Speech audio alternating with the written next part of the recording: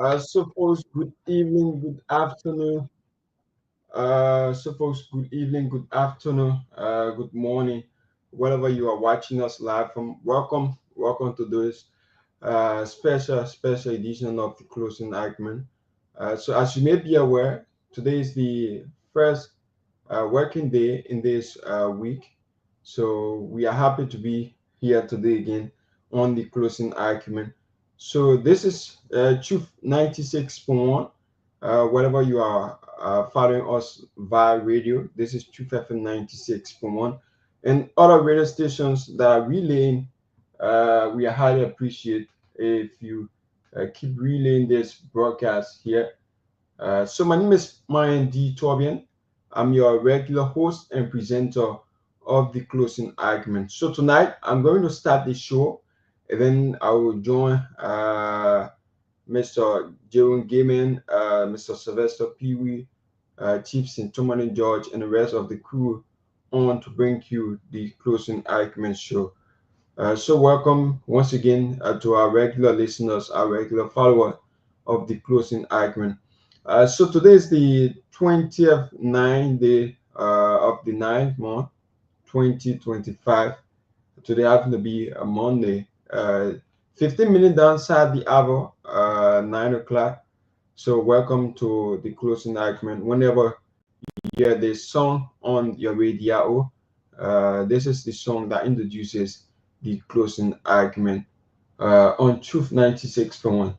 So just you can stay tuned as we bring you some of our related development that have been happening within the country. So I will be joined by the others panelists who will come on the show to bring you more development. So basically, we've been following the president attendance at the diaspora conference in Washington D.C., where the diaspora conference they had a 3 days conference. That the first day the president attended the first day at the conference, and then the second day, which was on Sunday. No, the second day was on Saturday rather, and then the president also attended, and then on Sunday, the president had a town hall meeting with residents who are in the diaspora from Liberia. And then in the program, the president made a lot of statements during the diaspora conference. So we are going to dive into that and bring you some of the live happenings that occur there. So we also saw our bosses at that moment. We consider them to be a reporter because they were the one who were covering the event. Many thanks to Chief Sintomani George and Dr. Peabody and the entire closing argument team. They were represented there at the conference, the diaspora conference in Washington D.C., where we saw scores of Liberians. They were there celebrating with their dealer at that occasion, where people saw it was so unique. And then the president called on Liberians to see how best they can unite together to come back home to build a country, because you cannot stay out there and then be able to live your entire life there, but rather at least if you work there and maybe after 10, 15, 20 years, be able to come back to your country to see how best you can be able to develop your country, be able to contribute immensely to your country.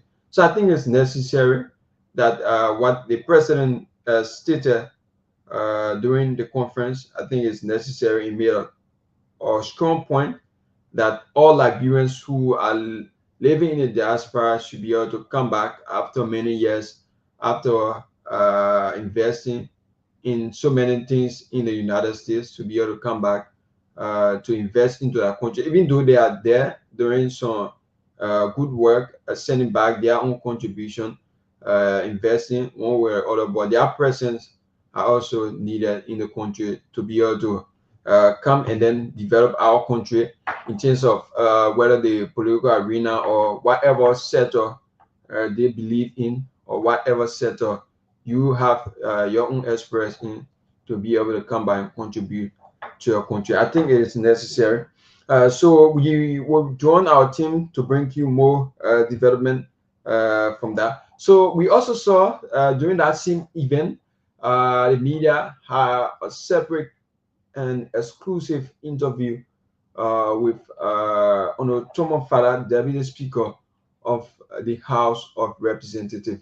So during that interview, he made a point where the video been circulating on the social media, where he made a statement that he's not part of any side, whether he's in the ruling or opposition. He said that he don't know his own whereabouts because uh, it been like years that he been in a ruling establishment that was the CDC government, and then the question was posed to him that where do you stand as it relates to coming to the United States of America with the Unity Party government? Are you affiliated with the party? And then he made a strong statement that he's not with the party or not, but rather he went to the United States for the Liberian people, not for any government. He does not know where he stands. So that video been trending on the social media where people been making their own statement on it. So we will also talk about it, how that statement seems to be like in terms of the political tension within Liberia. And then we also saw on Sunday the former president made a statement as it relates to this recent fire incident. He responded to that recent fire incident at his residence on 9th Street, where others been back and forth with this issue that the former president was at the house. Others said it was an attack on the former president, what have you. So the former president broke silence on yesterday at his church, a Fokakun church, in rehab, where he made a statement that his wife, Madam was the one who gave him an advice that, oh, we cannot sleep here, but rather you can be able to sleep in rehab at that time. And then, according to him, he listened to her, and then it was when they left, both of them left, and then they went in rehab. But after a few time, he received a call at that moment, and then someone told him that his house is on fire. But his response was, "Thank God, all is well." So we also dive into that discussion tonight to hear from Liberians, to hear from citizens to give their own side on this story. So we are also following this alleged allegation of rape of one of the employee of the Ministry of Agriculture, whose the Ministry of Agriculture came out with an official statement regarding this matter. So we are also going to talk about it to bring you some brief information on it. So we will play you video from the diaspora conference. So I'm receiving similar that we will play you the video from the diaspora conference where the president made some good statement as it relates to Liberians coming back to their home to see how best they can be able to develop their country. So on tomorrow, let this clear to the public. Tomorrow, the president will be returning to Liberia. He will be in Liberia tomorrow. So let's see whether we can play you this video here from the diaspora conference where the president, His Excellency President Joseph Yuma Bwaga Sr. Made some statement. So this video we are going to play is the opening of the diaspora conference in Washington D.C. So many thanks to Dr. Peabody who was also there. So he's also on. So let's play you this video from the just in the conference. My fellow Liberians, we have indeed come a long way. And if we are honest with ourselves, we inherited a country that was facing far more problems than we could resolve overnight. Institutions were operating below their optimal levels. The economy was faltering, secured and broken down significantly, and the overall mood and the challenges we face as a country can be overcome when we are intentional in our resolve to reverse the past. By doing so, lyrics in the glorious land of liberty shall long be ours will be real. So you listen to the president there. So let's see where we can play another cue from the diaspora conference. But before we do that, let's see. We have a commercial here from the TCA commercial file. Let's see where we can bring you that commercial to play you before we bring on that Peabody. Then we move on with the show. So let's see where we can play you that commercial from TCA commercial file. Yeah, so that we have it. We have it.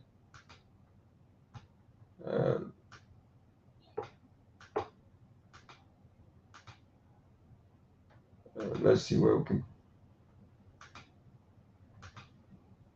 That Peabody. How you doing? How are you? I'm okay. I said that. We are wonderful. Today's Monday, and we are glad to be back here on the Coaching Acumen. Been a busy week last week. We just returned from Washington, D.C., where we were privileged to attend the Liberia Diaspora Conference, and we're also able to bring it live to us. So we are very, very delighted to come back and be on the show here today. It was great. It was great. So we are honored. The president was there. The vice president was there. I mean, the president was there. The president pro tem was there. Some cabinet ministers, the minister of finance, and a lot of people. But the team was just awesome. I think this program. Yet we are waiting for the implementation of all the recommendations. Well, I can say that they did an awesome job. The program was well organized. It was well planned.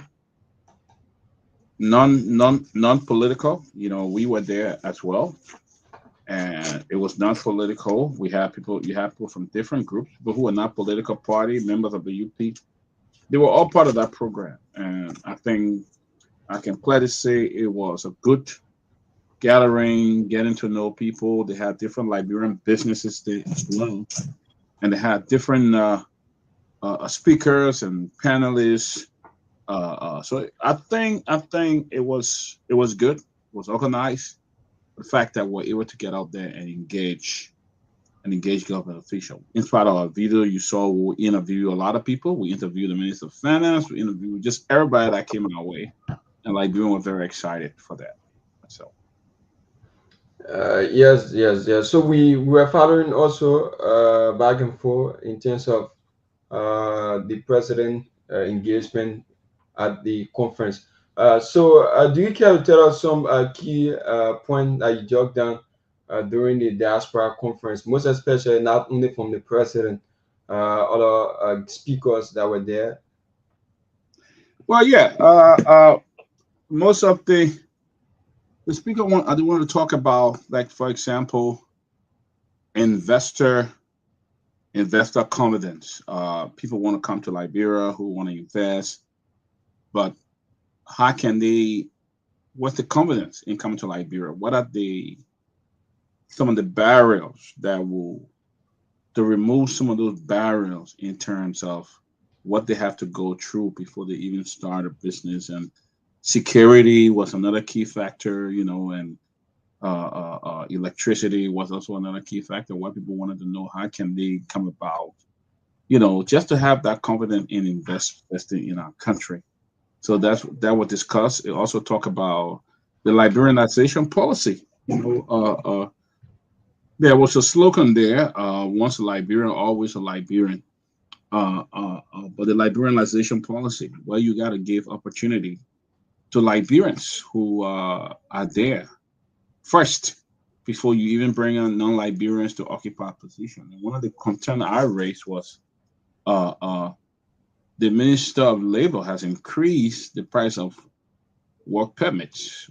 How do you expect the liberalization policy to work when you're setting thousands of work authorization to foreigners, and all of that? So yeah, it was just one of the key that was touched on there at the conference.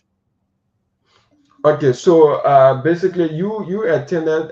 That's why I'm trying to throw back some of the questions that I would like you throw light on it so that Liberians who did not follow can know what exactly that went on at the conference.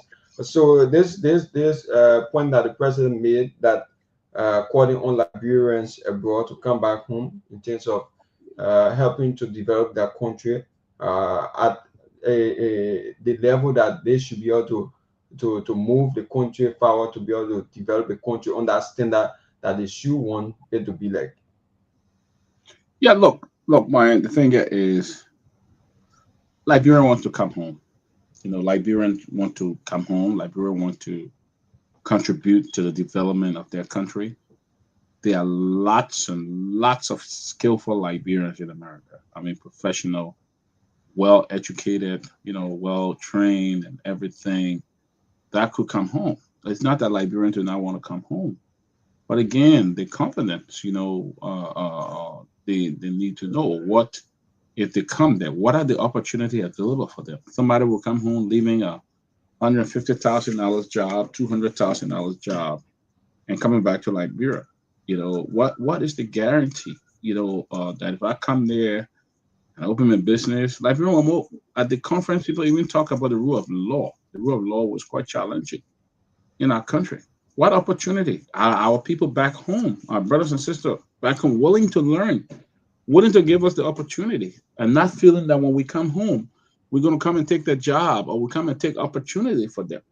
Are they willing to learn with the kind of ideas and the expertise and stuff that we have? Are they willing to learn from us? Are they willing to accept us as our brothers and sisters? Yeah,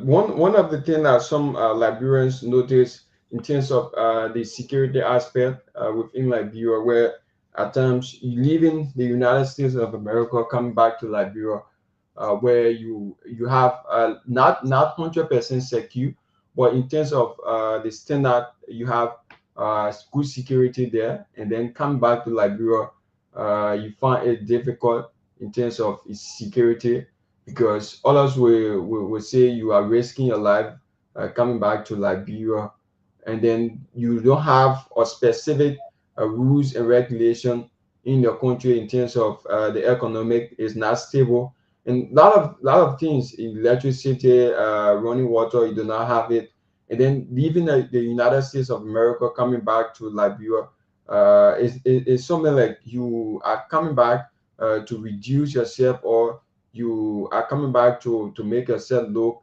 like a common person. How is it like, because others will say after 15, 20 years they have not come back to Liberia, and then others will say every year they will come back to Liberia because it is where they from, and then they want to come back to know the system, to know how the country is going. So people would like to know how is it like, what's the difference between that two. I don't think Liberians are looking at it. Liberians have accepted the fact that our country it locked several things. They accepted the fact that we had a civil war, and the rebuilding of the country requires a lot of things. Liberians have accepted the fact that yes, we may be limited when it comes to electricity supplies and things like that. Liberia has accepted the fact that our healthcare facilities are not the best around the world, or and stuff like that. But I think Liberia want to come home.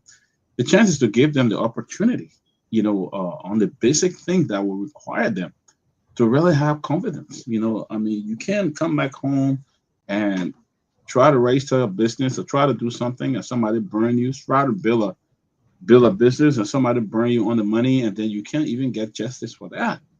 And those are the kind of things. Those are critical things when it comes to the justice system of our country. Those are very, very critical things. So it's not that I believe Liberia have accepted. We all Liberians know there's a civil war. You know, I come to Liberia all the time. I don't expect to see the best, see it develop like other African countries and stuff like that. There's nowhere like home. It's like my own house. You know, so the thing is, it's giving them the opportunity, creating that possibility. And look, one of the things that was very touching at that conference was a presentation by Echo Bank. Echo Bank has some people there who did a very excellent presentation. And because of that presentation, other Liberians were opening bank accounts so they can have a bank account in Liberia. You know, Echo Bank talk about that mortgage plan where if you can open and you have a job, a real stable job in America, and then you go home, uh, uh, uh, uh, you know, they can finance you and you pay them on a certain basis with certain interest and stuff like that. That presentation was very much touching. I saw a lot of Liberians signing up with it. I even signed up to open a bank account with EcoBank. So that was very touching. People want to come home. If I'm going to invest 80,000 or $75,000 in a home, and EcoBank say, "Hey, this is it. You pay me, I build a house." If I'm going to invest that and pay a group and they're not building the house, what legal codes can I take? Is the is the justice system going to give me that trial, that fair trial, you know, and stuff like that? So I think most of the thing was the investor confidence. People need confidence to come to your country and invest. If they don't have that confidence, there will be a lot of challenge there. Okay, so Chief Tumani, welcome. Hey, I sent you some commercials, some Yeah, the videos. commercials are available. I don't know if you're ready. We can start to play them. Yeah, you can start playing them, okay? Some of them, but let me say this first. I mean, it was a good thing to be on at the Liberian Diaspora Conference for the first time. I want to commend the organizers for such a conference. It was well organized, and people came from all over, from Europe, Canada, and around the USA and Australia. And they came for that conference and well attended. Uh, it was. I like the setting. It was. I mean, you had a chance to interact with people, especially in the lobby. People you have not seen before. People you see only maybe you see them from afar. They were all there, and you wonder that all the politics, all the things we do, when we get together, is different. It's different. You see people, you wonder. You say, oh, although they'll recognize you and engage you. Dr. Peabody he did very well. He was live. He really represented the closing argument well. He had a very good interview with the Minister of Finance and Development Planning. We attended the town hall meeting with the president last night. At the I mean the overall conference was good. Just that for me at the town hall, that way I have my own concerns from the town hall. But the conference itself was good, and the only thing I told all the organizers, I told the chairman of the conference, I told the officials of government and other folks involved, I said, well, it's a good conference, but the charge is down with you guys to ensure that recommendations from this conference are fully implemented. And before next year, people should be able to see the results from this conference in reality. The president pro tem of the Senate, Senator Yomble Kanga Lawrence, gave a very moving speech where she made several promises on behalf of the Liberian Senate that they were going to ensure that will be done. So we look forward to see it being put into reality. But there is something, but play the commercial. Later on in the show, I would like to clarify something about the town hall meeting last night, especially regarding the education minister. You know, when government is continuity, so it's good to always give credit to the past government whatever they did. But we will get there. So let me just give you time to play some commercials, and then we can get set for the analysis of the conference and other stuff. Thank you.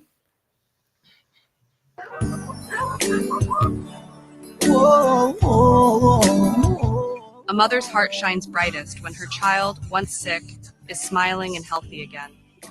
Moments like these remind us that healthcare is more than medicine. It's love, care, and hope restored. Keep Liberia safe forever. Annual Healthcare Gala 2025. An evening to celebrate healing, honor those who light the path of compassion, and inspire a brighter tomorrow. Date, November 1st, 2025. Time, 5 p.m. to 11 p.m. Venue, DeVita World, HQ, 2016th Street, Denver, CO80202. Theme Lighting the Way Forward tickets. VIP $80, standard $50. Join us for a night filled with love, elegance, and impact, where every story of healing reminds us why we care, and every step forward shines a light for the future.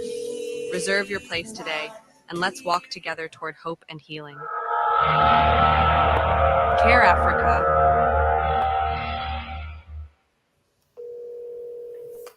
Your call has been forwarded to...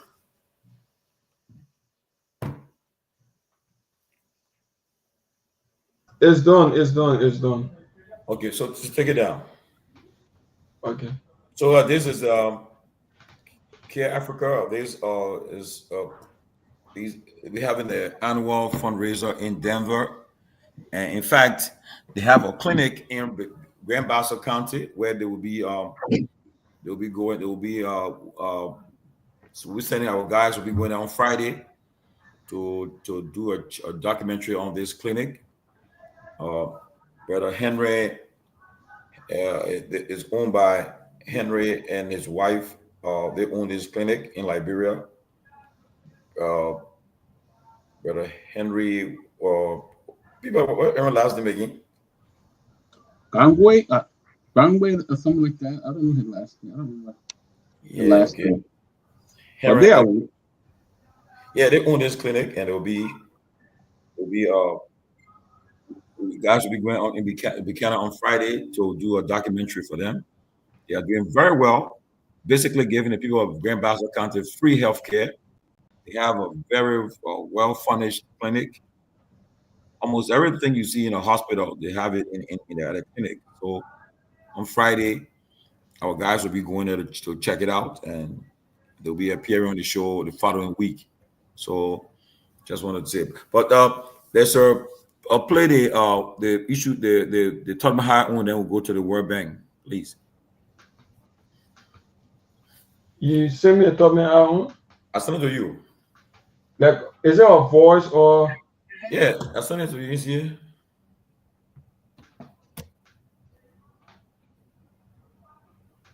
Yeah, let me see.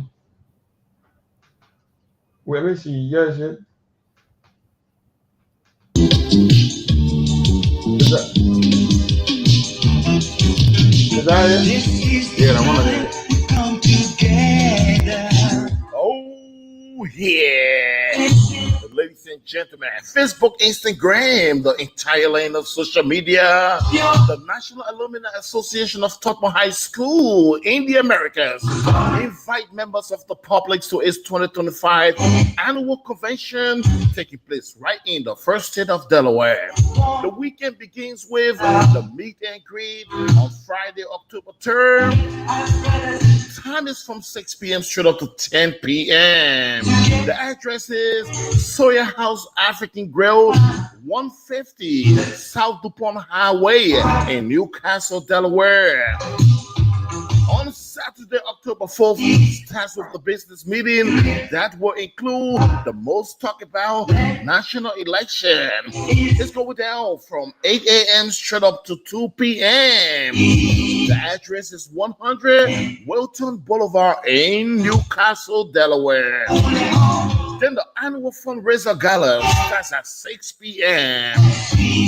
This is the most anticipated night of great vibes to keep Topoh High School alive. Come on, come on. Come and support the fundraiser. Experience great music, good food and drinks as you interact with great people of your kind. The address is 24 Blavings Drive in Newcastle, Delaware. The ordinary people are set to pay $25 US, VIPs $50 US, and alumni of Tottenham High School Alumni Association in the USA gets to pay $100 US flat. Doors open at 6 p.m. For more information, give the organization a call through Rachel Cooper at 302-883-1026. The man Washington Door will also be available at 768-843-6817. I'm yours truly, Chief Francis Torgbean. Hey, please make plans to meet me in Delaware. Hey, Tottenham High School. It's the one and only hope we have is right now, ladies and gentlemen. Hey, the one and only hope we have to save the one-time iconic and powerful symbol of education in Liberia from falling from grace to grass is right now. Come on, get some love and support to Tottenham High School. Meet me in the first state of Delaware and let us support our one and only Tottenham High School.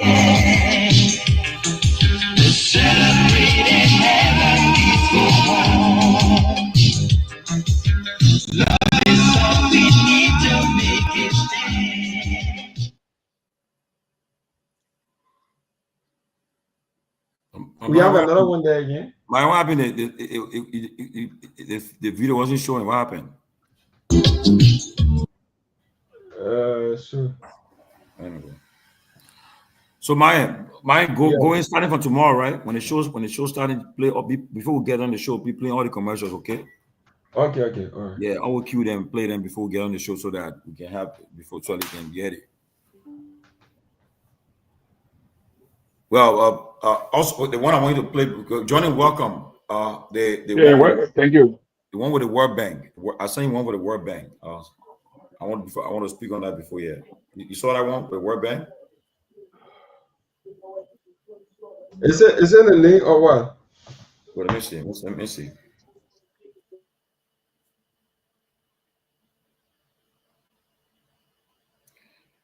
Yeah, but guys, you'll be talking. Let me work on that stuff.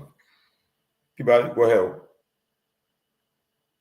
Yeah, so it was a great. I hope you could play some of those clip-by-clip video of the Liberians who interviewed yesterday at those conferences. I'm at the conference, but I'm telling you, it was a discussion. It was not just a party thing where everybody just go and talk about unity party and stuff.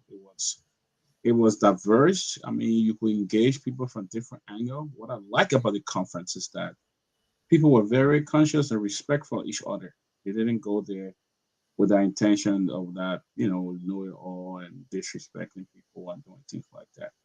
They didn't do it. But other than that, it was a very good conference. The president attended like the 3 days. He was there. The first lady was there.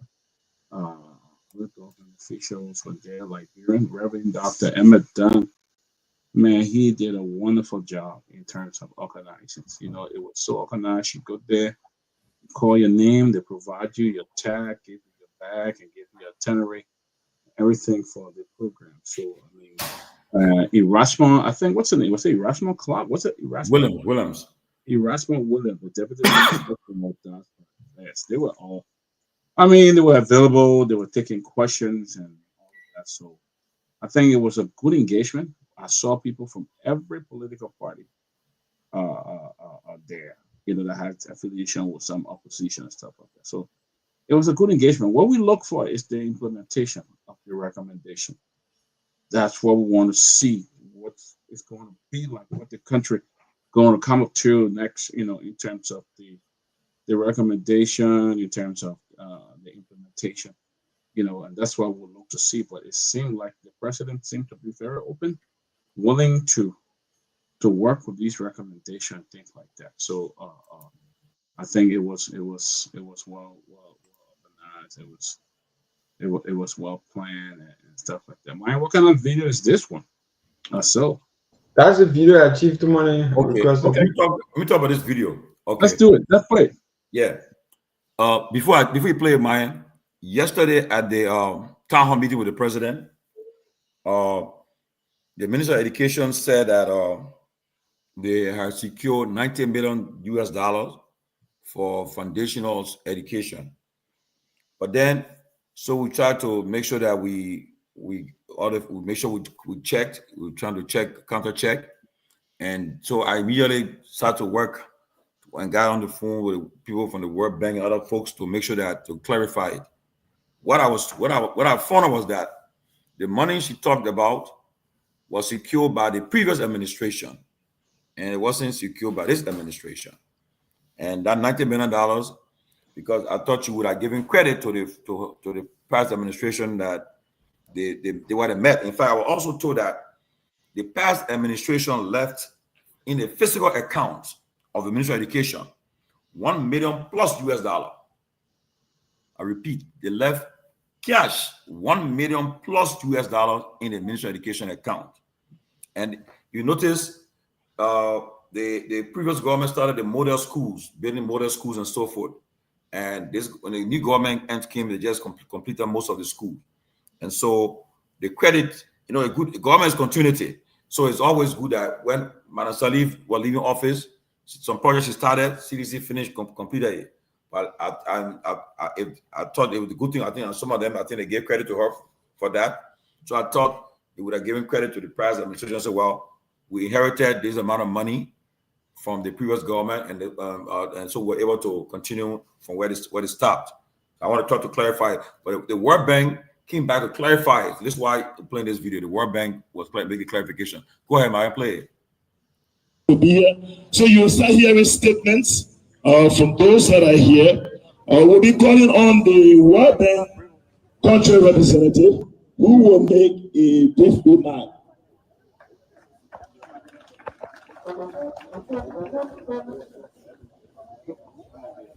Kehleboe?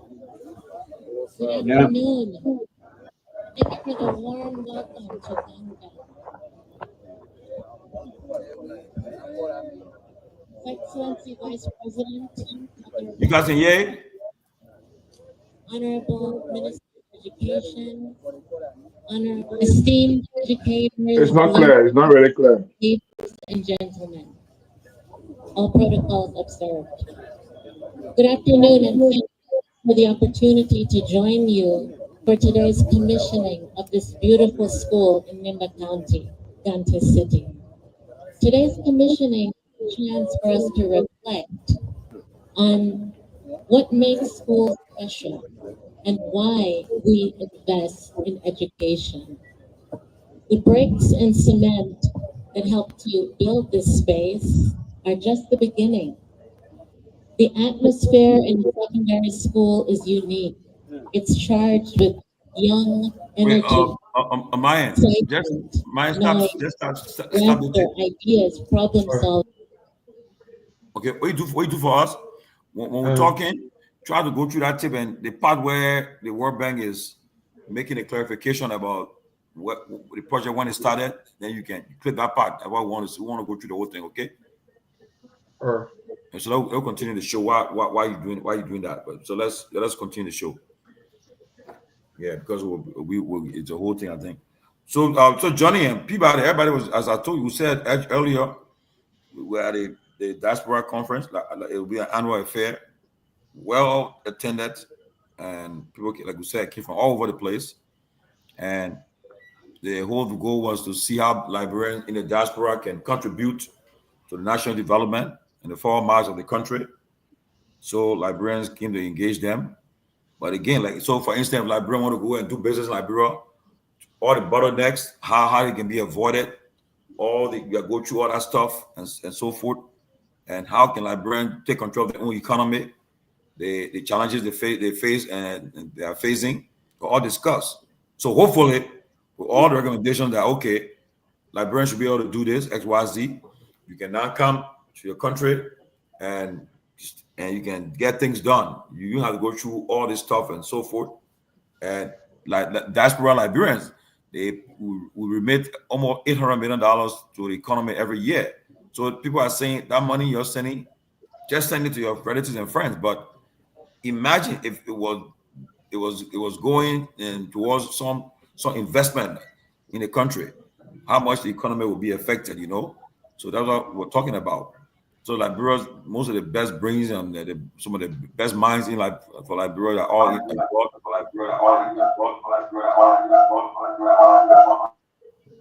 So to see that if they can go home and contribute, that's what we're all about. So as I said, I was impressed with what I saw. Only caution I'm saying is that implementation. If I told the pro tem, I told those involved, all the policy makers, I said, if by next year we see nothing coming to the second conference, then you guys we'll consider a waste of time. Because many Liberians are still, I have the reason to accept them when they say that they are doubtful, that it was a waste of time. They have heard anything before, nothing came to action. So that's why Liberians they are doubtful about what will happen. So I said we'll remain optimistic, cautiously optimistic, and see that it will be implemented.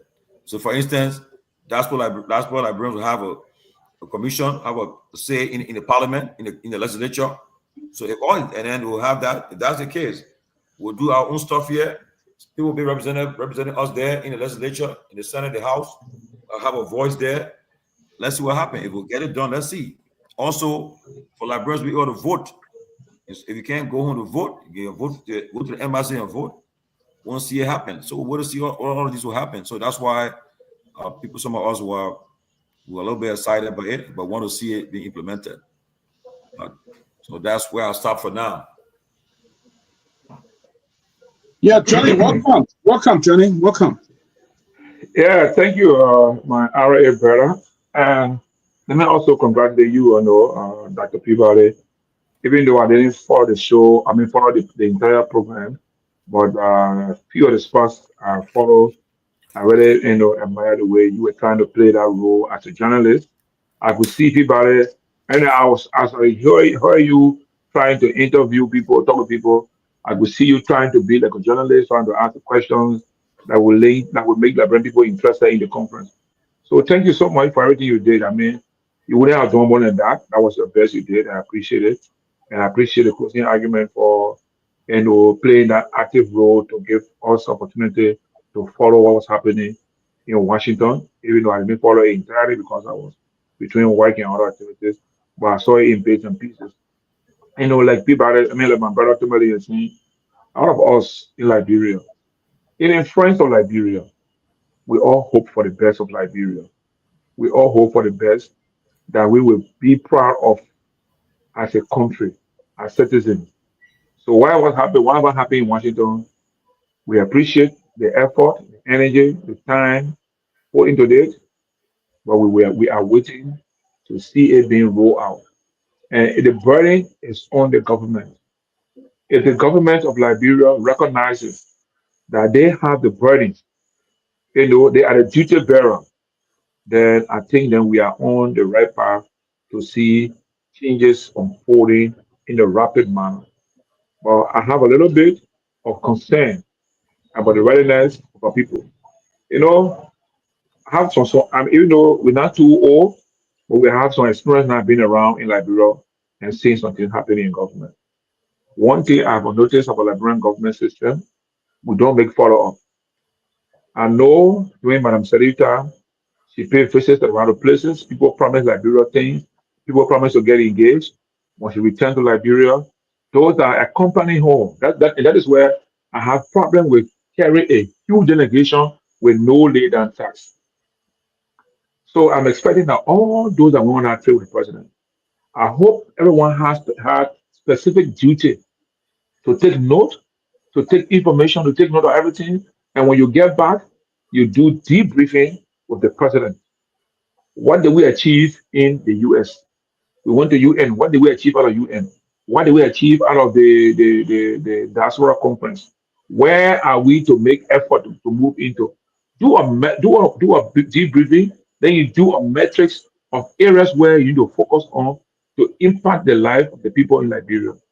So, I mean, that's not the first time. We've had series of meetings. We have conferences in Liberia, conferences out of Liberia. The national groups have had conferences, and for Liberia on other matters. But where are we?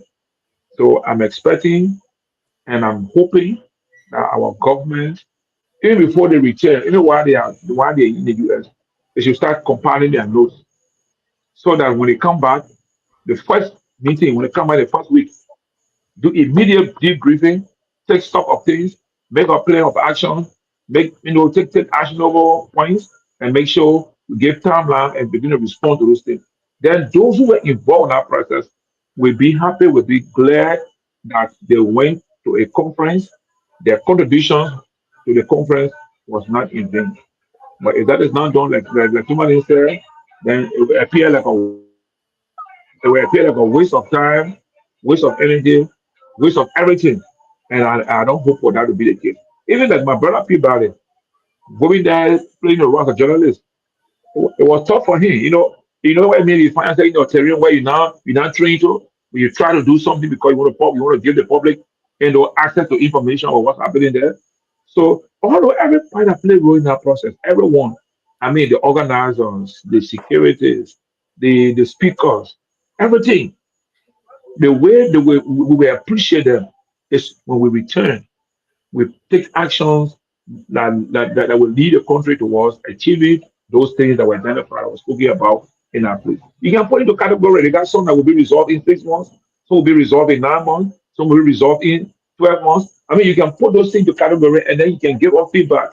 Look, we went to this meeting in the US, we had this UN Assembly, and the UN Assembly would deliver, but besides delivering at the UN Assembly, we also had sideline meetings. These are the things we hope to achieve, that thing we discuss. We hope to achieve them in 6 months, 9 months, 12 months, 36 months, whatever. Then you inform or they will hold you accountable for that.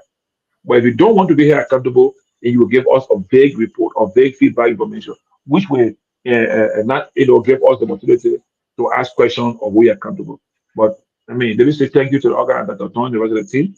I even told Mr. Gilman that for the way he spoke with us on the show, some of us have some little bit of information or expertise within the diaspora in terms of our history, in terms of our reconciliation process and all those kind of things. And it will be good. And one of the star part of me for that meeting was I thought, and you can let me know you ultimately and Peabody if they're happy. I thought they would have had people from our indigenous people background into that place to also be able to talk about the reconciliation and other things with people because Liberians in the diaspora come from different cultural and tribal backgrounds. They also need to reconcile in the US. They don't all have to be in one party, but they can reconcile. And when it comes to Liberia, they all make effort to support the growth, the development of Liberia. So I thought that, the organizer would have worked with the government here to bring maybe some of the chiefs from the regional Brazil like the Southeast, to bring the two chiefs, one female chief, one male chief, and the same way for Central region, one female, one male, to the Western region, one female, one. So they two can be able to interact with their sons and daughters in the diaspora.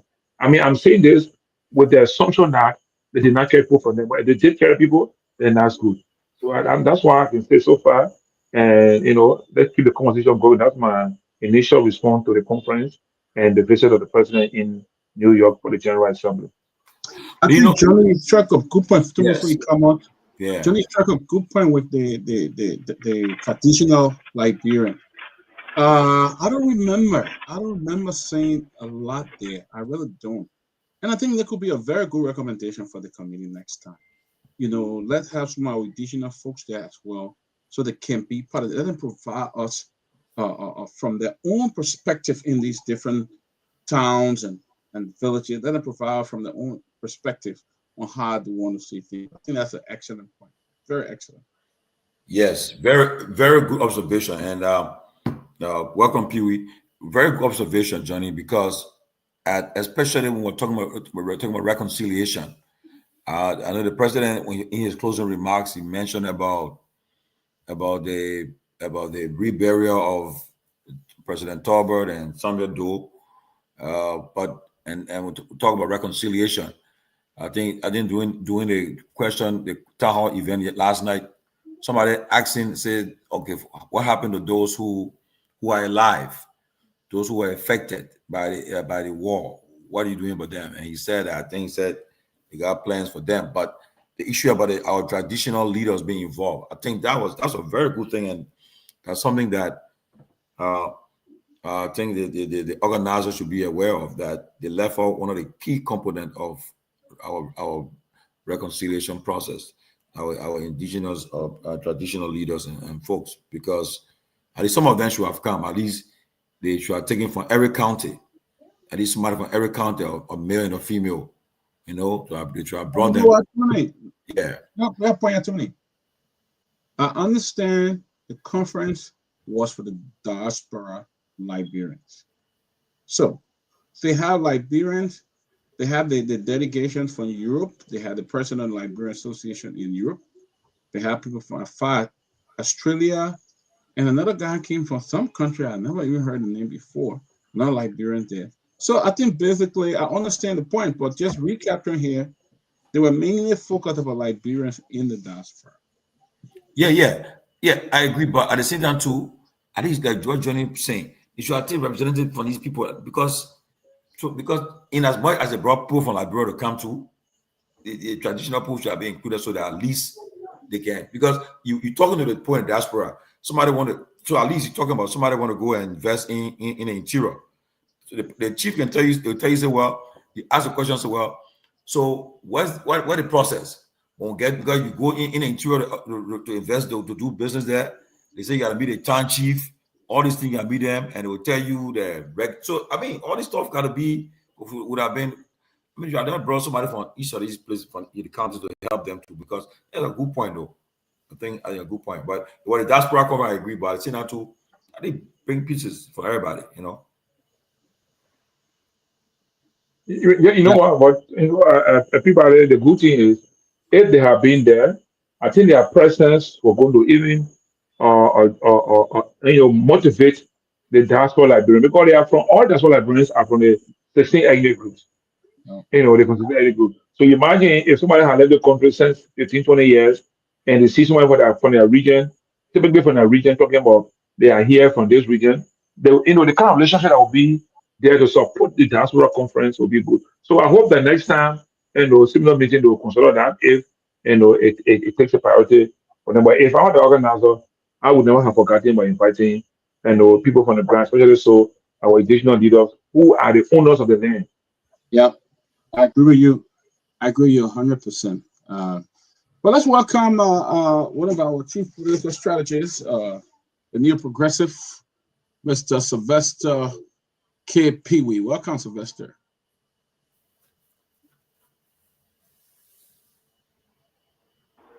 Thank you, Dr. Peabody, and thank you to Tomalin George. Of course, the chief. I don't know where he got our chieftaincy title from. We will have to go back to. But I want to get him the chieftain. Maybe one of the. I hope I can get one the chief because Gange is the only Dagbana in the country.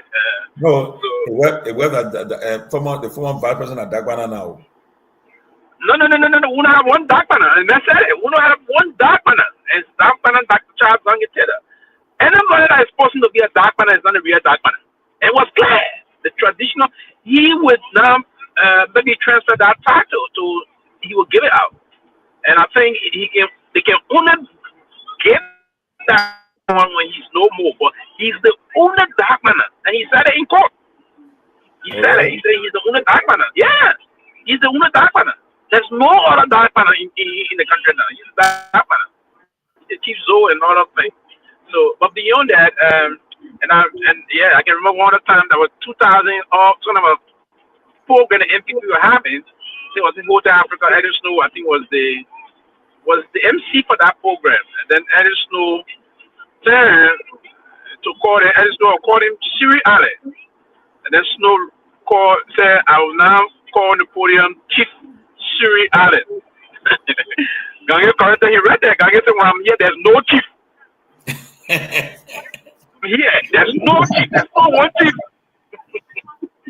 Yeah, but he's the president, and he was right. You see, we don't know how to maintain power or control that. He corrected Snow, and Snow said, "Sorry, Mr. President, So when I'm here, whenever I'm here, there's no chief. I'm the only chief.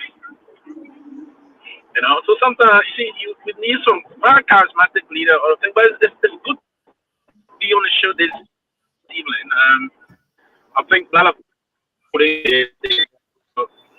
Let me commend Reverend Don for an extraordinary job. Let me also commend the president for taking his time to meet Liberians, though to comment them on a serious note on that.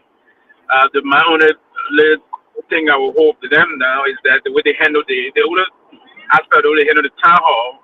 This is town hall, so you brought and next time I will hope that Dr. Don will bring people that are very independent, balanced to moderate the town hall. You see, our man was struggling to do that. You can go, you got to say like this, that. No, you don't put someone that employ the government to moderate or do things. That sycophantic attitude will still be at play. I was disappointed in how Jerome handled the whole show last night. It was so good. Some of us didn't even attend to. It was very disappointing. Poor moderation. Very poor. I thought you have done far better than that. It was very, very poor in terms of the way he handled the town hall. Town hall is meant for people to set the basis of their caution before they post the caution. What you say is people shouldn't set the basis. If you don't have the time for town hall, don't have town hall. People will have to ask caution, and before they ask the caution, they will set the basis. People will tell you what is done in the country. That you tell people don't do that. No, that kind of sycophantic way of moderation was terrible and poor. But by and large, I commend the government for holding this. And we hope that the December call to meeting December, they would now have some things to tell the people as to we started the implementation aspect of it. Listen to the lot of folks. There's a young guy that said he run a digital RT system to protect Liberian government data. They will have zero protection of our data of the current. If the government will invite these people to come, or even Liberians back home to do some of these things, will be important. And so, let me say to you, nothing much I have to say on that. The Peabody and that of Tomalin, thank you for the coverage. It was good. Johnny said, journalists, no, you are a talk show host. You've been in the talk show business now for almost 4 or 5 years, so you knew it to that terrain. That's your turf. So you don't have to be a journalist. You are a political commentator in the talk show business. So I thought you guys, and I listened to you and the finance minister. The minister said he coming to open the argument. I hope to see him open this argument. and all these things, but it was a very good thing looking at that to unfold. I'm told also yesterday that there was another program somewhere here in the U.S. about the CMC organizing. We needed the CMC people to come and tell what they did or what they didn't do, but we hearing certain people saying around. Someone called me saying some things, and I've seen things that certain people trying to claim that we want to be clear here. The TCA platform is not a CMC organization. It's TCA members and other things are independent of the CMC, and we've got to make this absolutely clear so other people will understand the role we play here. Is that people should not be very sentimental about things and all of that, but we would love to call on to get some facts out of that program as to how it went and other things. But we appropriately been following the weekend, and particularly what unfolding from the Liberian president coming down here to interact with Liberians and all of things. But Reverend Don did a fantastic job that we would love to commend him. I think he earned my respect moving forward. And then we just have to be what we have to do. We have to do all these things moving the country forward. It's important. Very important that the country have to move forward. Okay, buddy, let me say thank you. Trust me, you got one pack on me. Johnny, but Pewee, yeah, you struck a good point. But Pewee, yeah, we're definitely. I mean, we come here every day and we scrutinize everyone, all the parties. Yeah. So the CMC will definitely they won't we'll talk about that program the weekend. We'll definitely talk about it and so forth. But we would later on the program. But concerning it, back to the town hall, let me give my observation. Right, I see Patience. I saw her last night at at the town hall too. She's been writing since we got on the show. What she's saying is true though. But honestly, right, at the town hall, the first thing I would say, the town hall started. They said they were from 4. It should have been from 4 to 6. But the president arrived there, I think, around about. By the time I got there, the president, when I got there, the Secret Service started taking over the place. So by the time I was able to enter the hall. As soon as I think less than 15, 20 minutes, I arrived, the president came in. But the other thing, but I would differ with you on Jerome. Jerome did his best on the circumstances he operated on. First of all, our people don't follow instruction, Pewee. And what I noticed too, they say go for a town hall event. When they get to the microphone, you know that picture anything they're doing it. They say, Mr. President, my father Pewee, my pa, you and my pa were in school together. My pa, you worked there. And what they were doing was there. They want to, you go in front of the president. You want, no. They restricted people tonight. Wait, I'm coming now. He restricted to not set the basis for Africa. I'm not talking about those that were just reading and sit on his attitude. I'm talking about those that have fundamental questions to have the basis of those questions. So when asking the question, take a microphone and ask the question.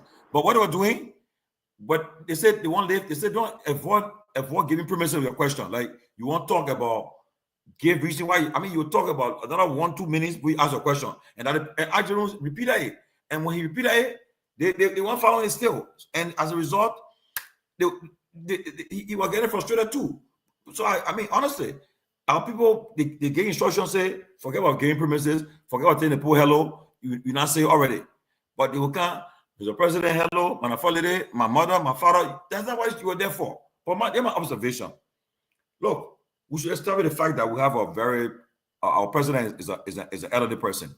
So, and then too, the time difference too. Don't forget it too. So the program started very late. Then the president gets there. Instead of them go to just say give maybe the opening remarks, and from there they pray, go to the thing. But what they were doing, they brought some people. You can't say some Black Americans say they are becoming Liberian citizens. They brought them up, so they are Liberian citizens too. Then they brought other youth there. They can't give a long speech, and as a result, don't forget now, you're taking the president time. The man is on a schedule, right? So by the time the man got to answer the question, they did it deliberately. It was done deliberately, and that's it. By the time the president got to answer the question, in fact, when he got to answer the question, start answering the question, I could see he was a little bit exhausted already. In fact, at one point in time, he said he would stand up. He wanted to sit, but you could see now that, and he was getting tired. And as a result, he said, in fact, at one point, some of the questions you were asked, my minister will answer some of the questions. Like for instance, education minister was putting the role of justice minister. She answered just question for justice minister, for health minister, for general minister. So putting all that role. And that's not the intent of the town hall. The president should answer all the questions. I had a problem with that. The president, if you want me some clarification or to buttress the president, you can come in. But to answer the question, if they say you are the one having a press conference, I think that was wrong too. They should allow him to answer the question and prepare him for that. So in less than the president was there for maybe 45 minutes. Then the next thing they say, the president will take 4 more questions and he retire. Because you will see the man already exhausted, you're tired now. So he couldn't keep him there that long. So the next thing, as soon as he left, I left because he said minister should remain to answer the question. I said, no, they didn't say minister and citizen, they said the president and citizen. So I was out of there. But I think next time, they should not put all kind of stuff ahead of the program before the president starts answering the question. Go to the main issue, the question and answer period. And then too, when one guy asked a good question, my man Perry, he asked about the tenure position. Yeah, he said, Mr. President, you are man, you say you follow the rule of law, but can you tell us why you didn't follow the rule of law about the tenure issue? And then that question, the president, Martina, he followed the constitution, he followed the law. He leave advisor Kinder to also defend it that he followed the law. But I differ with that too. I differ with that. And, patient lead all over alone, man. That's true. The president was tired. You can see it. He was tired. So as a result, the man left on there. I mean, less than an hour, that thing was over. But Well, yes, it. Yeah. Yeah, it's it though. You know, I didn't make the town hall meeting because I'm telling you, from Friday morning 10 o'clock to Sunday at 2 o'clock, I was extremely tired, very tired. You being on your feet, I'm like, wow, these guys who are journalists walking all over the place, not for joke. But let me say this, right? I would say that we were accorded the highest respect because of Ackman. The press secretary. In fact, today we were invited to have an interview with the president, but we left. We Tomalin left last night, and I came back.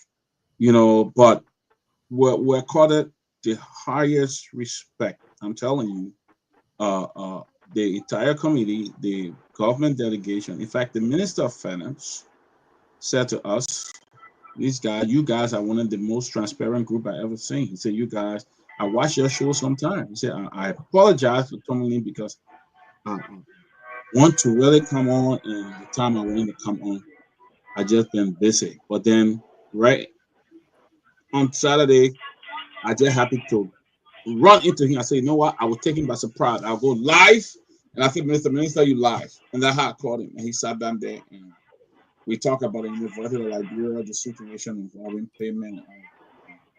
You know, so, you know, I say kudos to the closing acumen. We have come a long way, and we're still going, you know. And yeah, we today, to form part of that main town hall, Reverend Dunn reached out to us, and he said, I want to give kudos to His Eminent Emmanuel Wetty. Wetty was the one who recommended us. Let me make this clear. We never got paid. Nobody paid us. We pay for our own lodging. We did everything. Nobody paid us. I just want to make this clear, you know. But Professor Wetty, His Eminent, was the one who recommended us. And then Dr. Dunn, having that relationship, he was like, oh yeah, and reached out to us. But he spoke highly of us. Everybody talked, were coming, thanking us. Thank you, thank you, Dr. Dunn. You did well for the program, the Vera interview and stuff. So I think that the kudos to every one of us. When we come there and sit there for hours every day. But I'm telling you, that conference, I don't know. People expected us, but from what I've seen, I saw people from different political parties. There was one guy who came up to me. He was interviewing he was a businessman. And he said, I think he was from the CDC. He said, oh, but should I invite a political party here? You know. Then I spoke with His Eminent Wetty. I said, His Eminent, people are complaining that you guys should at least invite a political party. He said, well, they didn't want to do it like that. We want to make it apolitical. We want to just any Liberians, you know, to come up and engage. And we didn't want it to result, because had we come here and you know, brought in every political party, next thing would have been a serious argument. And somebody asked a question, another person agreed, then we'll start arguing with ourselves, and the purpose of the conference will not be achieved. So we're waiting to see what was achieved. I like the fact that they were able to bring in Liberians from other countries, as far as Ghana and other people who are participating, I mean, to be part of that conference. So, I mean, we wait on the implementation, because that's why we're good at writing things down. But when it comes to implementing it, we're good at it. So let's see what happens. They promised that it will not be like that. They will do it.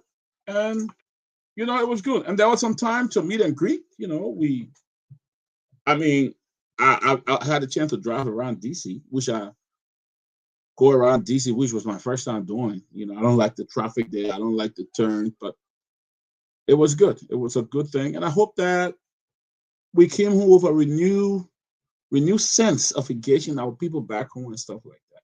I understand there was a presentation by the Ministry of Health.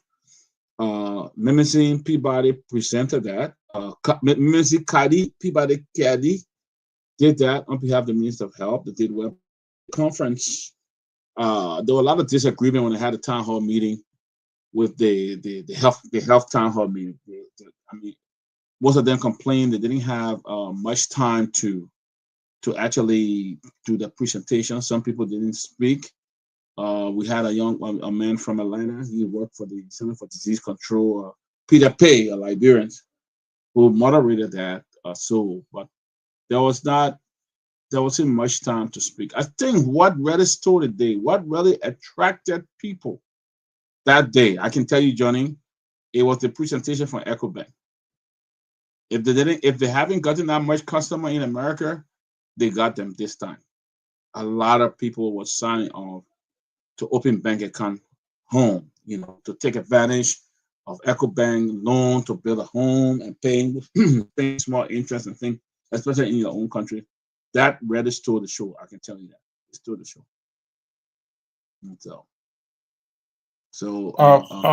Peabody, can you hear me? Yeah, I can hear you. Yeah. Yeah, so I think the diaspora conference, from what I gathered from the initial conversation, is that it was about reconciliation amongst the Liberians in the diaspora, and to some extent, Liberians, in general, both home and away. You were there, removing yourself from the emotions of how organized it was. Did you see, or can you tell us the expression of our government officials, in terms of reconciliation? Did they look like people who actually embrace the idea, they are interested in reconciliation, and they are interested in, making these things work? Because like I said initially, the government is the duty bearer. So the citizens can do their part, but the organic duty for the growth, development, stability, and security of Liberia is on the government. So did you see, the president, his court of officers, his government officials that were there? Did you see them? Did you see them in that kind of? Did their countenance show a sense of reconciliation? Well, look, I can tell you a few of them that I met. Honestly, I was really moved by the finance minister, his willingness to open up and talk. In spite of the many that were online to talk to him, Senator Dillon, yeah, we kind of iron our difference. When I walked into the conference that morning, I wanted to shake his hand. Yeah, I went to. I said, "Oh, you had to shake my hand." I was like, "What got my boy? My boy is so mad like this." But then later on, he shared with me. He said, "Well, you know what you did." So we're able to, but he was open. Later on he called me. He told me, he said, "Bring our people out of man, bring him." And he called me. We sat down, we talked, and stuff like that.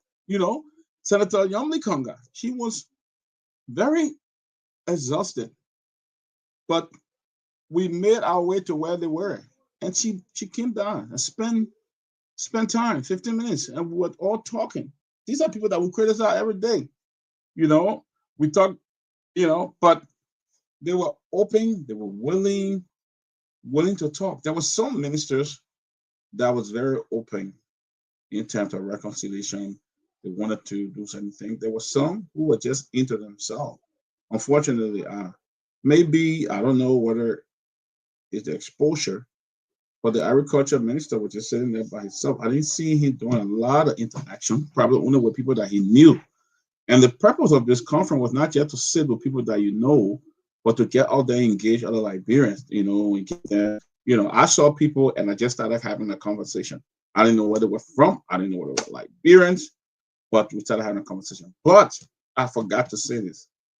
The head of the IMO for the West and Central Africa region, I think she brought down the message that day on what we can do to help Liberia. I think the speech, her speech, look, man, I'm still listening to that speech. I'm still writing quotes, some of her quotes that I will utilize. But that lady was the bomb. I'm telling you, that lady spoke eloquently, and every word that came out of her mouth had a warning. But let's go back to the opening. There was a professor from Rwanda, and he was the keynote speaker on day one. He talked about corruption. he talked about, look, if we're not giving our brothers and sisters from the U.S. to come back home, once they come back home, they are Rwandans, and we treat them like our brothers and sisters. He said it will not, if we're encouraging corruption, Rwanda will not even be where it is today. When we say things, he said, when we say things, when we say we'll persecute people for corruption, we meant to do it. So, I mean, we have some very good speakers learning from the Rwandese experience. And those are strong points that I hope that we all can do. But I can tell you that most of the ministers, some were very engaging and some weren't. They were not. They were just into themselves and stuff. So that's what happened, Johnny. Yeah, patient, your street there was just too. I was scared of driving DC. At one point, I parked my car and had to take ride with other people because it's just too big. The turns are long, but the food was good though. We ate some chicken wings somewhere, and that was one of the best chicken wings that I ever had in a long time. The food was very good, stuff like that. But yeah, the speaker from Rwanda was just one of the best, and the director for the International Migration Fund, and also the UN resident representative to Liberia. He spoke eloquently. He said he was not, and they were one of the sponsors of that event, the IMO, the UNDP, and other group that sponsored that program. So it was not just all the government spending money, but the UNDP representative Liberia also spoke and talked about what Liberia can do. He said, I'm here, I'm willing to help, I'm open. I want to help Liberia. I want to help Liberia move. And when they reached out to him for the conference, he's like, wow, I'm here to help Liberia. But then he called all Liberians to be involved in Liberia. He said, he said the money you send home, you send millions of dollars home. He said people will not remember you for your money. It's a good thing, you're helping people, but Liberia will take control of the economy. Liberia will go there and invest and open businesses. He said the Ethiopian, they have invested the money in Ethiopian airline. He said Nigeria has invested the money in other areas. Liberia can also do the same to invest. And then we had an entrepreneur there, Ansu Dwalu. He was there and talked about the Liberian diaspora equity funds and stuff like that. He presented it. He did a good job. And for people to sign up and register to invest, and in the next 2 or 3 years, you could have investment in that big company that could come $1 million company. You could have investment and stuff. So it was a good conference. It was, and the speakers, especially from Rwanda, the UNDP, and the IMO representative, they all did an excellent job in doing the presentation. Those are on our video. I hope I can put that video up on the website so that others can go there and view it and stuff like that. So yeah, but Sylvester, let's bring this back to you followed the whole program at time watching the video. What did you make of some of the scenes, Sylvester? I wish Myean could show us piece by piece of the video. Myean, if he's still in the studio, we just want a bit and pieces of the video that from that conference. So yeah, Johnny. Yeah, Sylvester, go ahead. Yes, I think there was a lot of great portion of it, especially the breakthrough sections that I was trying to talk about, and wherein during the break, I saw your interaction with most of the Liberians, those that came from far away. You spoke to the guys from Australia, and he sounded, and I thought that was a moment, because someone is flying that distant to come this part of the world to attend and purchase his own ticket to attend All Liberian Conference. The diaspora conference was a very wonderful thing, and that's one of the things I will hope that we really get some meaningful outcome from this, that the government can come up with a statement maybe in the next 6 months or year that will start the implementation of that. There was a time during the town hall, there was a woman that even said she's investing close to $1 million+ US into Nigeria. They mentioned that. So we have Liberians that are not only doing this issue about the regular remittance thing about remitting money back to the people of the country, but they are also contributing towards the local economy in different sectors of our country economy, and those investments will reap more positive outcome to the local economy, if you will, create jobs. And when people get jobs, people get the ability to purchase and do some interventions, if you will. And they will change the infrastructural landscape of that terrain. Most of our counties, if you will, the infrastructure line of the country is extremely poor. So if folks were to now think, are they trying to decentralize the level of development, removing it from Monrovia and its environment, and then try to focus into other areas, it's very important. And I think so. There was some of the portion of those things that I took key attention from. Yeah. Wonderful. Wonderful. Yeah, there was a whole lot. But this Maya or video, you want to cue that in now?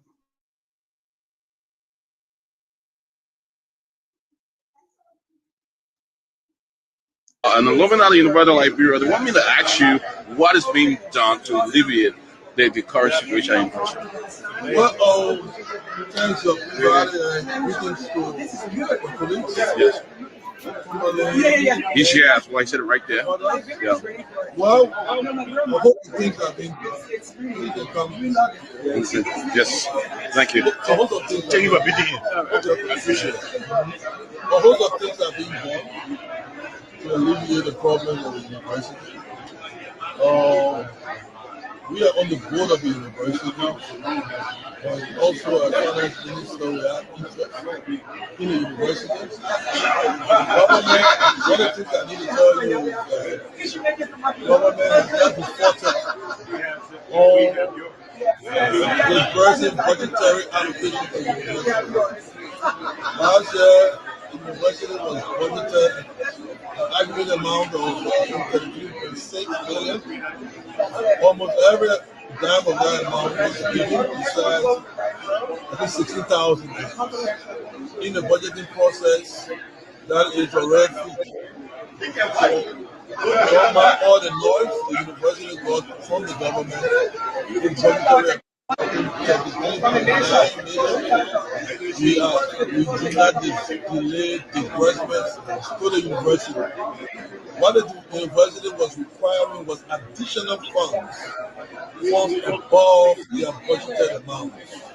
So it was a request they made to source budgetary amounts that were not budgeted.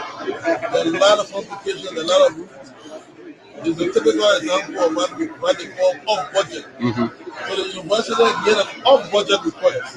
You know what lay people associate with off-budget.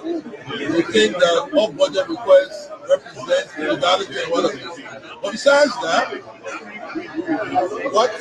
if you ask for more in the budget than we allocated what was approved, what it means is that we have to find a source. So if you want more than we approve from you, maybe we have to call Tomalin to get to you. So they made a request. We had a meeting with them on a Saturday where I missed the funeral of one of my staffers. A 4 to 5 hour meeting with the president of the university and the vice presidents. We met to discuss the university and each other, and we gave them some advice on what to do. And the budget request, we told them, you know what, things are tough, but send us a letter. The letter came in our system, then we heard about engagement at the legislature. The legislature is on break. Whatever committee of the legislature cannot be equated to the legislature. We understand the legislature's concerns, especially through the education committee at the Senate, headed by Senator McGill. I heard about a hearing where the university have written the legislature to approve immediate funding. You know, that's not how it works. But especially when we have asked them to send us a letter, we were processing the letter. But be that as it may, we've sold some funds. We sold the additional 550,000. We've given it to the university. But the university problem is big. Out of the almost 34 million we give in the university, almost 32 million goes to personnel cost subsidies. Personnel costs. So what we are doing is to be able to improve the integrity of the university personnel payroll. We are not leaving it with them because if they don't pay employees, they don't pay their staffers, it is government. Yeah. So the Controller and Accountant General of the Republic of Liberia, by law, can deploy controllers across government entities. We informed the university and we took this to the board. The board has approved. The Ministry of Finance is going to deploy. It should have started this week. Temporary controller at the university for 2 months. We are sending some manpower, there are about 6 persons to work in the finance office. For this month, we said we will not pay anyone's salary at the university whose needs has not been re-verified by the university. We want the chairperson of the department, the deans of departments, and the vice president of academic affairs, and the president to sign off. So for each department, we'll get a list.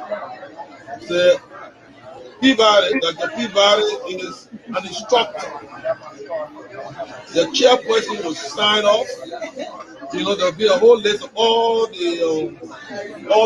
individuals, whether professors or post-staff, in a particular department. But we want everyone to sign off to tell us that it's certified that the person is indeed a staff. Okay. Those who will not be certified through this process will not be paid.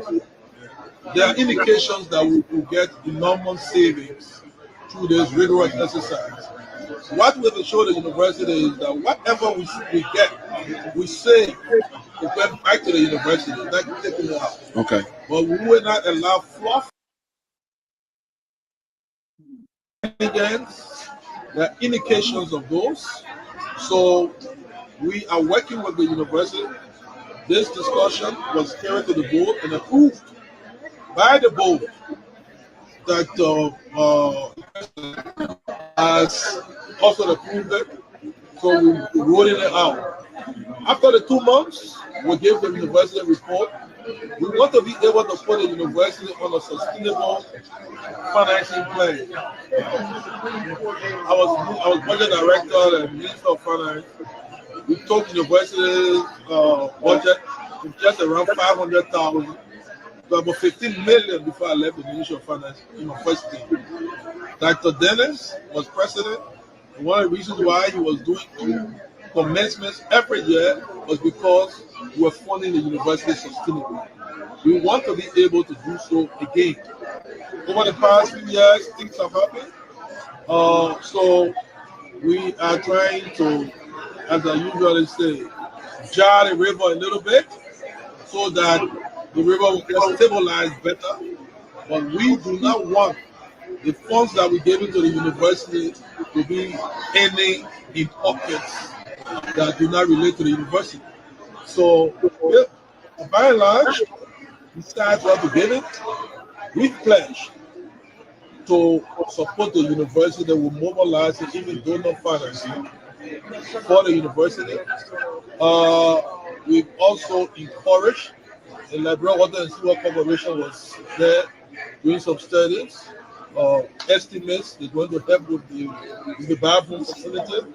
But in terms of resources, we can do more for the university, but whatever that is budgeted has been paid, and we'll continue to do more. Thank you, Mr. Minister. I know you have a lot of people around, but thank you, and we're looking for you to you come in the closing argument. No problem. Your man Tomalin is right here. Yes, that was the Minister of Finance. Johnny, how will you somebody have called me, said, "Back you, can you ask the Minister of Finance about the University of Liberia? Can you ask him what is being done to take care of the situation at the University of Liberia and all that fun?" So I'm like, I have my own question in mind, but trust me, we couldn't even ask two more questions. There were over 10 people standing, Americans, investors, and all waiting to meet with him. But he took all his time. And in fact, he said, "Come sit down." Because I was pretty much kneeling down trying to get him just for him to talk. He said, "No, come sit down here." Mandela Cooper, everybody else was standing right there waiting for him and hope the conversation could end. But he took his time in explaining. I think this was one of the area that we were able to engage, stuff like that.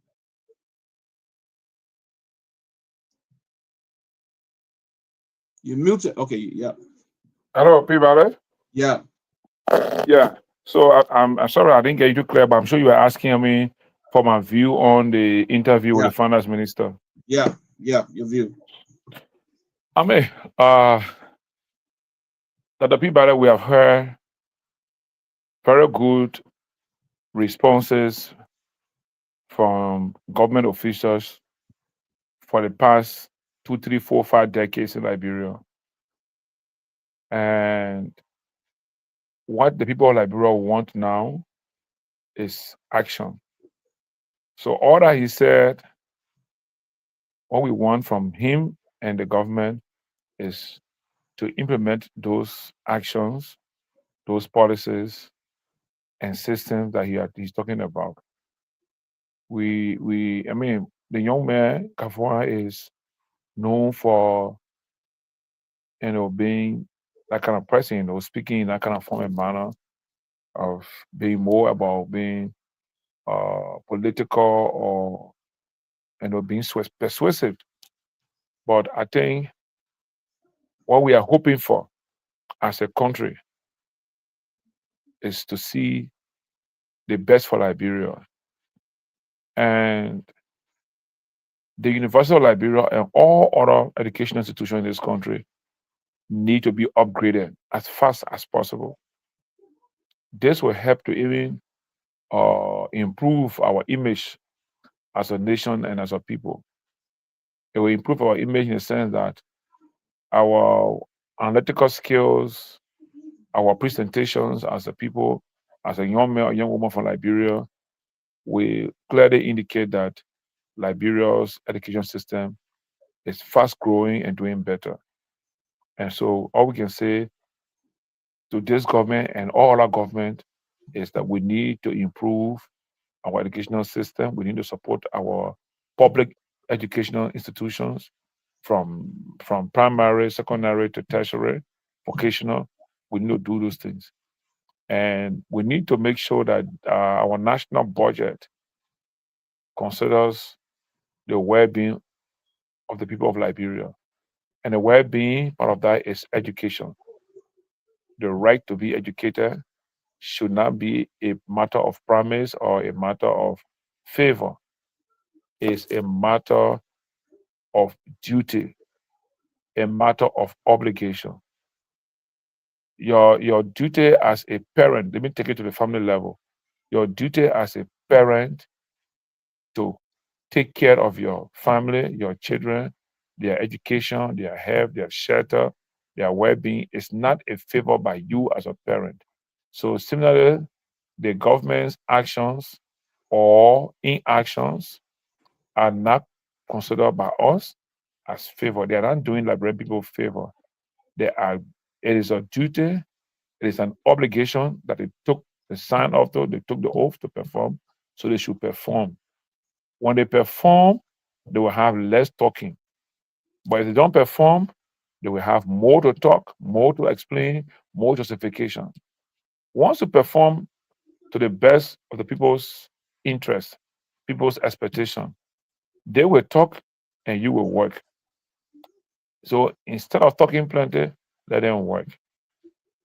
The University of Liberia has always had problem with sanitation, with classroom environment, learning environment, with professors and teachers and all kinds of the staff of the university always have an issue with salary income issues.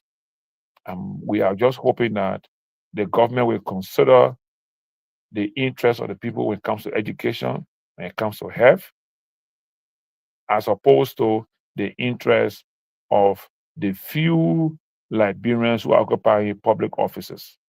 Example, the president, the vice president, the legislature, the judiciary, and everybody else, the ministers, head of public corporations. Their income that they are taking is by far more than what they are delivering to the people of Liberia. The income of people in government is more than what they are delivering. It's not even equal. It doesn't even commensurate. The work they are doing and the pay they are taking, the pay is more than the work they are doing. So we should consider that when we're talking about financial support to public institutions like the educational institutions and the health institutions. You cannot have people in government being paid $7,000, $10,000, $8,000, $5,000 US dollar. What are they doing? How does that amount match with their qualification or with their deliverables? You understand? So we should not play with education. My brother Gafan was at that very university. The way he left it since he graduated, I'm wondering whether he can sometimes visit the university campus, see the classrooms he sat in from freshman to senior. What are those classrooms has changed? What are the instructional staff has gotten advanced education to improve the quality of teaching and knowledge they are providing to young people in Liberia? Then because, I expect that the university budget will be so good that the young people will be proud of their government, they will be proud of their country. This takes me to patriotism, Peabody. To be patriotic, it's not just to say, I'm a patriotic Liberian. It's the way your government treats you, the way you respond to the systems of your country makes you a patriotic person. To be shouting, oh, I'm a patriotic Liberian, I'm a nationalist Liberian, to be nationalistic and be patriotic, it's a vice versa thing. It's like a supply and demand situation. Exactly. Supply and demand situation. For me to love Liberia and be patriotic of Liberia, if you as a government expect me as a citizen to show patriotic attitude, nationalistic attitude, I don't know how to describe it, but I must feel it. I must know that, yes, this is my duty because my government is doing this for me. So the young people in this country, their priority is education. So if we can put more time, more resources, even I wouldn't mind, we can even organize a donor conference just for education and health. Those two things. If our constitution says we have the right to life, it's not in vague. There are several elements that are linked to the right to life. The right to life involves quality health, sanitation, safe drinking water. It also involves education. If a person is educated and aware, they know what to do in the environment to reduce hazard when it comes to health. You understand? Yes. So we don't make you our leader, then you come and like in the words of the former American ambassador, they are feathering their nets. Only day can I afford to sleep in darkness. Only day can I afford to sleep in heat. Only day their children can I afford to go to school hungry.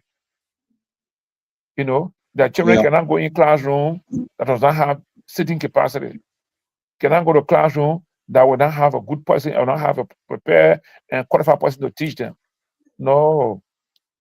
Every Liberian child in this country must have the same kind of opportunity that will be provided by the state.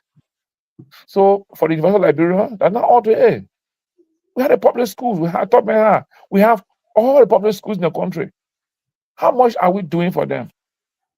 How much are we doing to improve the public schools, those teachers? Right now, I'm doing some work privately for Nigerian organization in Lofa, to help to help the high schools.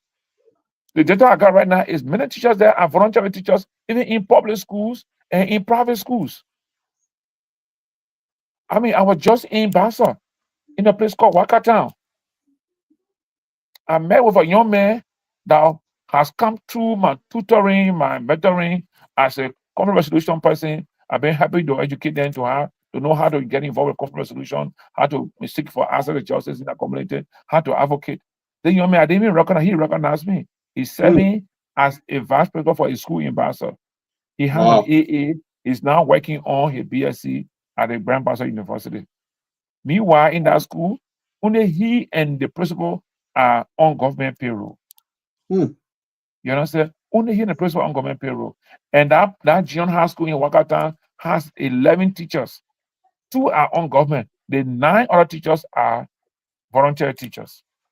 It is those children's parents and the parents who have to rally at most times to compensate those volunteer teachers. I met a teacher in the, I think, 6th grade class, no, I think 8th grade class, yeah, teaching. He has a bachelor in accounting. He's teaching Bible, I think, and literature in our school.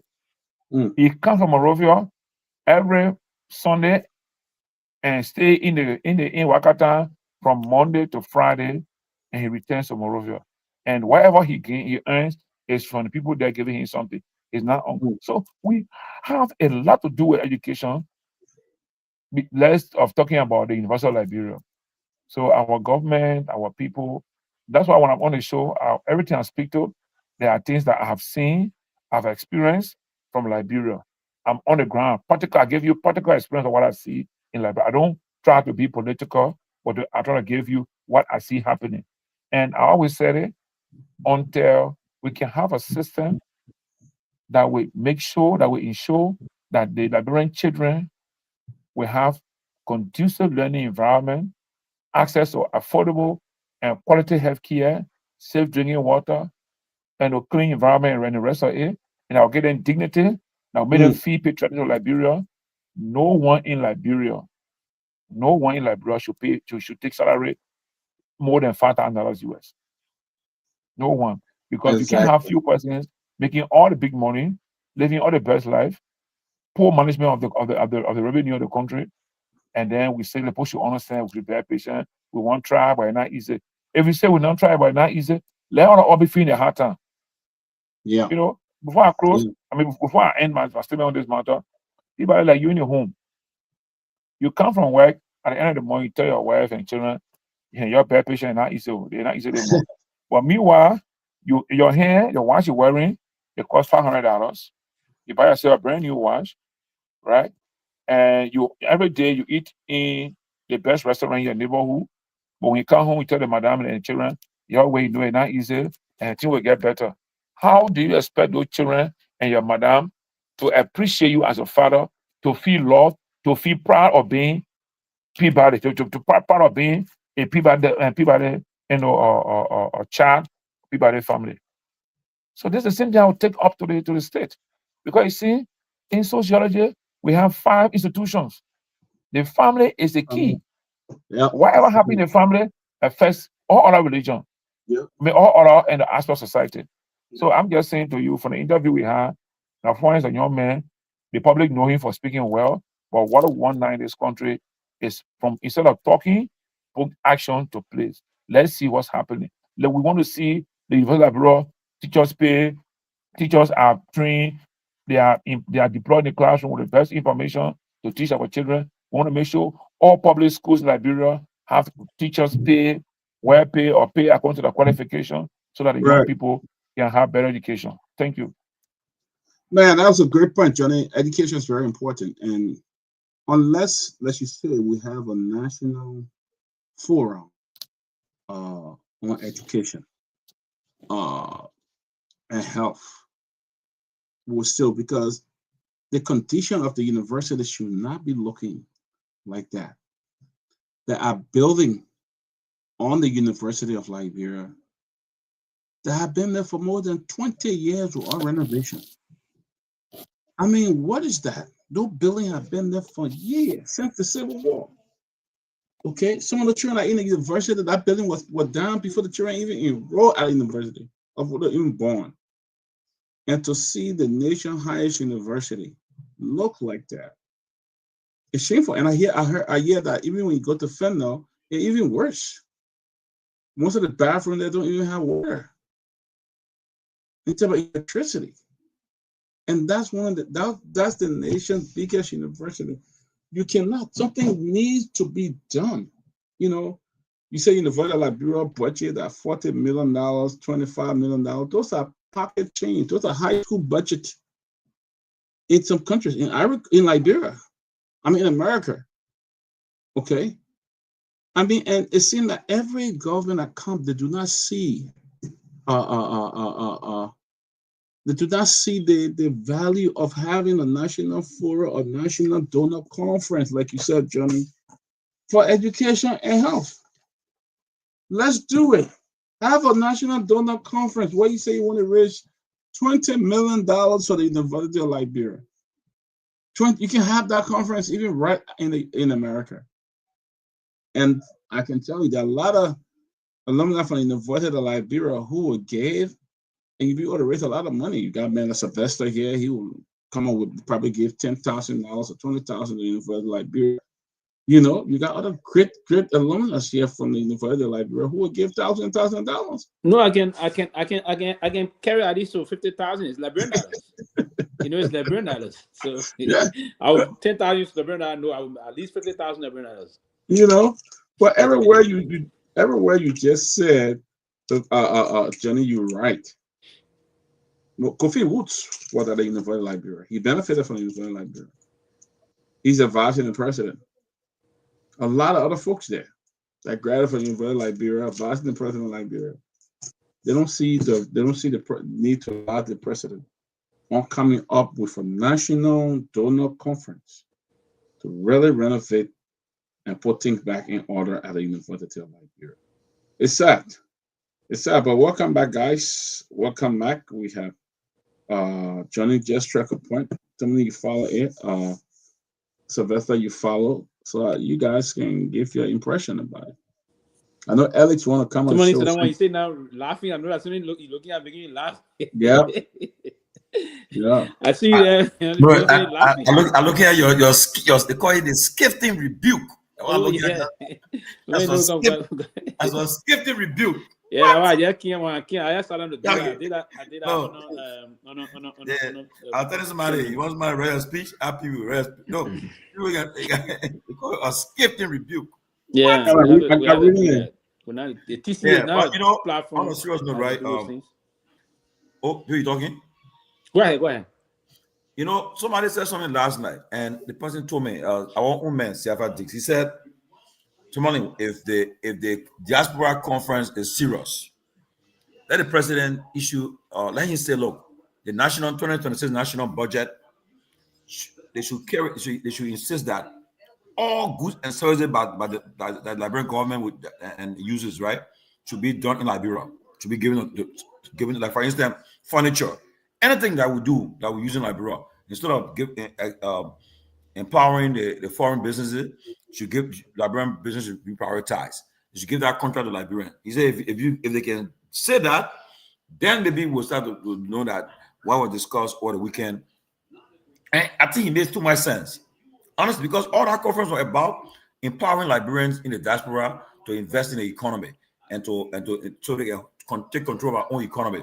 So Siafa made I sent a message to the finance minister today. I said, and the organizing chairman, I said, one observer, one of our panelists said to show that you guys are in goodwill. You are serious about this thing. The first thing, one of the things you do first to ensure that all goods and services that the government of Liberia benefits from should be given to Liberians first, so that Liberians say, but then, I'm in charge of making the furniture for the government offices, for the classrooms or the school or the building. I'm supposed to supply sheets of stationery, papers, and everything to these offices. Then if we start doing that, and I don't know how you look at it, but I think it made a lot of sense though. What do you guys think?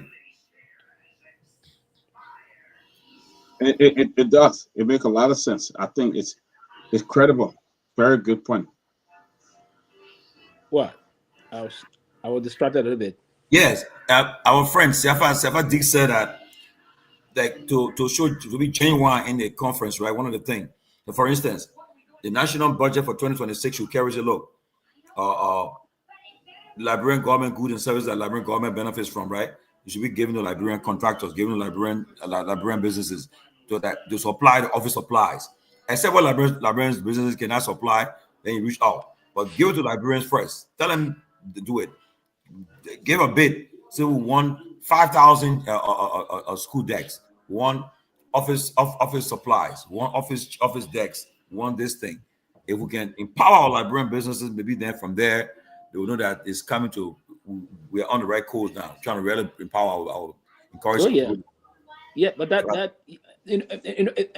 I'm a witness to that. I'm not saying it because when Kamara was Minister of Finance and Development, there was a time they said they were going to spend like how many percent of the budget on furnitures, just furnitures alone. In all government institutions, they're trying to do that to pump some money in the local carpenter thing and other things to pump them. And I think he said an example. Then all of the thing in his office then came from local carpenter from the country to push that we empower them, pump some money in them to do that also. But also even the stationary areas. But sometimes we got some challenge. We didn't have a lot of Liberian businesses that got the capacity to bring in. And that's why sometimes we have to, and so we're trying to find a means to see how you can push them up front to create the capacity for Liberian businesses to do these things that is in the stationary areas. We used to have one Liberian guy that was, I just forgotten the name there. He had one of man from the University of Liberia on Broad Street, doing well too in the stationary area. But we didn't have to have to build capacity of Liberians. But it's true, and I agree that one of the way to, because by doing that, you are pumping money basically in the local economy and empowering Liberians. You're creating middle class, and that's how you create middle class in the country. And they will hire more Liberians, and the proceeds from that business will 100% go back into Liberia. The investment, if that man were to become a millionaire tomorrow, he will invest in different capacity, different area. He will expand the investment portfolio in different areas, and trust me, Liberians will benefit and Liberia will benefit. So I think I do agree with that, and I would think this same Minister of Finance, Augustine Garguah, also is one person that believe in doing those things. You know, now they have most of it, either from the iron factory, chocolate city, there we have a lot of the Liberian carpenters and other things. And he one of those also that promoted those things about putting money in the budget, in enhancing that. So the one you have to do, they have to come together and create a very powerful way of engaging the government to do that. And I think that's something that can work, and it can start producing some Liberian millionaires. But first and foremost, have to be honest, prepared to do some sacrifices as to how they intend to move through the cracks of those things and build the opportunity to move on. But it's important that we all were to come into these things and just allow it and flow through it and allow these things to move. It's very important to build a powerful middle class and allow the Liberian people, because if you, and it's just the same in many countries. Like one of the countries that I know that do those things, even in the French-speaking country, in Ghana, most of those top businesses, Ghanaian company, we have a lot of businesses supplying furnitures into even standard furnitures, modern furnitures. They have some companies that will come and push. The Ghanaian company will have the money, will do the importation of these things into the country and supply government institutions. You know, public bureaucracy in Ghana is very huge. It's a country of almost 25 million, 22, 23, thereby million people. The country is big, so the public bureaucracy is huge. So they'll have different companies. Ours is not as huge as that, but we can start to set the stage. Government is very big in the country. So we can start giving contract to these people to do some of these things, supply furniture, supply stationery materials in other areas. What it does is diversify the economy. It also allows Liberians to have money. And that's the beginning of expanding the capacity of the local economy of our country. Also ask a question, right?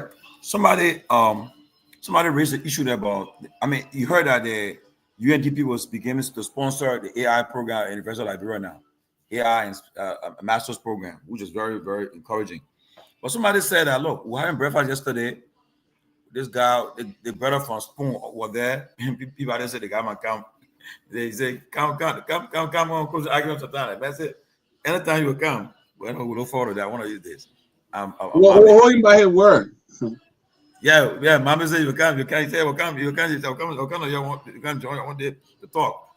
We'll look forward to it too. But somebody said when you Google Liberia, you put Liberia AI, only thing I see in for Liberia, you see people eating human heart. But so now one of the guys asked a question, or young guy asked a question to the president yesterday. He said, how do we benefit from AI? How do we utilize AI? Where, and I was told by, they've seen my friend Siafa, the IT man, the man said, Tomalin, AI is, where you tell AI, that's what it will tell you. You put in AI, it will tell you what AI will talk for you. So you talk Google Liberia, AI will talk Google Liberia. So, but you guys is a software, you gotta do all that stuff. I'm not AI, I'm not IT member. So if we can put into our IT stuff to make our community look good, because if somebody Google Liberia now, you'll see the man eating human heart maybe from the wall. So some good stuff there, but they will put all that picture there. Somebody killing cutting the former president ear, all the thing there. So when you take AI, good thing about AI will talk good thing about us. Somebody say AI Costa talking about people eating. So we are going to change that. You say what? Is there somebody how AI doing it? But tell you can't tell you can't tell AI now the art. This is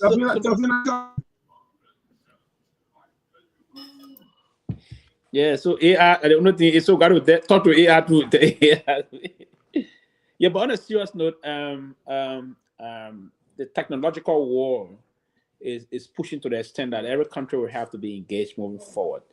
You listen to what the president of the Free World stated during his address to the United Nations, that there's going to be this global partnership about this global safety, and you hope that the UN will do more into that, where all countries will trust that AI mechanism that will be in place, so that the nuclear peace that we all are trying to seek can come out in the war. So the technological war we found today is going to be very pivotal to moving forward. So no country is going to be left behind. No country, trust me.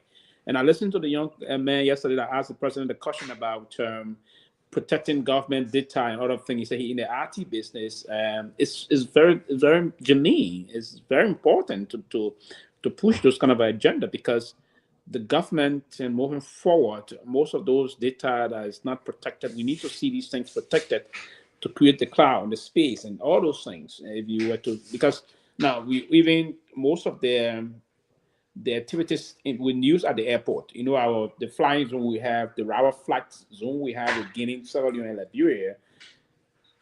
I'm told even our international, how they call it, is the those that control what the war, those that control the flights before flight land. What the exact name? It just slip, man. But the people that can, what is it? What I want to say? Air traffic controllers. Air traffic controllers. We use most of those backdated and when equipment and all of things. Even he had said it was about to change most of those because it was backdated and all of things. So we have to use the modern days thing and the AI oriented technology so that move the country forward. AI may have its own negative side, but how can we tap into the realistic and more genuine one in terms of bringing the real technological world to bear in the country, so we cannot be left behind moving forward. It's very important and critical towards our country moving forward. It's important, and we have to do that, and we have to tap into it sufficiently, not only allowing us to sit from the other blind side and believe that we are way back intellectual, right? So even intellectualism, we have to tap in most of those things and change the face of them moving forward. It's very genuine that we do those things. I mean, in a more genuine way we do them. But it's important that we take note of these things and allow a lot of positive things to happen. And another thing I observed too, welcome Robert, welcome Alex Jones, welcome. Another thing I observed too yesterday was that they asked a lady asked the president during the campaign. The president said that he was going to get rid of eliminate kids selling in the streets during school hours. And again, when I asked that question, education minister and said she answered that question. She said that they have an interministerial committee working together, collaborating with Liberia National Police, Justice Ministry, and so forth. That they working with the police, they get the kids off the street, and then the parents are take action on the parents for instead of sending children to school, they go to sell. But again, we'll send our guys on the street to check it out, to check that information, because already the issue that Bahar saying that they secured $90 million for model school from the foundational school. It's already been fact-checked. It was not them. It was the former government administration that secured that money, and the school was already the model schools were already completed before they took over. So they just finished it out. And so not to cut you off. You're absolutely right. When I heard that yesterday, and I know my time will come. When I heard that yesterday, these are the lies. That was a blatant lie. I mean, and no one stood up to question, to push back. I mean, maybe they would have said, "Thank God I wasn't there," because in a professional, respectful way, they know that did not come from this government. So why did she say that? She said that with so much confidence. That was, I knew from as soon as I heard that, I was like, no, this is a lie. This is a lie. This the records are there. This did not happen under this administration. So why would she say that? But anyway, government's continuing with it. But exactly. She should have said it. She should have said it. Give credit to the right. She should have said it in a way where it's transparent, where they understand. Well, thanks to the previous administration, blah blah blah blah, the $90 million, and whatever the case is. But to just say we have secured, I mean, I thought that was misleading too. But go ahead. Yeah, while it's true that I welcome the opportunity for the president to engage the people for a town hall, because I most of our leaders, they don't really do it, but they do it. But then, like I said earlier, they shouldn't have put all the other stuff there. Like, wasting the time. You and I said it. You have an elderly president, and you cannot keep him so long. Because get to the point. Instead of going through bringing people who want to be citizens of Liberia, going through the youth and talking, giving their grievances and all this stuff, go to the point. And that's what made, as soon as they came to the point, the president had to leave. He had to leave. I mean, I could see he was exhausted already, and so they couldn't keep him there long. Taking leave from there, and then they said the ministers should remain there. And so they can answer, but I was once we left from there, I was done. I said, no, I can't have to President Barker, not minister that all did that at the conference. They want for the president, let him play his role, but besides that, I think next time I hope they can do it better and make sure that they gave the president enough time and to answer the people. Because most of the questions, and there are people too, on the other side too. People gotta learn to follow instruction, and they gotta learn to be prepared for this thing. I mean, if I know Pewee is my pie friend, somebody making noise. Who's that? Yeah, can we mute ourselves? It's a noise, I think. Yeah. So if I know, I mean, I gotta go tell the people again. My pa, you want to see their baby? My pa, you are working at agricultural ministry, and they place LPMC, all this stuff was not necessary. Go to the point, And somebody contributed $3 million for Grangie there. I hope I'll get that lady. We'll follow up. She said her husband gave him $3 million for projects in Grangie there. And the president said, well, at least I get you'll have the road available to make sure your project is implemented. So, but that was one of the things. But the question about the board with the AI, I don't think that question was answered. But like I said, that guy lying here for the AI. He lying. They say AI. So let me say what it said. Wow, I can't even speak to y'all. Let me say happy Monday, man. Happy Monday, guys. You can hear me? We hear you. I can just come with noise. Jesus, all of y'all used to be now. So Robert, you lying. Alex? Huh? No, somebody need to go ahead. Oh, that is my turn. Robert and Alex, then you. Yeah, please go, please. Oh, yeah, before me. Okay, let me go. Again, please good evening. Good evening to everybody. Thanks for having me again on the show. Tell Cool, it's good to see you. Where you coming from? Well, I'm busy. I got time that you are doing absolutely nothing. I don't know for you now. So they the put at the main conference. reason, They mention you on the sideline. They say one of the candidates that running. Got to watch out for that guy. Somebody said it. well, they do. They do. The less busy candidate. They do. But let me say this on a serious note. It's appalling what's happening at the University of Liberia. And I was just listening to the Minister of Finance. First of all, when he's talking about sending controllers at the University of Liberia, what would that achieve?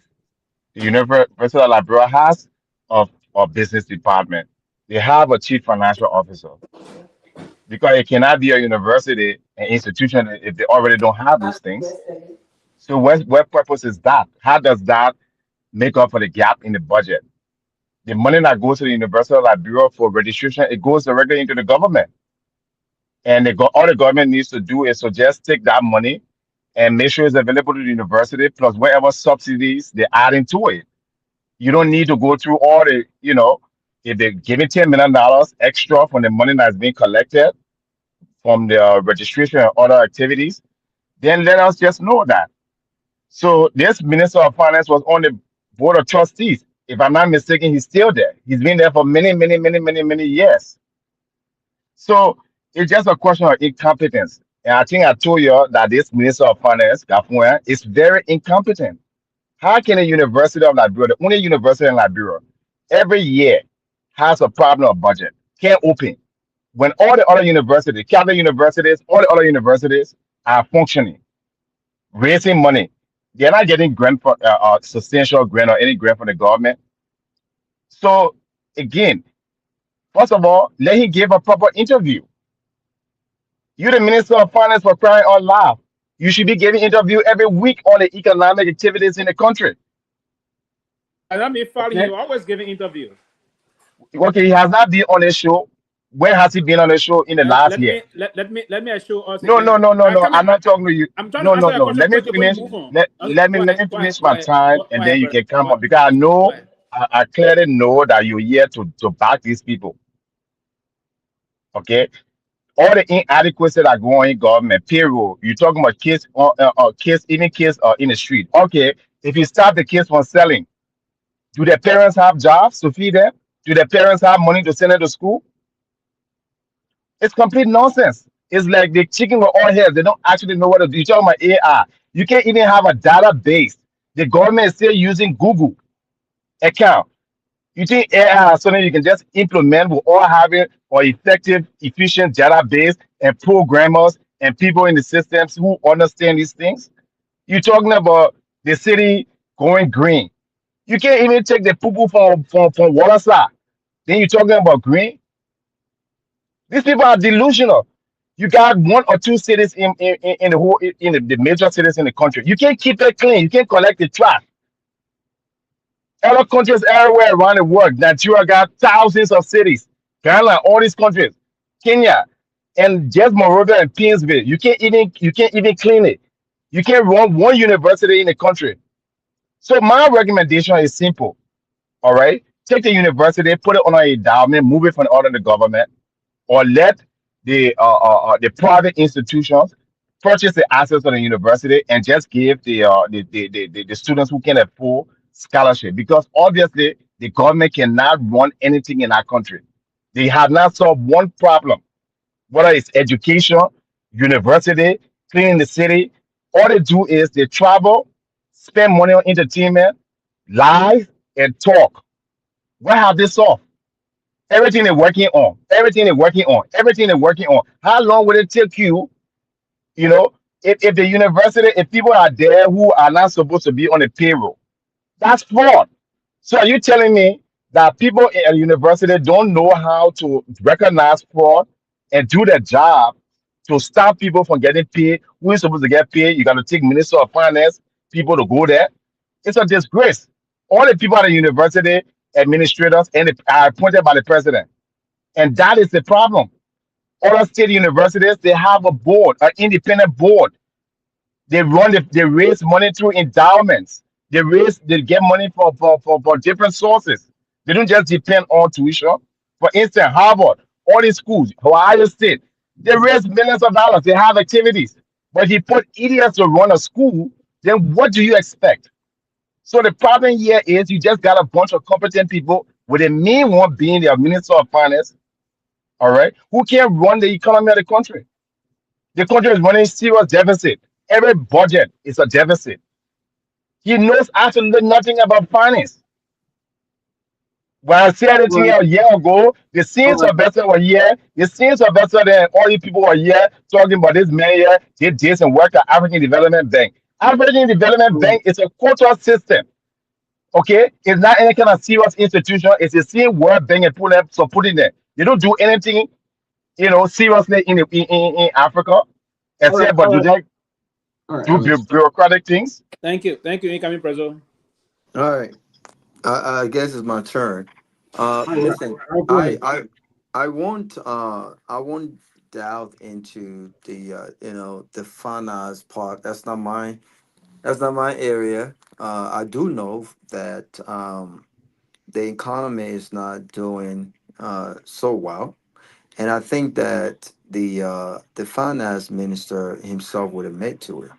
The economy is not doing well. There's lots of issues with regards to the economy. I don't think that the finance minister, in his own wisdom and patriotism, can look us in the eye and say the economy is far better than when they took office about a year ago. I think that there's still things that are left to be done, and I will give him the benefit of the doubt because maybe just playing the devil's advocate, maybe he probably would have been in a different space had the president started his administration announcing Kafwan as the finance minister instead of coming on, after a few months.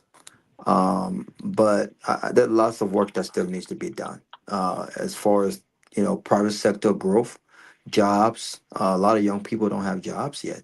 The market women have lots of complaints with regards to business demands and things of that nature. So I don't think that anyone, regardless of your political affiliation, can say that the economy is flourishing. No, I don't think that's the case. What I really want to talk about, though, is the conference. And there's two things, because we don't have much time. But there's two things I wanted to highlight. And I think I wrote a piece about that. And I intend to send that over to the organizing team. First, I would like to commend the government on starting an effort to engage the diaspora. I will commend them for that. I think it was great. And I think as a country, as Liberians, I think we've got to understand that when we sit on these platforms and we give our professional and our political analysis on these issues, and when we criticize bad policies and bad governance, I don't think that we should take that as a war or an attack against a particular party.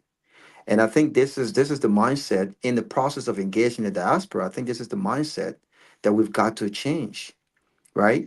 Because if I truly hated this government, as it has been alluded to, I would not have flown to DC. It's not cheap, It's not cheap to be a part of that process. The government were not paying for our accommodations. The government did not pay for our hotels. The government did not pay for our food. They didn't give us per diem. I think Liberians, who truly want to be a part of the process, made time in their business schedules to be out there, and it costs a lot of money. And so I commend them for starting the process. But I did not see serious proposals from the government.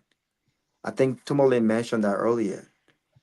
Most of the programs I heard from ministries, I heard ministers making presentations about their success stories. This was not the platform for that. I saw Tom wasted on introduction, like telling us the president's entourage and who is that was not the place for that. I mean, look at the Q&A. Unfortunately, I had to fly back on Sunday morning, but we spent 45 minutes doing introduction at the Q&A, doing things that had nothing to do with the substance of the event, which was to engage the president, ask tough questions, and attempt to get some answers from him with regards to the diaspora engagement. Right? I expected some serious proposal. For instance, I know they kind of talk about it briefly, but I did not see a proposal. When you come to the diaspora engagement, from my perspective, I think that you come with a proposal because this is not the first time we had these kinds of conversations. For a government to come and say, you know what, I want to take this to the next level. To the next level, from our perspective, is a government coming after planning this thing, after a thorough thinking process. Say, these are two proposals for the diaspora. These are things that we want you to contemplate on. As you think about coming back to invest, as you think about being part of the process, as you think about coming back home, we want to entice you, want to encourage you. For instance, every day I hear about once a Liberian, always a Liberian. But it's easier said than done. As we speak today, you cannot continue to engage the diaspora.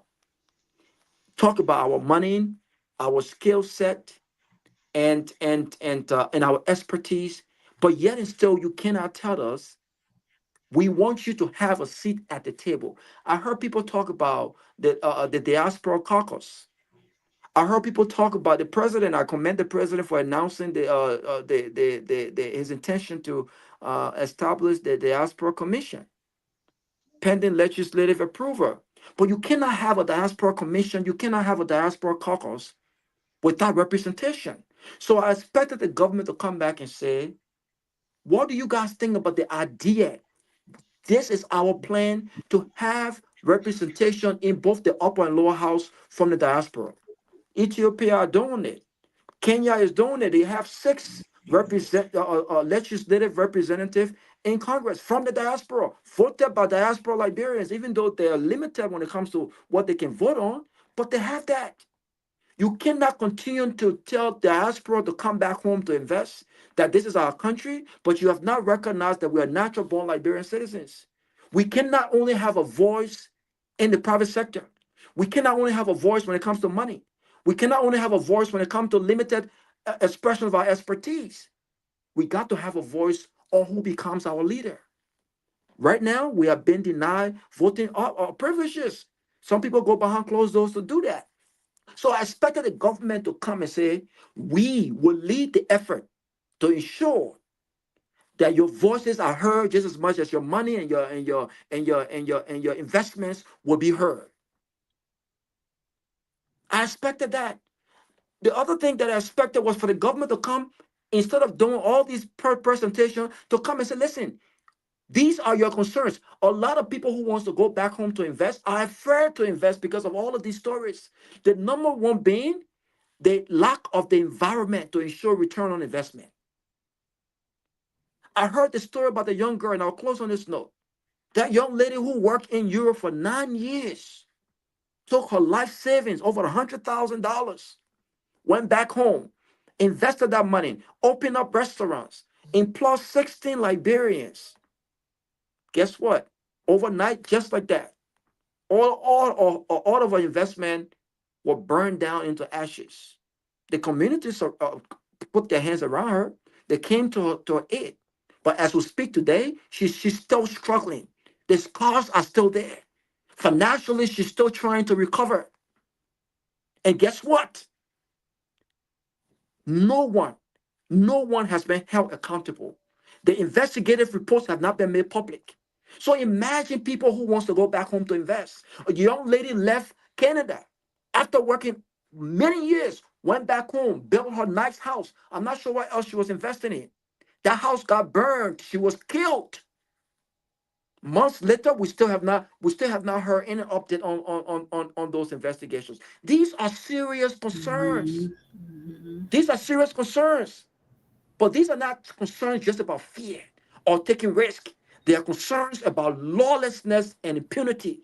That if the environment is not there to ensure that the law and order are implemented across the board, there will always be disgruntled people, people who wants to hustle, people who are envious, will do these things because they know they will get away with them. So these are the kind of conversations I expected us to be having as a government and as a partner in the diaspora. We have the economic resources. We have the expertise. We're intelligent. Doesn't mean we know it all. We have to work with our brothers and sisters back home. But I expected such a conference at this magnitude to ensure that we had all of these things in there. I didn't hear those things, to be honest.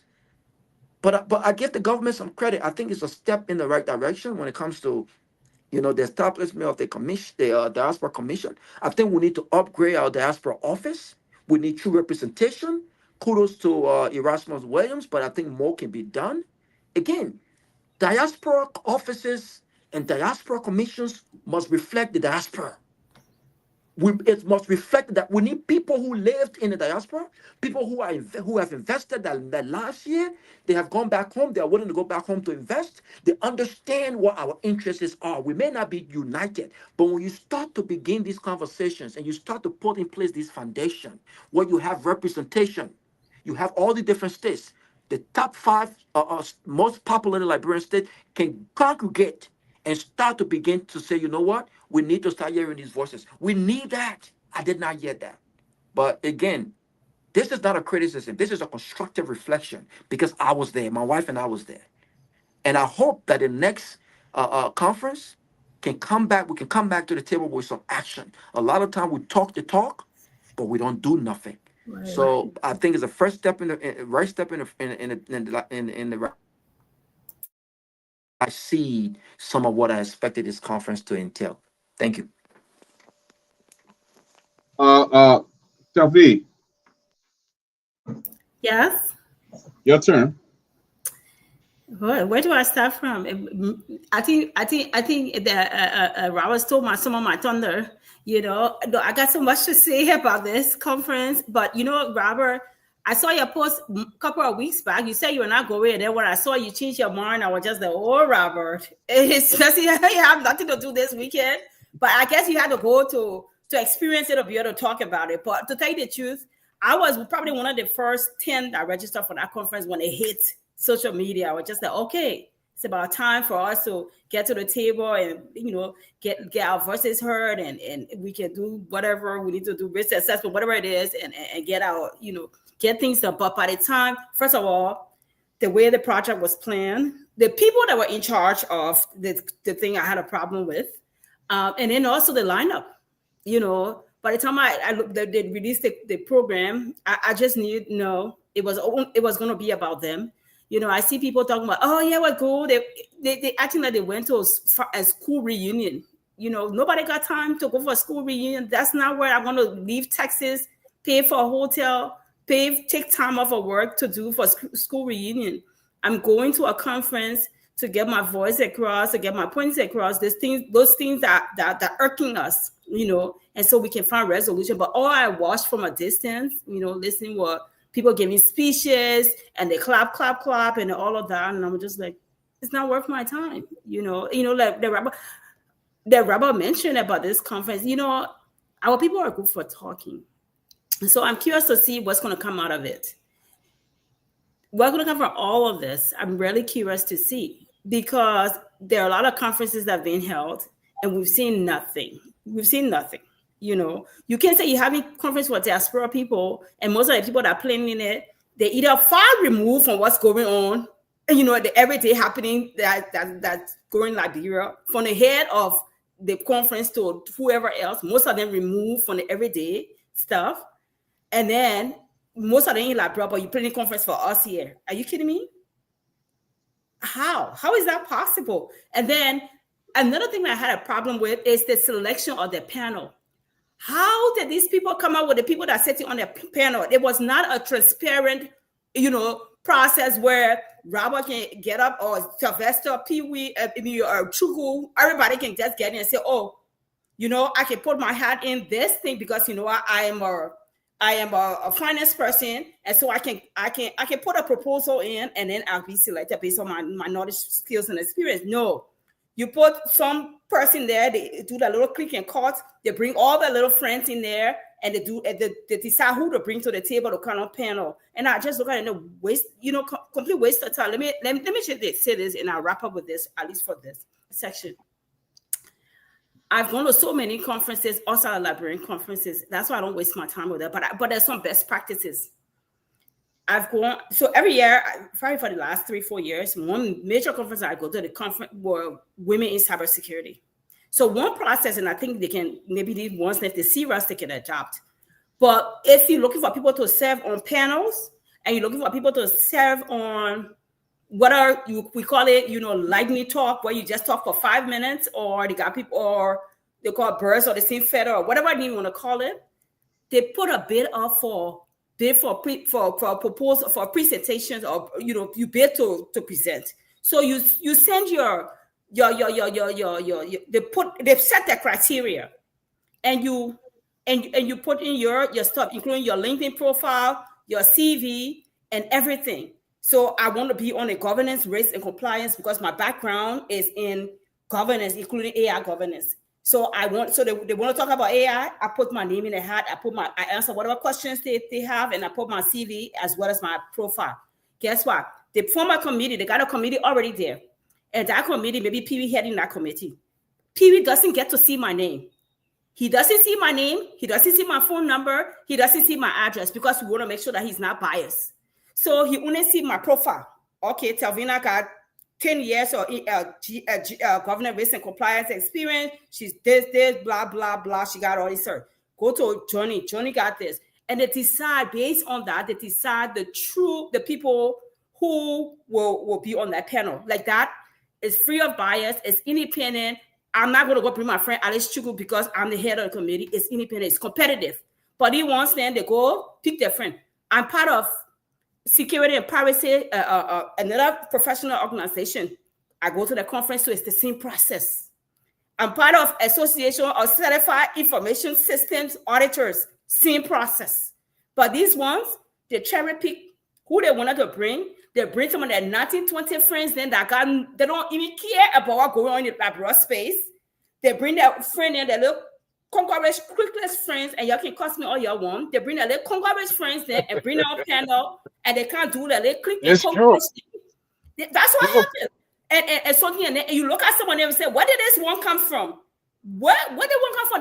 Did the one get to the last time she opened her mouth on social media to talk about stop drug abuse, stop rape, or stop stealing our money, or what did this one come from? There's one here, you can't tell the last time he was on any panel, or even put a post to say, bring back our money. Where did it come from? But guess what?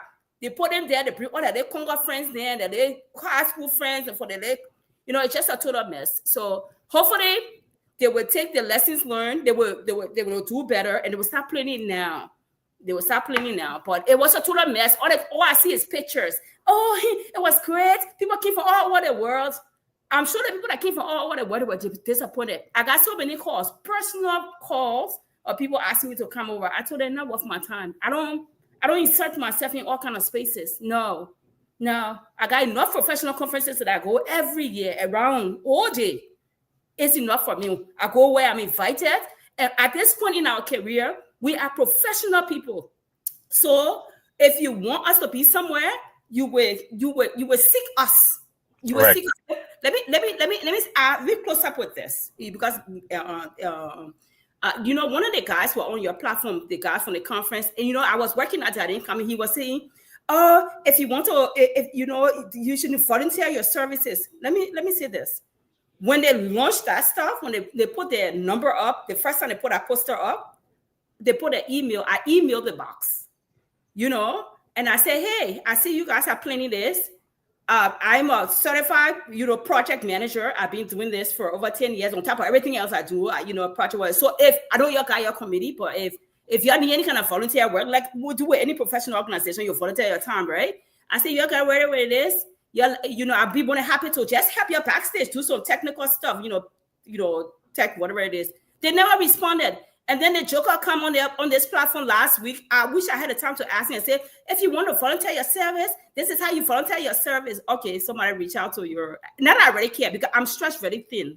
I mean, professionally, outside Liberia, I'm stretched very thin. I mentor people all over the world in technology. So I am stretched very thin, but I'm just making the point that this conference was all about this government and the little clique and cult of people. It was not about soliciting the voice and the opinions and bringing diaspora together. Y'all want us to come together, but it was not about that. It was all about talk. They were not honest about it. And I will stop right there. Okay. If I can just add to just what you said, guys. Please give me the endorsement here. You talked about the people who ran the conference. I'm told that this conference is supposed to be an investment conference, diaspora investment conference, correct? Okay. How do you take a non-investment professional or reverend, okay, to go and chair an investment conference? Does that make it? Hold on. You don't. Listen, no, don't you keep interrupting. We'll get to you. Please, you hear every day. I'm not here all the time. You will not interrupt me, Sylvester. Sylvester, you will not interrupt me. Let me finish my point. I'm not interrupting, but you're trying to dilute. No, he has a valid point because you know what? Don't mind Sylvester. He's not calling me off because, like I said, he won the speech for these people. You do not take someone who does not have any investment profession or financial profession and put them, and I'm talking directly to Dr. Dunn. This is not his expertise. You should have found somebody, like she said, somebody who have had that experience here, because investment corporate is to raise money. It's to get investors, to invest in the country. What would he know about that? You're not talking about preaching the gospel. Let me tell you go bring all your Congo people. Let me say this to you. I know very well from Patricia. Probably Patricia. We all were in Patricia. Tomalin know that. Peabody know that. We all were, so I know him from there. Very Don sitting down in Baptist church and they're doing the Baptist church things, or he said now Lakere because he was on Lakere when our own race, they were doing the Lakere thing. So I know him too. That's the extent of what they do. So to your point, you don't bring those kind of people to put them on this comment. Not because he gave a fine speech. Let me say this. Let me say this. Finish. I know you not be happy with me when I say them. No, but let's have a land. Let me land. You can find me. I know these people. I went to school with them. Everybody know that. Yeah. Let me tell you something. I come in. We'll get 30 seconds to land. Give me 30 seconds. Let me finish quickly. Then you will take the whole time because I want to make the whole show here.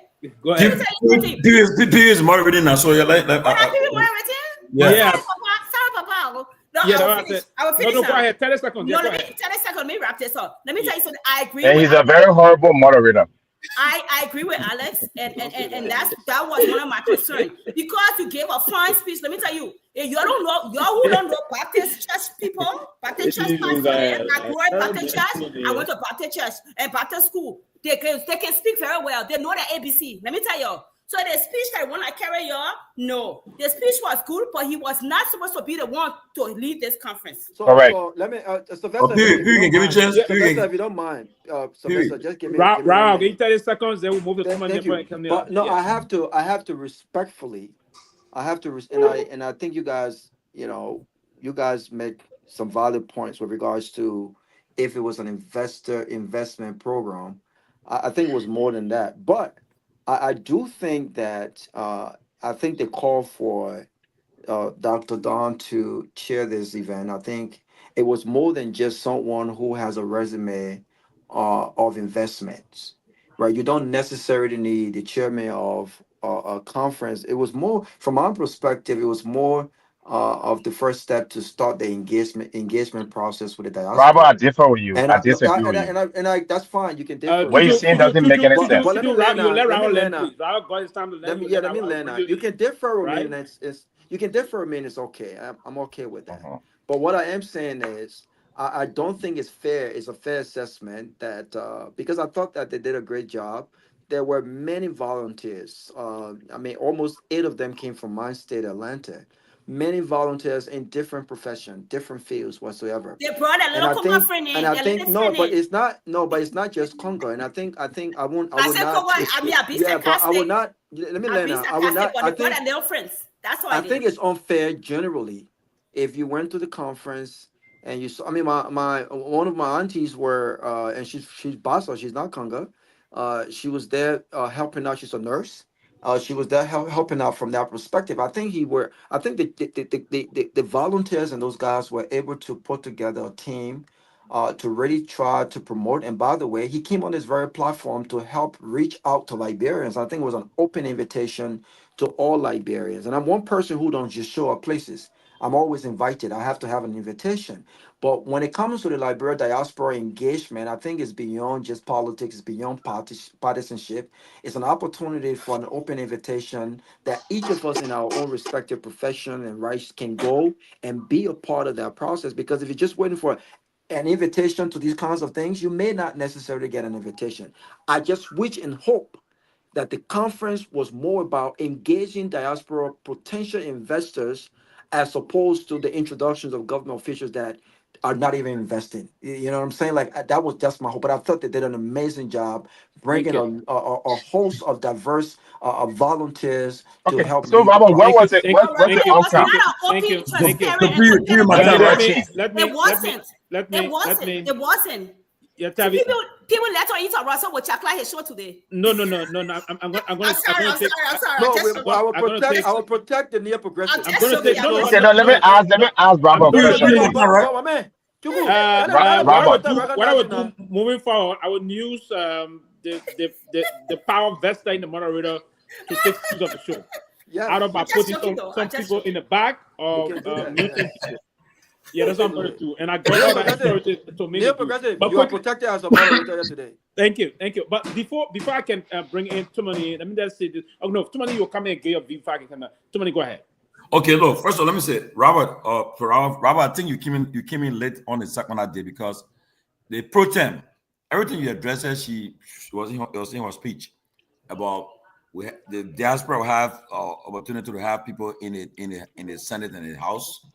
They're the things that they're going to take up when they get back, and also for to have opportunity to vote, for to have voting privileges, to vote outside the country. That was all part of they were all part of her speech. She addressed it there. Like everybody say, we're looking at implementation. Like I spoke to everyone. I will have at breakfast yesterday morning. I told the chairman, I told those who were there. I said, look, honestly, putting a conference together of this nature is not an easy thing. I give them credit. I think they did well. The conference, I think I was impressed with what I saw, what they put together. And the thing is that implementation. Most people are critical because in the past, I remember we had the Vision 2020 conference with President Taylor in 98. Maybe had it put out for attack Taylor would have succeeded in our vision he brought. But I attended that conference too. I went my friend Ben Sanvee became youth advisor from that very conference.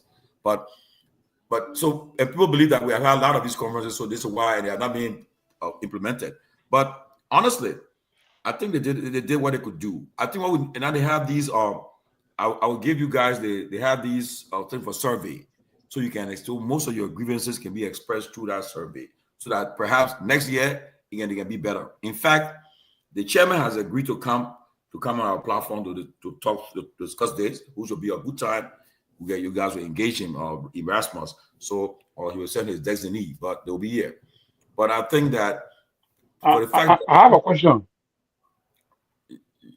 Just a question just to support you, Timothy. Was this question about investment or about reconciliation? It was all part of it too. It was all part of that. All part of it. All embodied everything that Liberians. How can Liberian encourage Liberian to go back home? But that's not what the conference says. That's not. It says Liberian Diaspora Investment Conference. Then they should have changed the name. That's the first place is wrong. You're a teacher, professor. But then look at the content of the content we're discussing. Correct. Well, I'm going to an investment conference. I expect to go and meet investment professionals and talk about investments and financial activity. I'm going to go talk about laws about. You understand what I mean? Let me learn. There's a lot of Liberians in the diaspora that are doing business. They got investment, but they want to transfer to go to Liberia. So that conference was to say, well, how do we get involved? How do we take control of our economy? How do we control our economy and everything? When it comes to contracts, all these stuff, then the concern. So now they put it forward. So for the resolution, when they come out with a resolution from this conference, we discuss it here. And I was clear. I said, look, if I don't see nothing tangible by next year, you guys will be held accountable. We will go after you guys. That's why we came here. Well, somebody know next year, basically, the people I agree with Robert. They should have come.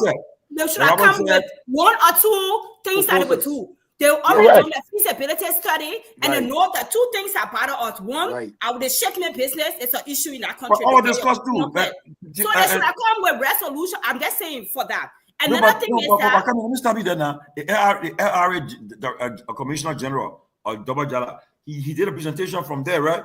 And he talked about how people when they send goods to Liberia, the process where they go. Okay, yeah. So but that was not a resolution. No, it's not. That was not a resolution. I listened to the team. Even you saying the speaker, right? The pro tempore. Yeah, she addressed most of the things you just raised. But speech is not a proposer. Right. Anyone can give speeches and talk. I'm talking about a document to say this is what we are. This is what we achieved. This is what we're going to do. Another thing there was. No, just stop. We got to stop this mediocrity. We got to stop promoting mediocrity in Liberia. Before we can move to say anything, first and foremost, we have to clearly understand the intent and that remove our focus first and foremost from the nomenclature of the conference, the All Liberian Diaspora Conference or the All Liberian Diaspora Investment Conference, if you will. Now, the resolution, I listened to the both argument from Tavi and that of Rabba. The intent of that, the intent was not to spontaneously come out with a resolution. There will have to be a report compiled by the very conference secretary and report to the Liberian government, and you're going to start receiving results. So that's how, I mean, you just said to us, Tavi, that you attend other international conferences or other things. You don't have absolute resolutions on the day of the conference. That's some of the things that plague us. So the process. They're coming to care us here. Oh, we've done our risk assessment, our feasibility study. So this is what we're thinking about to resolve this. And let's have a stormy session on it. They didn't come with no recommendation or anything. No, the chair of, and we shouldn't politicize this for now. The chair of the conference was very clear. He stated that after the conference, they're going to have a working section and will come with a resolution to the I expect that. And but what they keep to tell us that they have done to help some of the old problems. We wouldn't get anything at this. I'm coming to you, Johnny. I come to you just now. We wouldn't get absolutely nothing from that to listen to the chair. But let me say this before I can move for Johnny quickly.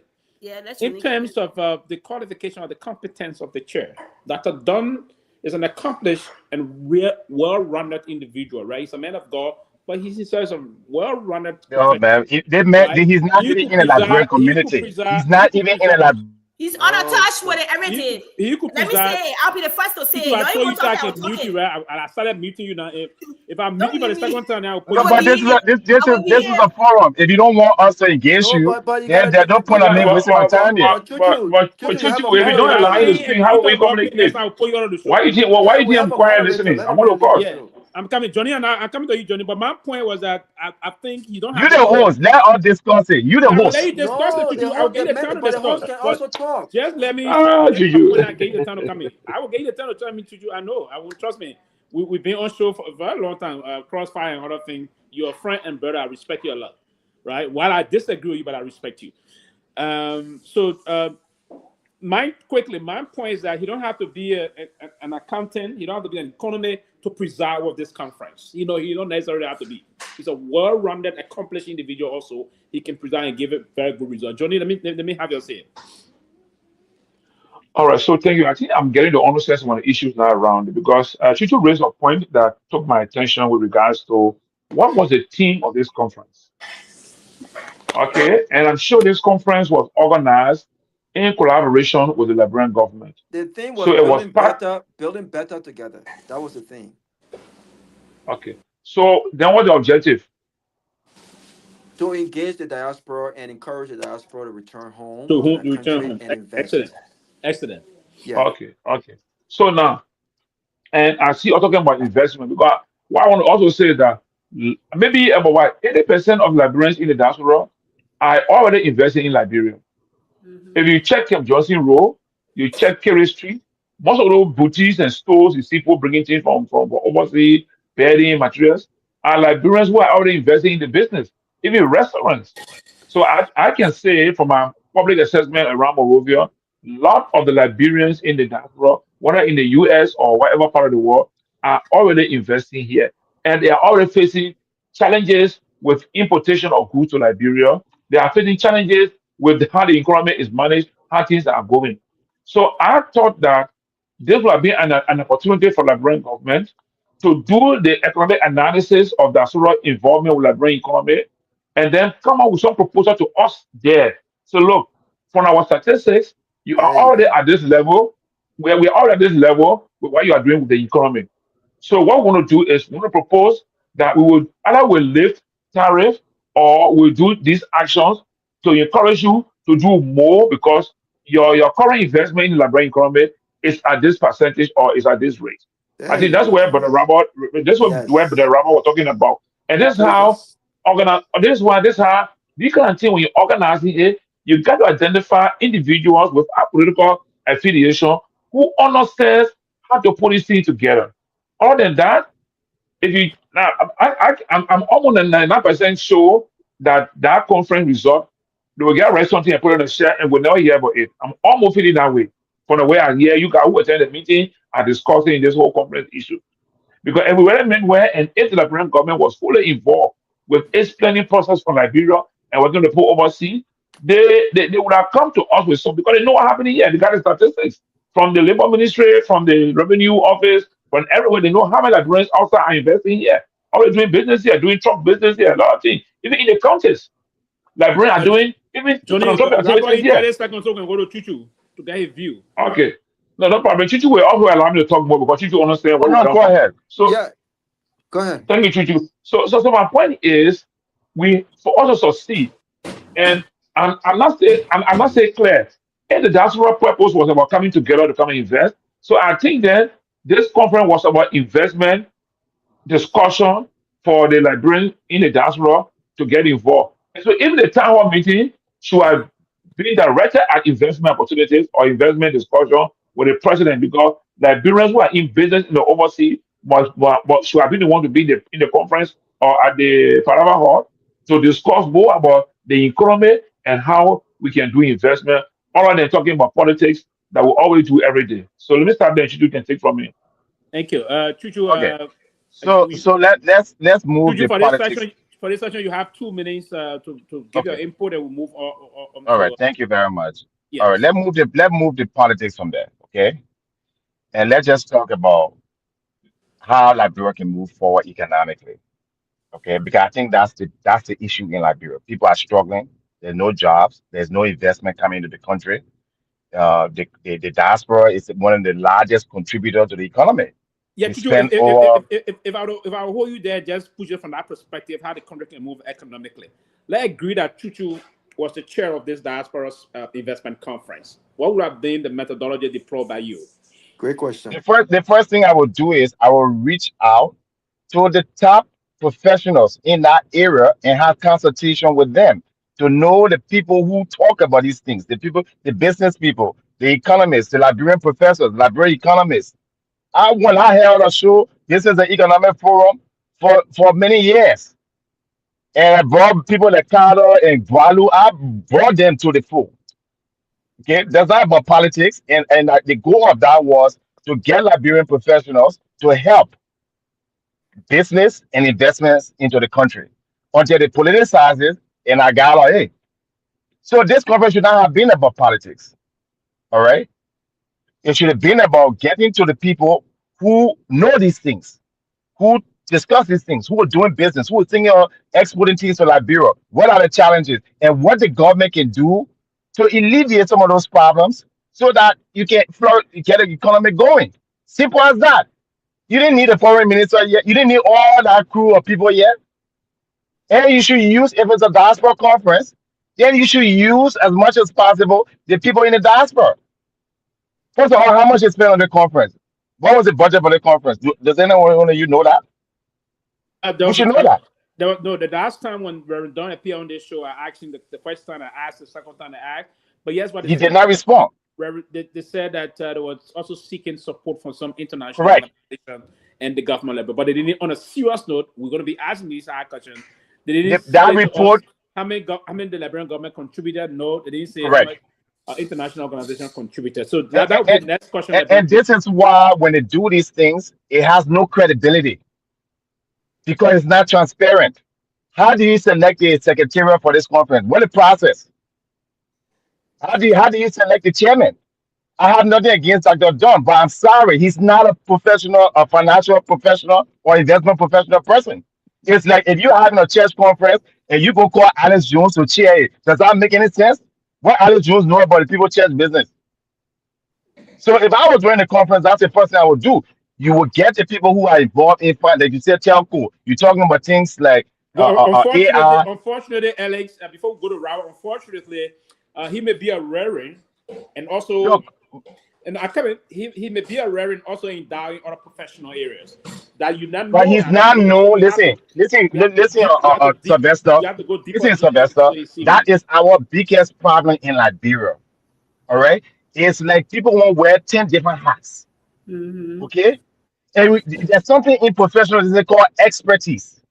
Okay, even in investment, there's different kinds of investment. There's investment banking, there's commercial banking. You can't take somebody who does not know. Hold on, now. You're talking about an economy right now in Liberia that is in strife. You're talking about no employment. You have the opportunity to raise millions of dollars. You have the president. You have the finance minister. Somebody to even ask the right economic and financial question, somebody has to be inclined to that. Johnny, am I correct? Well, that's why you have discipline at universities. You don't take a person from the science department to go host a business department activity or from the religion department. It doesn't make any sense. Absolutely. We'll get back to you in the next round. Robert, so that's my point. He should not have been a chair. He should not have been a chair. He should have gotten somebody of that nature. Edis Chuchu Jones is saying to us that people will have to be will have to come from a particular core of expertise. Correct. To focus on the kind of conference. You attended the conference. I saw you briefly spoke on the TCA about the conference. What we have done differently, and vis-a-vis relative to his own analogy versus what unfolded at the 3 days conference in Washington, D.C. Well, listen, I can't. What now? Your time for now. Let me come in now. Okay. Alex. Well, listen, I think Alex raised some salient points that I would concur with. But on the other hand, I'm not going to dismiss Dr. Don. I think that he did an amazing job, considering what was presented to him. He was chosen by the president to chair this diaspora conference. And again, and you know, this idea of a survey and folks, putting in recommendations. Raul, your time is going to put in. Let me just ask something before you continue. Edis asked a question: how did we come to the level of about this entire conference? And let me remind Alex, and you pick up on that, Raul, that when he was the orator during the oration, he said something about the government engaging the diaspora, and the president immediately responded to him. Okay, you organize this diaspora conference. I think that's how it came about. But you can go ahead. Yeah, and so I won't dismiss.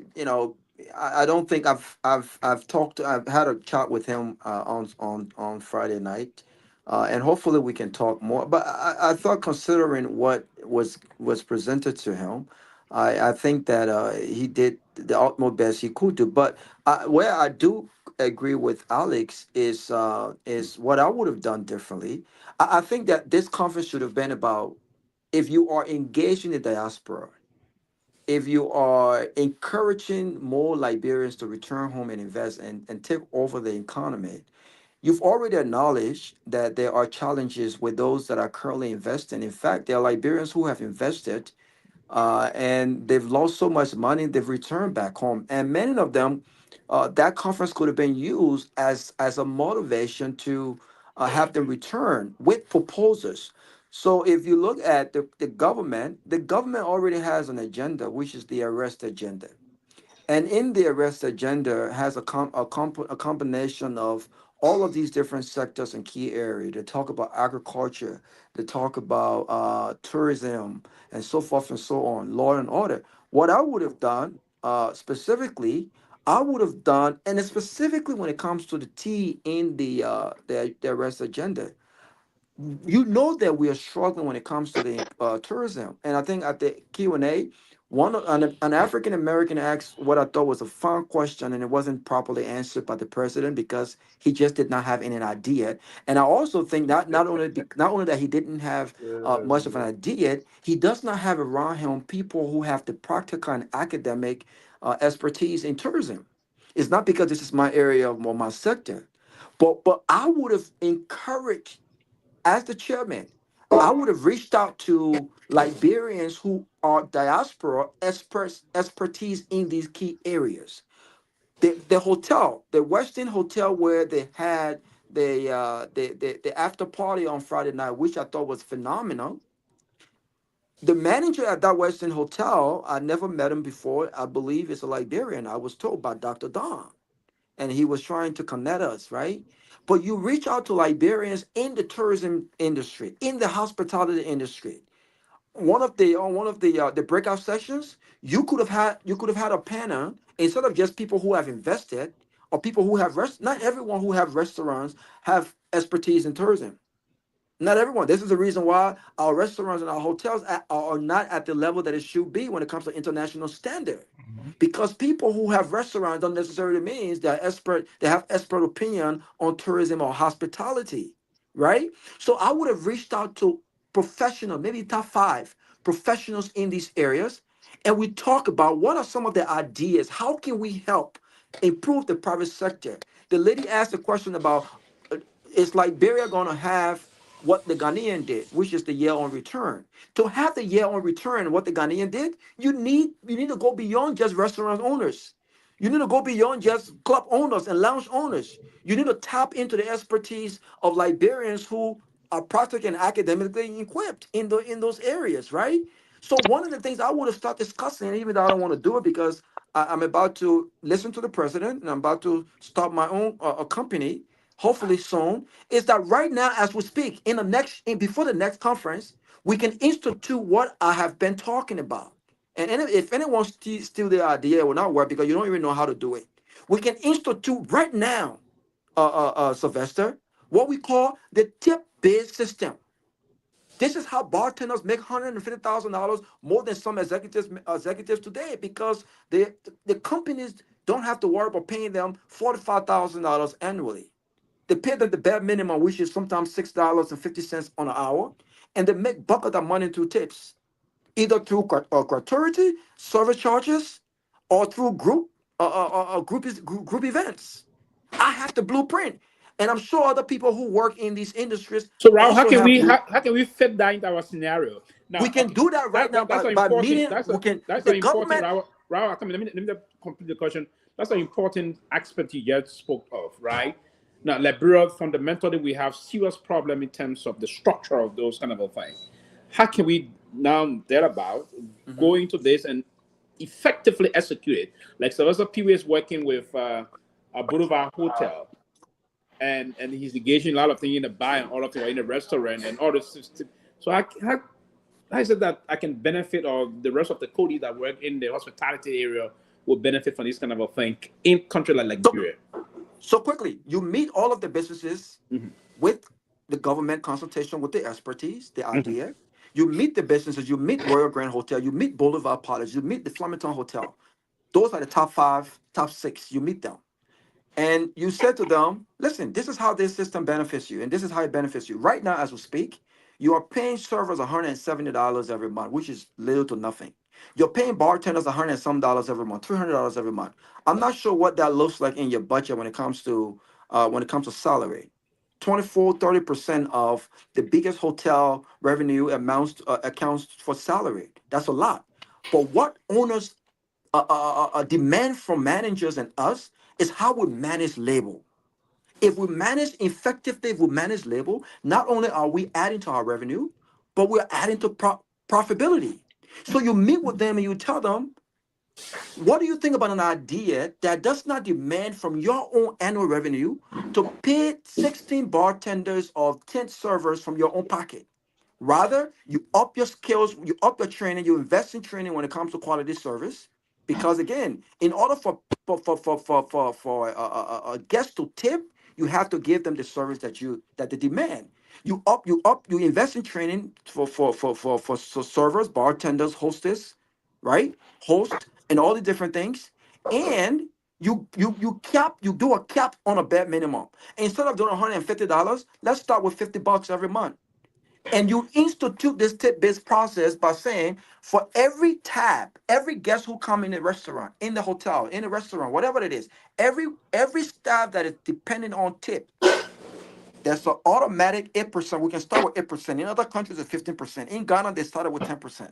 In Liberia, we can start with 8%. So if I went to the Flamington Hotel or any other restaurant for that matter, and I order, and my dinner was $30 US dollars, there's an automatic 8% of that amount that I have to pay to the person who is serving me. That person gets that money automatically. And if the server was good, I can pay that mandatory 8% gratuity or service charge and still give an additional tip. It happens in this country. We go through there all the time. The That's an Doubletree where excellent proposal. the That's a Doubletree very where we excellent proposal. the Doubletree where we were. So that's It happened in this country, close on Robert, the but note. I'm told it took years, and up to now, even there's this saying that I don't know. Prove me wrong if I'm wrong. I'm hearing this. It took years, but they saying black people don't give tip even up to current that way. And that's what he's saying. And that's why It'll you be have to. That's mandatory. why instead of leaving it, that's why Correct. instead of leaving it to the folks to tip at the initial stage, It's added to your it has to bill. be mandatory that when you come, as soon as you order MIPA, that MIPA $10, just expect that you pay 8% of that $10, and that 8% goes to the So it service goes to charge the for the server. person who Yeah. tip you. And so if you start with a bare minimum $8, and you go to hotels like the Flamington, all the top 5 restaurants, where you have 70% of that guest comes from international, 8% looks for me, 8% is little amount. If 8% of $100 is too little, I can afford that. And if I appreciate and I have an appreciation for quality service, as I have, I will even get more and get it. So we can do that right When I now. give We it can to, do that. when I give it to So you, I give I you would have bill. expected them to bring expertise in this area. But listen, but my expertise is not free now. I'm just saying this is one of many ideas in my blueprint. So when the government start engaging us, you engage us in that light, and we have backdoor conversation on the implementation of Correct. these plans. You fly out to Liberia right now. We meet all of the business holder, and none of them will be against this because you know what's going to happen? They will save money when it comes to labor on an annual basis. They will save money. Okay. And they will have happy On a serious employees. note, I'm coming to you. Now we'll move Yes, on they will have. to No, Tevi. one second. Chuchu made a good point. They will have happy employees because now servers are no longer getting paid $150 every month. They are getting paid more money than that on a weekly basis to the 8% to the 8% service, in addition to the bare minimum that these companies have to pay them, which is $40 or $50. So either party goes home happy, and guess what? The government can also generate more taxes based on that. These are ideas that are workable now in Liberia, where you don't need all of the technology and all of the stuff that are lacking. So that's how you convene these kind of conversations. Bring expert folks in the room. Let's have these conversations and compensate us. It's not free. Oh no, it's not free. We went to school. It's not free. That's student loans. Exactly, but Tevi, here's the point. For me, I'm one person that may not really.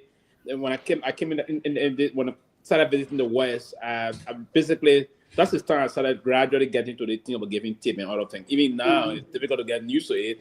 But the person that really got more deeper and pushed me to do most of the things sometimes is You're very cheap, Sylvester. That's what it is. You're very cheap. And web is very engaged into doing those things, so you encourage you to do. But my point to you, how can we really get this moving in the Liberian system in terms of the technological aspect from the IT perspective? Because most of the things have to be electronically done. Pewee, 1 minute. 1 minute. Pewee, I think you're leaving the discussion now because we're looking at this diaspora, and Robert went a little bit deeper into tourism. But we're coming back to the diaspora, the organization. Don't worry, I'll bring us back there. I'm not leaving. I will bring us back there. Trust me. I'm not deviating, Johnny, I'm not deviating. But we're talking about way forward, but we're still on that diaspora topic. Johnny, right. So we'll go back to the diaspora point, right? So what I'm trying to say here, from your perspective, you talk about other conferences and other things. What we have done, because you seems to be in agreement or in line with what Tutu is saying. As well as Robert. Yes, right. So what we have done, what differently from what Dr. Dunn committee did as per the whole conference, and you said you were one of those that registered for the conference from day one, from the get-go. The same day. Yes, from day one. And you know what I changed? I changed first. I mean, I made the ultimate decision, the final decision when I saw the conference lineup. And I tell you what, and I did a whole post about it.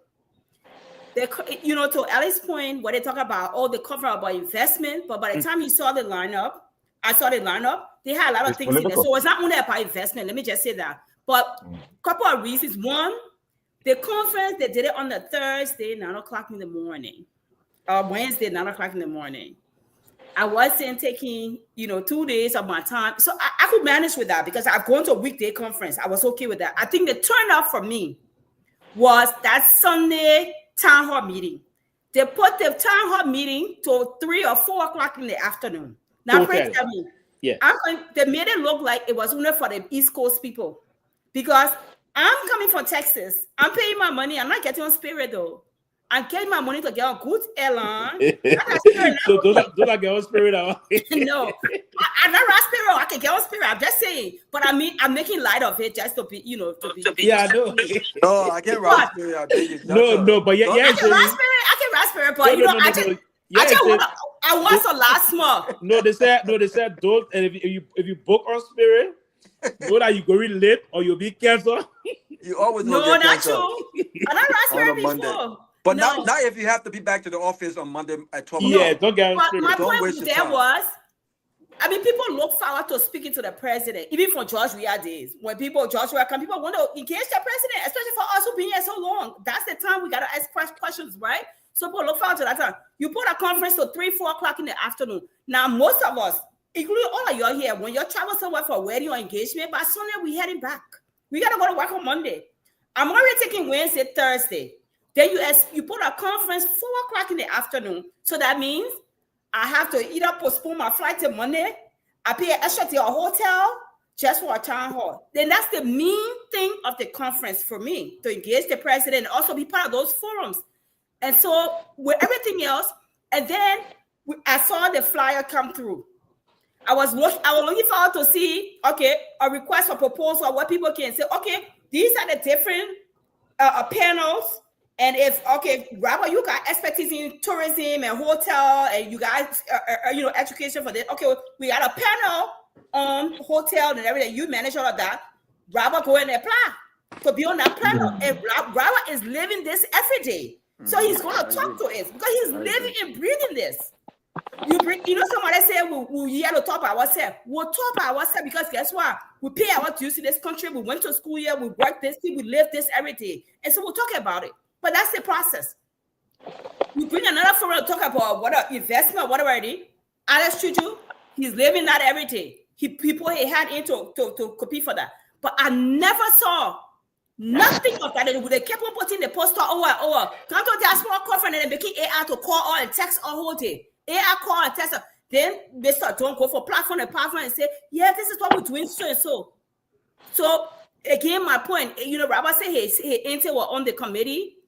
It was not an open and transparent process. If her auntie was there, her sister was there, she was friendly with somebody that brought her in behind the scene. That's how it worked. You bring your friend in, you bring your friend in, you bring your friend in. That's how it wasn't an open and transparent process. So they didn't get the experts that living, let's talk about bringing the experts. The subject matter experts, not only experts, subject matter experts that are living these things every day. They did not solicit their opinion. They did not solicit them to come to be part of this forum. And that's what they needed to do. And I will close with this. Somebody said, the people came to collect information and to take it back. There are already issues. There are already issues that they know about. Let me give you another issue. We'll talk about the continual business. Another issue, registering your business in Liberia. That's another systemic issue. Let me tell you something. Not only 6 months they bribing. I got non-profit that register in America. I got my IT consulting firm that I registered a couple of years ago. Let me tell you, I sat on my computer. I paid my $300. Bim, rest of my business. No time. Myself, no time. My nonprofit. In fact, I got two nonprofit and an IT business. 3, all on my computer, seamless. I'm proud. Nobody, and I'm running. The enabling environment was there. There's a system there, and blah blah blah blah blah. Done. In Liberia, you pay a lawyer, you bribe people, blah, blah, blah. Today, we're going through it. Those are issues that they already know. So the government should have come back to us and say, okay, we see this is one of the issues that I have been having. This is what we're thinking. This is our proposal. And then get more opinion on that. They can't give fun speeches and everybody parading and all those nonsense. That's not what we're here for. Then you come, you say, collect views. Sylvester, Sylvester, let me give you a little bit of business education here, right? You see, when you talk to subject matter expert, you see the difference. If you're talking about tourism or hospitality, that person is living it. They know it. It's to the fingertips. It don't take them long to come up with proposals or suggestions or solutions. But if you bring people, and that's the problem in our country, you know, we have jack of all trades and master of none. Let me just give you this example here. The Ethiopian government was building a dam. The UN and the IMF refused to give them the funding. Okay? They did a diaspora conference years ago, about 10 years ago. They came up with bonds and they were able to complete that dam for $5 billion. Okay? Ethiopians, go look it up. They were able to raise that money. How many investors, how many banks, JP Morgan, the Liberians working in all these places, how many of these people, those people could have sponsored that program? Right. But you have somebody, nothing is John's an eloquent man. He has his expertise. He's good at that. But he's not good in business. Yeah, he's not good with the Liberian people. He doesn't even know about asking, name me 10 Liberian professionals in his area. He doesn't know. He doesn't know. People. That's why he doesn't know the Joe Smart and Correct. everyday people. So it's not personal, Robert. It's not personal. I know from Baptist Church. I know them. I grew up with them. I know Let me be responsible. Let me be responsible for the religious conference. Let me be responsible. Let me lead a business conference, the investment conference with people who know that area, with people who have been involved in that area. And you get results. I will leave this here. I will be going here and I will leave. I got another show to go to. Let me say this to you. Hopefully, they will use this as a serious learning experience. I don't give a hoot rat about what report because Liberian people, we are good to go and write a report and put it down and look forward to the next conference to show our clothes, our hair, and what this and that. I want to see 10 to 15 of the things that came out of that conference be implemented in the next 6-9 months, and I know they're cooking with gas. That's fair enough. That's absolutely fair enough. It's all charade. Yeah, I want to see the budget for the conference. That is fair enough. That's what I want to see. Let me it say should be off. To you, Tavi. You said something about restaurant businesses in Liberia. I know it used to be very difficult, but now in recent years, I know when our man served as the Director General of the Liberian Business Registry, Samson Dean. Now it's a one-stop shop now. I can assure you, you don't need a lawyer during the WE administration to register a business in Liberia, even profit or non-profit. I did it. We have time. I do that now, right now. So can I go online? Can I go online right now, pay my money and register a business in Liberia? No. Can I register a challenge here right now? You cannot. Can I go right now? Where the website I can go on and register a business? No, so you have a whole freaking government. Can you hold on a little bit? Okay. Now, in terms of you doing that, and I'll be very frank here. How hard should I be? In terms of you, I'm coming in the Jivet. In terms of you doing it online, it's still some difficult time. It's difficult. Why? You cannot do online. But if you why? No. That's what I'm saying. Give me one good explanation. Why not?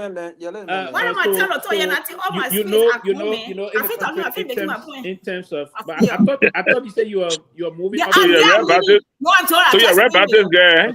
Yeah, you're a Red Baptist. You're a Red Baptist guy. So the reason why that is not possible for them to have it effectively done online is I don't think, but now you can move to the Liberian Business Registry in person and have your business registered in less than 2 hours. Okay, so somebody should come from Maryland County. Open up. We will start joking. I just want to register my business. That I can register in America, go have another office in Liberia. I'm going through that mess right now. Stop it. But where are you? Are you in Liberia trying to register the business? You can register a business in Ghana right now. Are you in America? Open another office in another register in Liberia just in case, and stuff like that. Savvy, you in America, and listen, and I want that means I got people on the ground that can do things for me. Okay, then those people on the ground power that are not that honest, they're not doing things. They are not that true. Listen, look at me call the rubber knee. People stop. We are close to Liberia. I got no person in Liberia that's very active for over 6 years. They want to create, here's what they want to do. They want to create bottlenecks so they will say, okay, that's not true. No. Wait a minute. Let me ask one question. If you say 2 hours, just tell me what the process in business registration, what do we go through there? Tell me the process and make you go 2 hours. Well, first and foremost, if you want that, you need to take the business. You have to have your. Now, before you do that, you have to go to the LRA and have your tax clearance. So you show you got to do that to have the business tax clearance. No, Pewee, making a mistake. Or you move, or you. Let me get one of the. Or there are two ways you do. That's what I'm saying. Or you move and have your article of incorporation. Now, what kind of a business are you intending to do? It's a non-profit. So you either get the article of incorporation. You can either get that bit incorporated through the Ministry of Foreign Affairs if it's a non-profit, or you do it through the Liberian Business Registry. Now, if you don't want to have the tax clearance, after doing that, then you go, if a profit, then you go and have the tax clearance to RA. So you can go and do that in 2 hours. I did this. No, Pewee. No, that's not true, Pewee. So it's 2 hours. It's not. Pewee, listen. 2 hours. No, Pewee. We want to say, like you said, it's a one-stop shop, right? At the business registry, LRA they have windows there. You gotta go to LRA when you listen. Now, I'm gonna tell you what, because I'm doing that here. I've helped to get even NGOs, non-profit organizations, go through the process, but it's not 2 hours, Pewee. Basically, if you really gotta push to have contact in there, it will take you 5 days or 2 weeks, 10 days. No. Here's what happened. Here's what happened, Pewee. Here's what happened. Just wait small, Pewee. First thing, you get an article incorporation. Normally, if you go to LRA, if you go to the business registry, they will tell you pay $150, we'll do everything for you, finish. Right? Or if you go to your own lawyer to do your article incorporation, because I'm not a lawyer, so I don't know how it's structured, how it's organized. They will do it for you.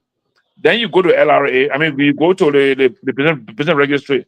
When you go there, there's a form they're giving you also to fill in, and they will check a little bit to see whether your business entity doesn't have similar name in your system. In the system, yeah. Just with small people, if they check the system, if there's no name of such, then you clear from that. The next thing now, you will go to the LRA window, and that's not one day business. It's like if you go Monday, you go through that process, and possibly until around Thursday, Friday, you get clear. Then you pay your money. They tell you go come back for your blue board, blue cover, which is the certificate of so. That takes you almost 1 week. So now you gotta even keep pushing. Before you get it. So 2 hours, no. 3 hours not 2 hours not realistic for anything here in Morovia. 2 hours, no, it's not possible. But that is 2 hours not possible. That is not actually the focus of our discussion. We're just trying to. Yeah, let's go back to the diaspora. So my point here on the diaspora is. Yeah, on the diaspora, Pewee, I remember that Don was on the show. He spoke more about, I think, reconciliation. That was why he spoke more about the show. I didn't hear him more talking about business or talking about investment. So that's why I want you to raise the issue. I raised a concern. Was this conference about investment discussion or about reconciliation as a result of the armed conflict or the conflict in the country? Because during the show, he spoke more about reconciliation. And then when I heard you talking about investment, that was going to be concerned. So I think that program was more about political reconciliation than business investment. That's what I think. They call it that, Johnny, right? Yeah, that's what I think. Because that's what the conference is. They call it that. And then I said that, I think why it was about. It was not about business and things. If it were business and investment, when you put on a conference, when you put on a conference, let's assume that you're sending this conference invitation to people, serious people, Bill Gates Foundation, whatever, and you put Liberia Diaspora Investment Conference, and they go there, and then you talking about other things unrelated to that. They'll be disappointed. They will say you don't know what you're talking about. It's misrepresentation. So I'm just saying these are things that we're giving feedback, and he's You not a just said, businessman, so this is something that he would not know off the cuff. yeah, There's nothing wrong with that. It does not minimize his intelligence. It does not say that he doesn't know anything. But I'm sorry, this man is not the right person to organize a business or investment conference. Period. That's not But him. Find somebody else.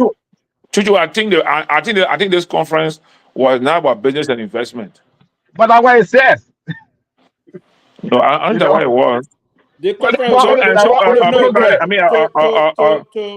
mean, Tomalin, Jones. Yeah. Tomalin, you were there, right? I want to know, Yeah. did you have, what were the thematic areas for the conference? I mean, it touched on every. No, don't say every. Just give us the thematic areas. Reconciliation, investment, the This health, conference, education. I mean, like I said, and Johnny, let us be honest. No, don't say as though we are being dishonest. We try to understand what happened in the conference. You guys live. You guys saw the thing live, right? It was there. You saw it. it was not investment related focus conference. It touched on every area. This was not investment related focus conference. Mostly about like encouraging Liberians Liberia to diaspora go back home and get involved. Not just, for instance, right? That's it. They reported that $800 million is remitted to Liberia yearly. So people are saying, like somebody, the lady from IOM, from the International Organization of Migration, the lady said, you have Ethiopia Airlines, right? Example, okay, and they are like, and Ethiopia Airlines came about on Ethiopians in the diaspora. So why Liberians? Can you guys put together some package together to have something with Liberia on it that you invest in it? But Tomalin, when I happen that way, listen to me, Tomalin. Those ideas can only come and fall on fertile ground if the ground is fertile for those kind of ideas. So the fertile ground is. It's a start. No, I mean the start is to discuss it, right? Today, most of the people that Telvi and Robert being a little bit, it's objective, but the Eddie Zuma forget it. He just said no. He extremely on it that nothing came from there, and for the people said Dr. Dunhead in the conference means nothing. Anybody go ahead that conference. I mean, I think he did a good job. I mean, I was impressed. Like I said, my only hope now is to see them implementing the implementation part. What I want to see happen. What was the goal and objective of the conference? Exactly. I just put the thing. The goal and objective. No, they're not there. Oh, what was the goal of the conference? The goal was to engage diaspora Liberians, encourage them to be a partner to the government in nation building, come back, invest in the country, and so forth and so on. That was the goal. Absolutely, and perfectly said. That was the goal. Engage diaspora Liberians to participate into every ongoing thing in the country, do business in the country, contribute, say things, bring your professional expertise. That was the goal of the conference. I think one of the things example, right? Now, people have been in the past. You take your money, you send it to your relative, your friend in Liberia, build a house or do property for you now, and they just but now they're telling you say, "Jai, you pay a mortgage in America now," and they put it. That's where the advantage because they got the cash. Okay, Robert got. I'm sure I don't know, but I know it may worth more than $1 million. I'm sure that. Man, please. I'm making fun. I'm making fun. I'll be honest with you. For example, right? Let's say Robert say this on him. I'm not gonna depend on my father, what my father got there. I'm not gonna do it. I'm not gonna to give my money to any brother or cousin there. He go to the bank, Echo Bank. He tell him he take money from the 401k. So I'll put his amount down and you can give me to. I will also you can finance my house too. The house get a property already built. He can add on that property. He can take it from that property, but the house already there, land already there, all for him. So I mean, that's encouragement to give people to go back home. Okay, you got this sign out too. I mean, with Echo Bank, we're gonna get through our property from EcoBank too. We get more property from EcoBank. You know, so it's all good. You can go Liberia to maybe tomorrow too. You want get a brand new car from the car lot in Liberia, based on your way, how you gonna fix that whole arrangement with that. They give it to you. He said the man brings the bank statement. So the man again. So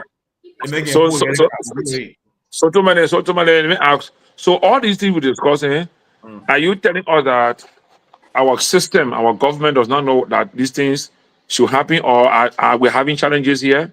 Because this question I'm asking is that if they know these challenges, then and they were part of this conference being organized, then I go back to Rabbi and the rest of the team. They will have come with 3 or 4 key areas of proposal to us, or even opportunities, even not proposal, but opportunities, right? Look, and the point here is, listen up to me. And the point here is, the point here is, for any reason, I also know that people in government, we have people in government that have high level of understanding. They will have, even the finance, planning and development, right? Finance ministry is for planning and development, right? Economic development. So I know they have statistics, they got data on Liberians outside of Liberia that are investing here, and they also know how the economy is moving. They also know at what rate and at what percentage the Liberians outside Liberia are investing in the economy here. So they would have come to us, come to the diaspora and say, look, we understand this is what we have happening here. This is our understanding. Maybe that understanding may be right or wrong, but that was their understanding. Then the Liberian diaspora will now come back with a counter proposal or counter response to them that this is what we think also can happen. That I thought that would have been the way forward. Then we found a common ground to support the economy when it comes to investment. No, but Johnny, that's why in the presentation of the Minister of Finance, he lay all these things, all the stuff there. Now the thing is this though, and let's assume tomorrow somebody get to Liberia. Wait, they didn't tell us how many. They didn't tell us the percentage of diaspora Liberians playing a role in the economy. Besides saying that bulk 800 million that is being remitted to Liberia. He said when he took over the government, inflation was at 10.2%. Now inflation has gone to 8.2%. He said that like a household in Liberia, the how do you call it, man? You help me, man. Household income? Yeah, it's $850 now, but they won't carry 1,000 plus now. They want that they go to carry that, right? Liberian dollar or US dollar? You're talking US dollar talking about that. Yeah, but that's even. So give us some information, right? But the thing is that for me, look, we can criticize, but look, on a sure no people. No, but listen, no, too many don't. My statement is no, too many don't say don't criticize, because what happening is that people following this show think that when we are making the proposal, making this position, they want to. I'm not criticizing. I'm just asking the questions for clarity for tomorrow, and in terms of how we should do things in the country. So the point is, the finance ministry should have presented to the diaspora. What is the diaspora's percentage when it comes to our economy? Not to say you are remitting 800 billion to Liberia every year. No, that's what I'm talking about. I mean, I can be corrected, but I think this. I'll ask Garguah for the presentation so we can share it, because I sure they mention it in the presentation. Okay. All right. Also, but I sure you mentioned it. But look, so regarding the Ministry of Education, they should also present to us our educational status and the opportunities that the diaspora has to take part in the development of education. She said 48%. I think we are 48%.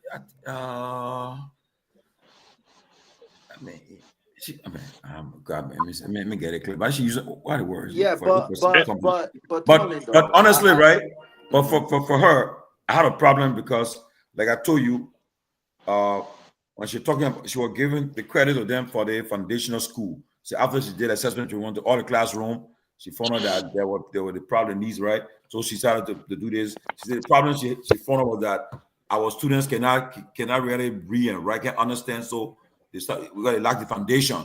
But the foundational learning didn't start with the UP government. You see, one of the things she said, which I think was she just made clear that the CDC government got some money from the World Bank, I think $90 million, and I had been doing it. And you said, Tomalin, let that part is political. The part I want to know, because like you just said, the conference was about, cross-cutting the key areas, right? So now I'm going.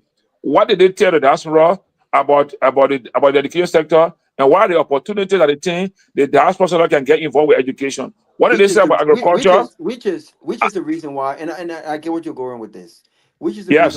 Which is the reason why I suggested from the beginning that what I would have done differently with these breakout sessions is not only bringing in, because for instance on Saturday they had a panel discussion about folks who had degalabage. The lady from the restaurant who business got burned in Liberia.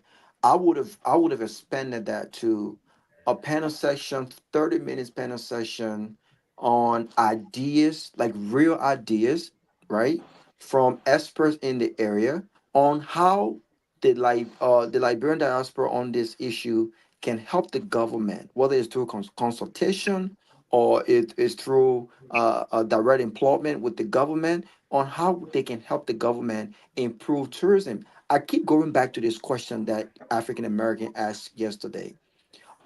In encouraging the diaspora, not just Liberians, but Black Americans to return to Liberia, are you going to do what the Ghanaians did with the Yale return? The reason why the Ghanaian did the Yale return, the reason why the government supported the tourism folks in Ghana was because at the Yale return, it was an opportunity to really give a better understanding to prospective permanent resident holders and folks who were applying for Ghanaian citizenship the massive opportunity in Ghana, the ability to build house, to own a land and build house, the ability to invest in the realtor industry. All of these things were important. But beyond that was also to show that Ghana also had the ability to host these very humongous events that were very successful. That, you know what, we may not be at the level of the Europeans, but we have quality hotels that can host all of these five superstars. I mean, you will not believe how many superstars were in Ghana, and they had hospitality suites for executive suites for almost all of them. So that was a testament to how far Ghanaian hospitality has come. We can't do that in Liberia by only congregating restaurant owners and club owners. You need the true expertise on board to do that. So to Johnny's point, all of these key areas already in the president's agenda, their rest agenda, whether it's education, is roads, is tourism, Agriculture. security, agriculture. You reach Yeah. out to diaspora Liberians who have expertise in these different areas, whether it's finance or whatever. You bring them together and we have a substantive conversations around top 3 ideas, never heard of idea, one of which I just mentioned, never heard of ideas that are feasible, that are realistic, and they are cost effective. This is not going to cost the government this amount of money, because a lot of things don't get done in Liberia by the government, right? Because they think these ideas are too big, and and the government has competing priorities where they cannot invest this much money in this particular idea. But that's why you need expertise. You say, listen, I can guarantee the government right now, if we decided to put this and make this a system, this is how we go about it. This is how much it's going to cost the government. This is not going to cost the government anything. We get the involvement of all of these businesses on board. This is what we need. It's also an opportunity for the government to say, listen, who are those around us right now that are advising us? You have an ambassador at large on tourism. What is that ambassador's responsibilities? What is he doing? What is he doing? Because if that ambassador or anyone who advises the president on tourism, even from the ministry perspective, they would have met with the president. I would have met with the president. I would have consulted the president and told the Mr. President, this is what I think needs to be done. But they should have come with proposals. Come with proposals, put the proposals on the floor, let those proposals be discussed, and we go from there. That's what they should have done. That's what they should have done. So, And it wasn't done. Yeah. Robert, if I can just come in, guys. All right. So I'm looking at the website here of the conference. I was just reading as Robert was talking. Okay. Choo-choo, man. The first issue I find, like I said, they tried to make this conference about everything. Okay. And it became about nothing. On the website, they say It's a landmark event brought together policymakers, community leaders, investors, scholars, and citizens from every corner. Who were the scholars at that conference? Hey, my You man, guys over there. to the high people, every diverse. No, but I'm looking. I want to know the name. That hold on. Hang on. You guys get routed up when people just ask a simple question, right? What you do? I mean, you think what? You gotta hold on. Listen, the intent of this conference was not basically to bring a scholar or all those things, and that was not the intent. But that's what it said here on the website. Most often, listen. Most often, you don't just necessarily have to criticize everything to do. It's sometimes this is not a criticism. This is a quite constructive question. No, to come and say they didn't bring scholar, it was no. I didn't say that. Ask who were the scholars. It was not a scholarly conference. But okay, it wasn't a scholarly conference. It was a conference just for idiots. Okay, who were the people who were speaking on these things that they talk about? Because they said here they wanted to talk about investment, they wanted to talk about education, they wanted to talk about reconciliation. Let me hold you. Right? Those are in healthcare. Let me hold you there. You just said Jenna was issue of. I think you have to retract that statement. That is not only nonsensical and unacceptable. But to refer to those that called the conference and were called for idiots and other things, this conference was called for. It's a national initiative here. And this process, time to time, we have to engage in having conversation, national conversation as to how the country is going to forge ahead. And if we have certain myopic elements that would give description of people in the kind of a sudden manner, the country is going nowhere. No, but people wait. But let me ask a question. He read from the website and said, the website says scholarly people. Then he asked, who were those scholarly people on the ground? You guys had a problem with that. Then he asked, who were the scholars there? No. Yeah, but I mean, the question he asked. So then, so now, and instead of no, and you said the program is not scholarly program. I saw Professor June Mason. They had Dr. Smith. I mean, had terrible that man. The intent. I said to you, but you say that the intent. You see, Somali, we need to call up on this thing here when you be jealous. When you're talking about like brand financial people, you'll be talking about wasting topic. Those people are dinosaurs. Okay, they can't listen to me. We talking about June Mason and you talking about wasting topic. When the people that were doing finance, they were not even spreadsheet. Okay. Listen.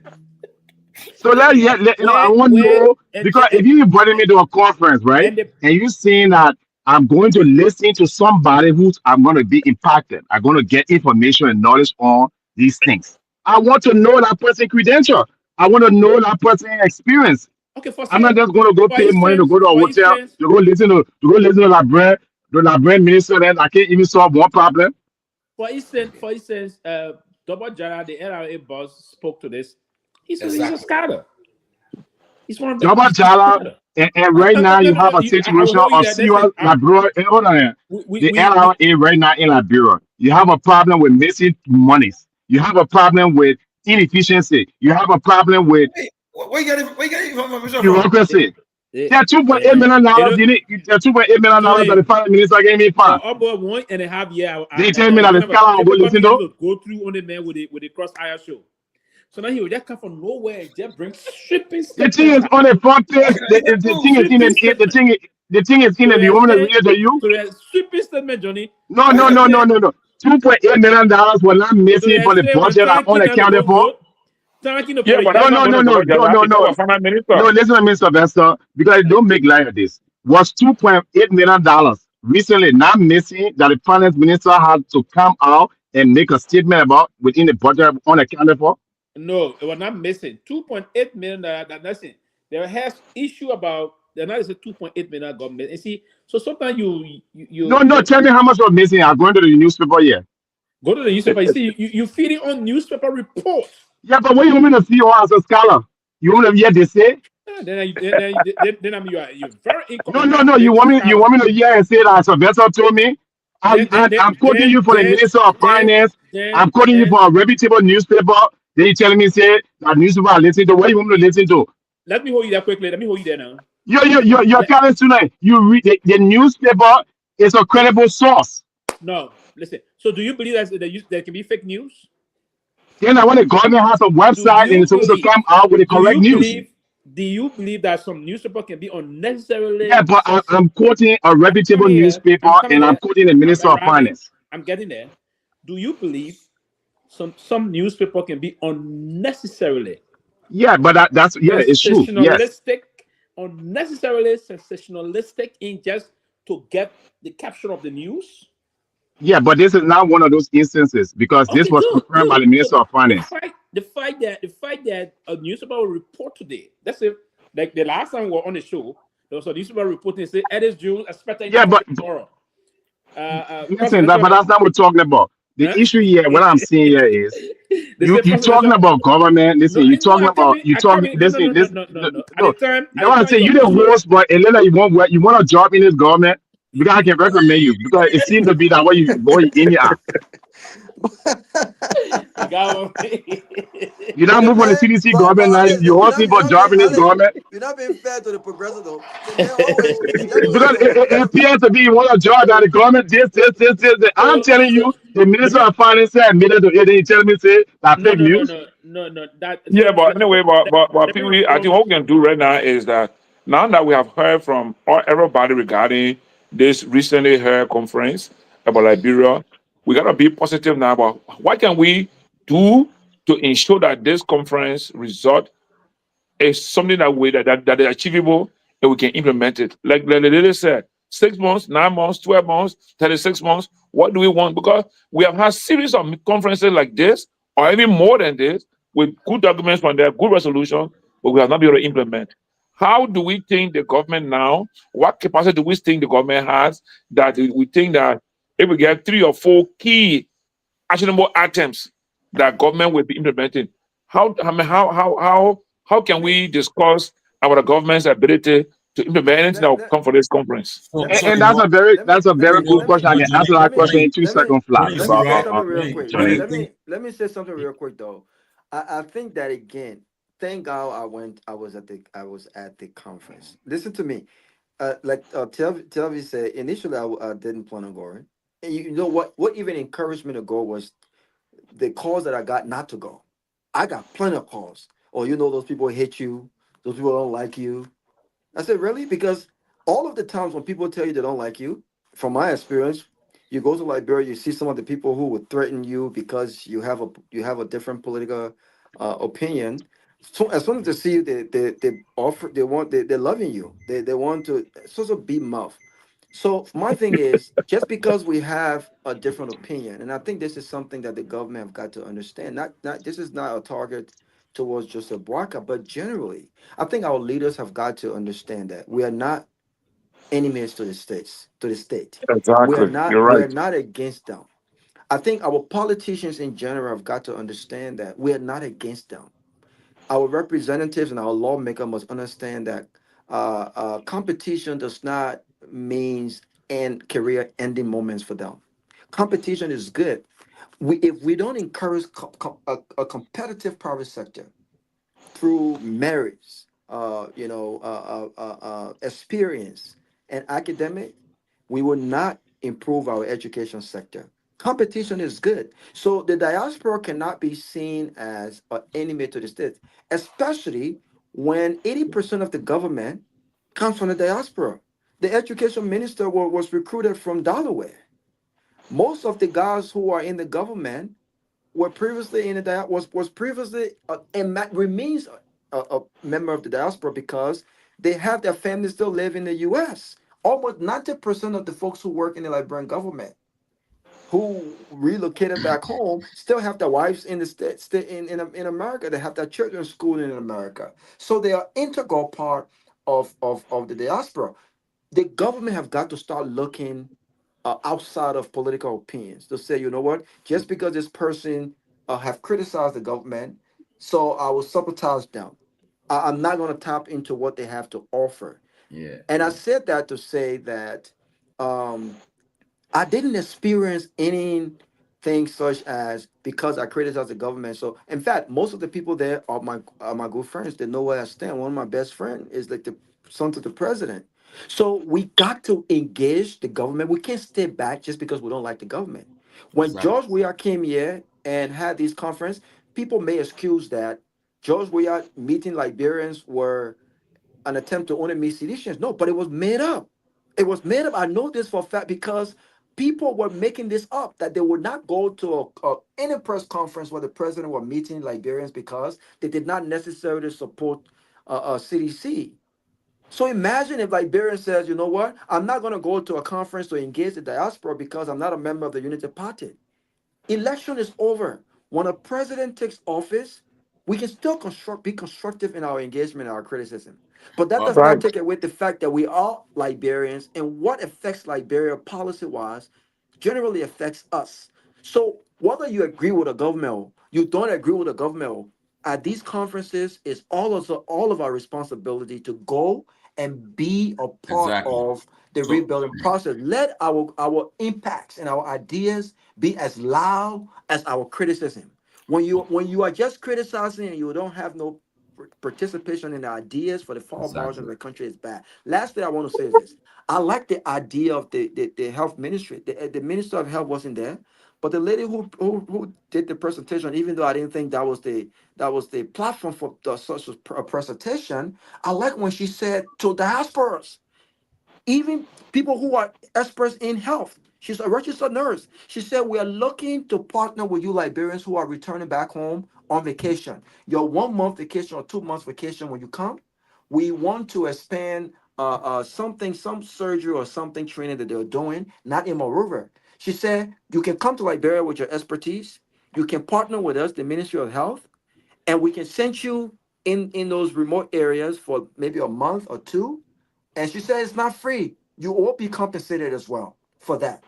So when we talk about proposals, right, and what impact or what contribution diaspora can make, the government must come to the table with proposals to say, here are our proposals, not in speeches. Speeches are good, but put those in document, put those in even the commissioner announcement the president did, Tomalin, I expected that to be a proposal where we can brainstorm. What Because who's gonna make those what he said, commissions? I mean, he said he submitted to the legislature for the approval, but in the meantime, let me just say this, You right? know? It's good that our guest on Wednesday, he one of the facilitators at the conference. I think his session, not because he's my friend or our friend, but I think he did a very good presentation. His Who? session, Leo like Belly Nupolu Johnson, Leo Johnson. Oh the yeah, guy Leo who's Johnson, the Leo head of Johnson. the But Leo Johnson did not do a Liberian presentation. Leo Liberian Learning Johnson, Center. It was Leo Johnson did not do a presentation though. no. I mean, Leo. He's paired with one of the group, one of The panel the special discussion. The panel panel discussion. discussion. But Yeah. I mean, I think I love what he did. In fact, it was a good presentation that I mean, but he'll be our guest on Wednesday, and I'm sure we'll be able to have more engagement about this about the conference. I hope everybody can come on Wednesday. He will be able to provide a lot of stuff. What I learned while we're having on the sidelines is that up to today, do you guys know that we don't have no data on the Zogos in our country? None. And Leo said was discussing. He said his group went throughout the country. I think only two counties they couldn't reach. I think it was Grand Crew and River G. They couldn't reach the county, but they went throughout looking for some data or so. He said before he even opened his library, the department center, he had to provide data to convince the donors to provide the funds. They had to provide something. They had nothing to do, no information to get. A lady was asking, Kehleboe, in a discussion, asking about the data about the Zogo and things, one legis, nothing there. So look, it will be a good thing. He will come and share some information, some very valuable information with us, and we can really discuss it. Look, like And look at this guy. the Tomorrow, Robert not to said, cut you right? off. Tomorrow, not to cut you off your comment, but look at something that happened to the press conference, and I almost lost my mind when I said get to the point. And that was Leo's, and I'll bring that up when Leo come on. That was one of Leo's panel, the guy from Digalabash. No, I think he's a rice importer. They Yeah, brought him up there to talk about about rice Lorenzo importation. Bar. Lorenzo. And then he took man, mind you, they gave him everyone 1 minute. This guy took 1 minute. Leo asked a specific question. He took the first 1 minute to talk about the president. Thank you, Mr. President. Ass kissing. Ass kissing. Thank you, Mr. President. Since you took over the government, that's not the question to ask you. Get to the point. So these conferences are not conferences to thank the president. No, we don't care about that. Talk about the issues. Let's discuss the issue. Let's dialogue the issue. Let's brainstorm the issue. All of this merrymaking with the president and all of this nonsense, but that's not what these conferences are about. They're not. It's less about the president and it's more about how can the diaspora and the government connect and partner for the fire margin of our country, not to be ass kissing. Oh, Mr. President, you're a wonderful president. If the president was so much of a wonderful president, the president will not be here talking about some of these challenges that investors in the diaspora are facing. No. So when we get to this press conference, it's not for partisans and political pundits to press-sync the president or press-sync the leader. I saw people in the parking lot trying to meet with the finance minister, take picture with the finance minister. Hey, this is not what these conferences are about, my friend. No, but not no, about. Raul, you always have people on a serious note sharing their own. Listen, Robert. But you see, those are the idiots I'm talking about. Because that's the purpose of going there. Those are the idiots. When somebody took Robert, the president asked me to say, no, it's okay to take picture, right? What I'm saying is this. You remember when they did the breakout session? Did you speak to the finance minister?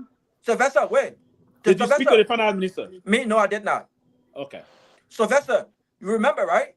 To remember, I'm not saying picture taking are not good, right? When we go for like the after parties and things like that, when it's time to really interact, that's fine. What I'm talking about is this: there were people in the lobby after we did the breakout session.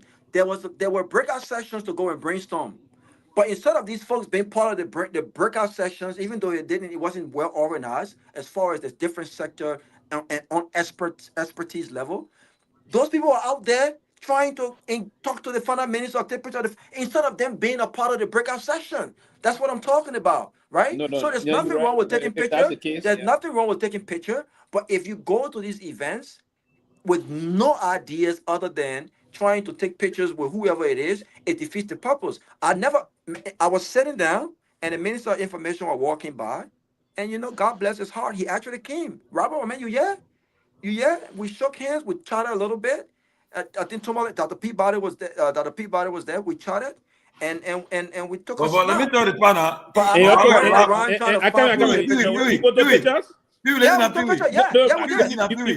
Before you come in, too many quick. When Robert arrived on Friday night, Robert entered the club. Robert, the man put it on fire. Robert, So that's what I'm talking about. Yeah, back to my point. You took photo with the information minister? Yeah, we tried it. Let's forget about the photo up there, man. Please, I beg you. It also defeats the purpose of those that took picture with. No. What I'm saying is, after we chatted, what I'm saying is, I was sitting.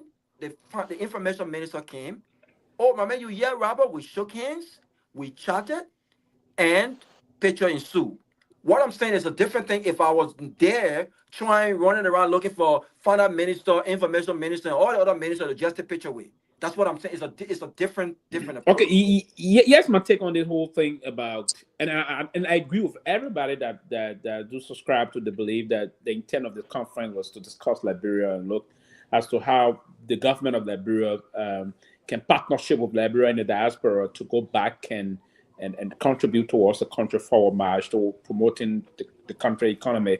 Liberia play a tremendous role moving forward in terms of remittance, in terms of personal investment and other things. Every Liberia, even before we came to be part of the diaspora community, some of us, there were people here back in the years contributed a lot towards the country.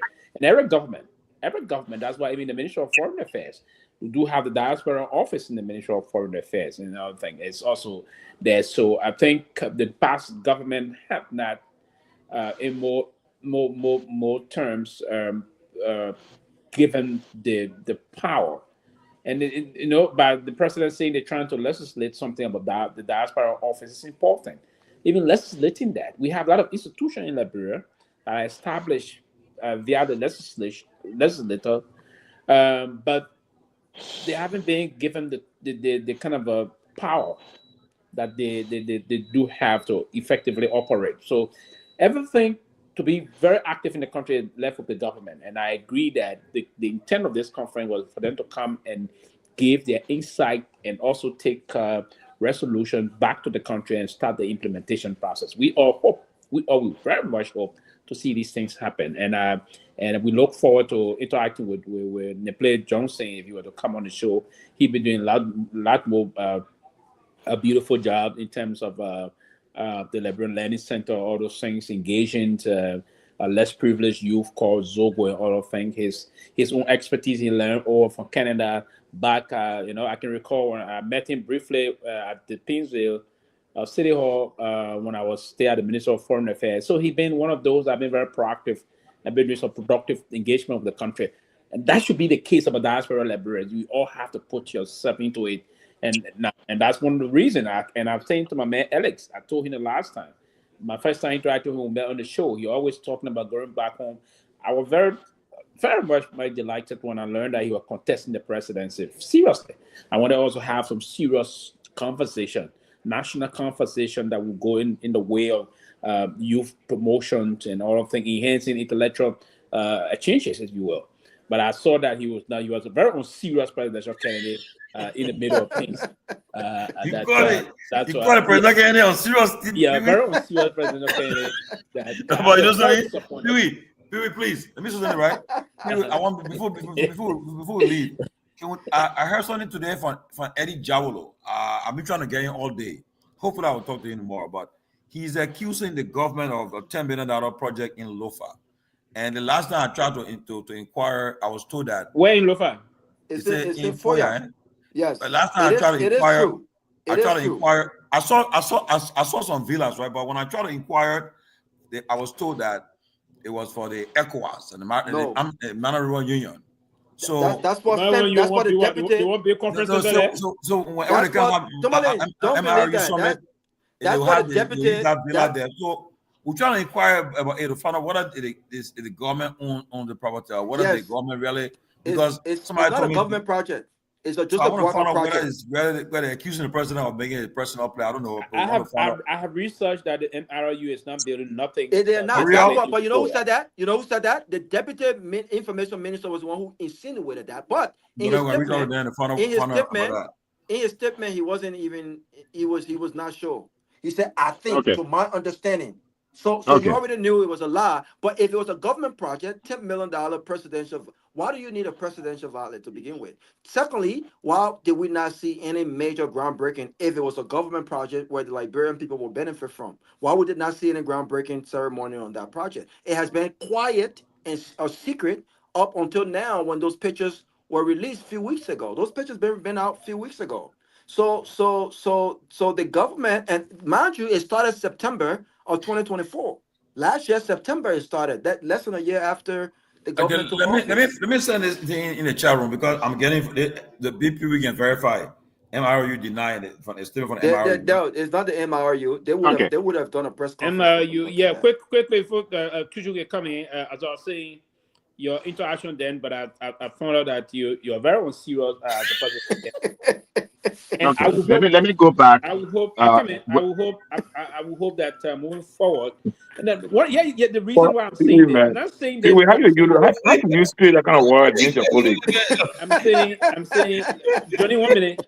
The reason why I'm saying that you're very that's serious. You're getting all the time. You're getting all the time. I'm not going to interrupt you. So when I can't start talking, you don't say interrupt me. So go ahead. You thought that will meet you.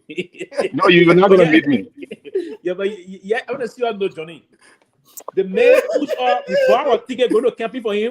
I told him that I got my ticket. Won't go in that, bro. I saw the man in Des Moines. The man smoking boom. Who that?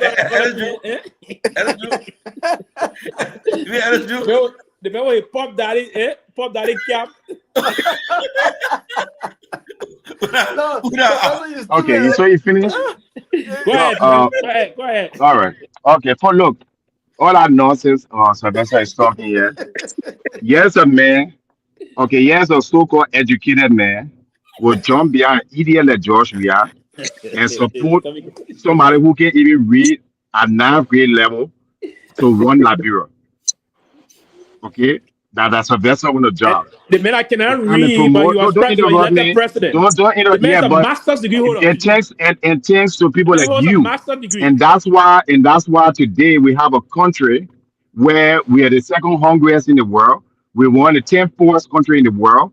There are kids that are supposed to be in school on the streets. While you sitting out here, your children in America, they're going to school, they're eating every day because this is a joke for you. But for some of us, it's not. Okay? For some of you, that your job, we have people now, you see, you won't go to Unity Party, and you're taking Liberian people for a joke. Okay? You're like political prostitutes. Let me say that for the record. You keep interrupting me. Let me say that. So I'm not interrupting you. I think your George we are your people like George we are the unserious people. Hold on, okay? I'm not interrupting you. I will give you a time. Let me say this for the record. I said this to you, and I will say this moving forward. I don't want, and we're gonna move to the debate. We're gonna have the political issue running. We're gonna set a standard to do some personal evaluation moving forward. I don't want a job from this government. If I were to be, you got a job from the last government. I don't want a job from this government. Yeah, but you had a job in the last government. Now you did nothing. I got a job from the last government. And what you accomplished? You stole money. You stole the Liberian people money. Borrow $1 billion. Built 47 unit house for George we are for the Liberian people. And are you a part of that? And you want to sit here today and criticize a distinguished Liberian like me? I haven't stolen a dime for Liberia. All I've done for Liberia is giving my service. Listen to me. It's my service and that's my right. And that is my right. I have the right to choose what I do, where I go, where I don't want to go, what I want to do. Then I'm not a public official. Why are you mobilize us to join you? I did not mobilize you because I would know better to mobilize somebody like you. I would know better. So let's take to the conference. My take on the conference. No, you see that what I'm saying? No, he's not. Like I say, he just embarrassing himself. He just embarrassing himself to know that what he's about. These people are not serious about Liberia. For them, it's a job opportunity and to go to Liberia, jump behind idiot people and enrich themselves. And that's what I hear today when people are talking about bringing solutions to the country. They don't like the idea. Thank you, Juju. We'll go to Johnny. Thank you, Juju. I'm not. I was just addressing you. Let me just say something about the conference that will depart. Like I said, in conclusion, Liberia has had a lot of conferences. We just had an investment conference, I think, with Mandela in July. Where is the outcome of that conference? Where's the impact of it? Yeah, at the ministerial complex.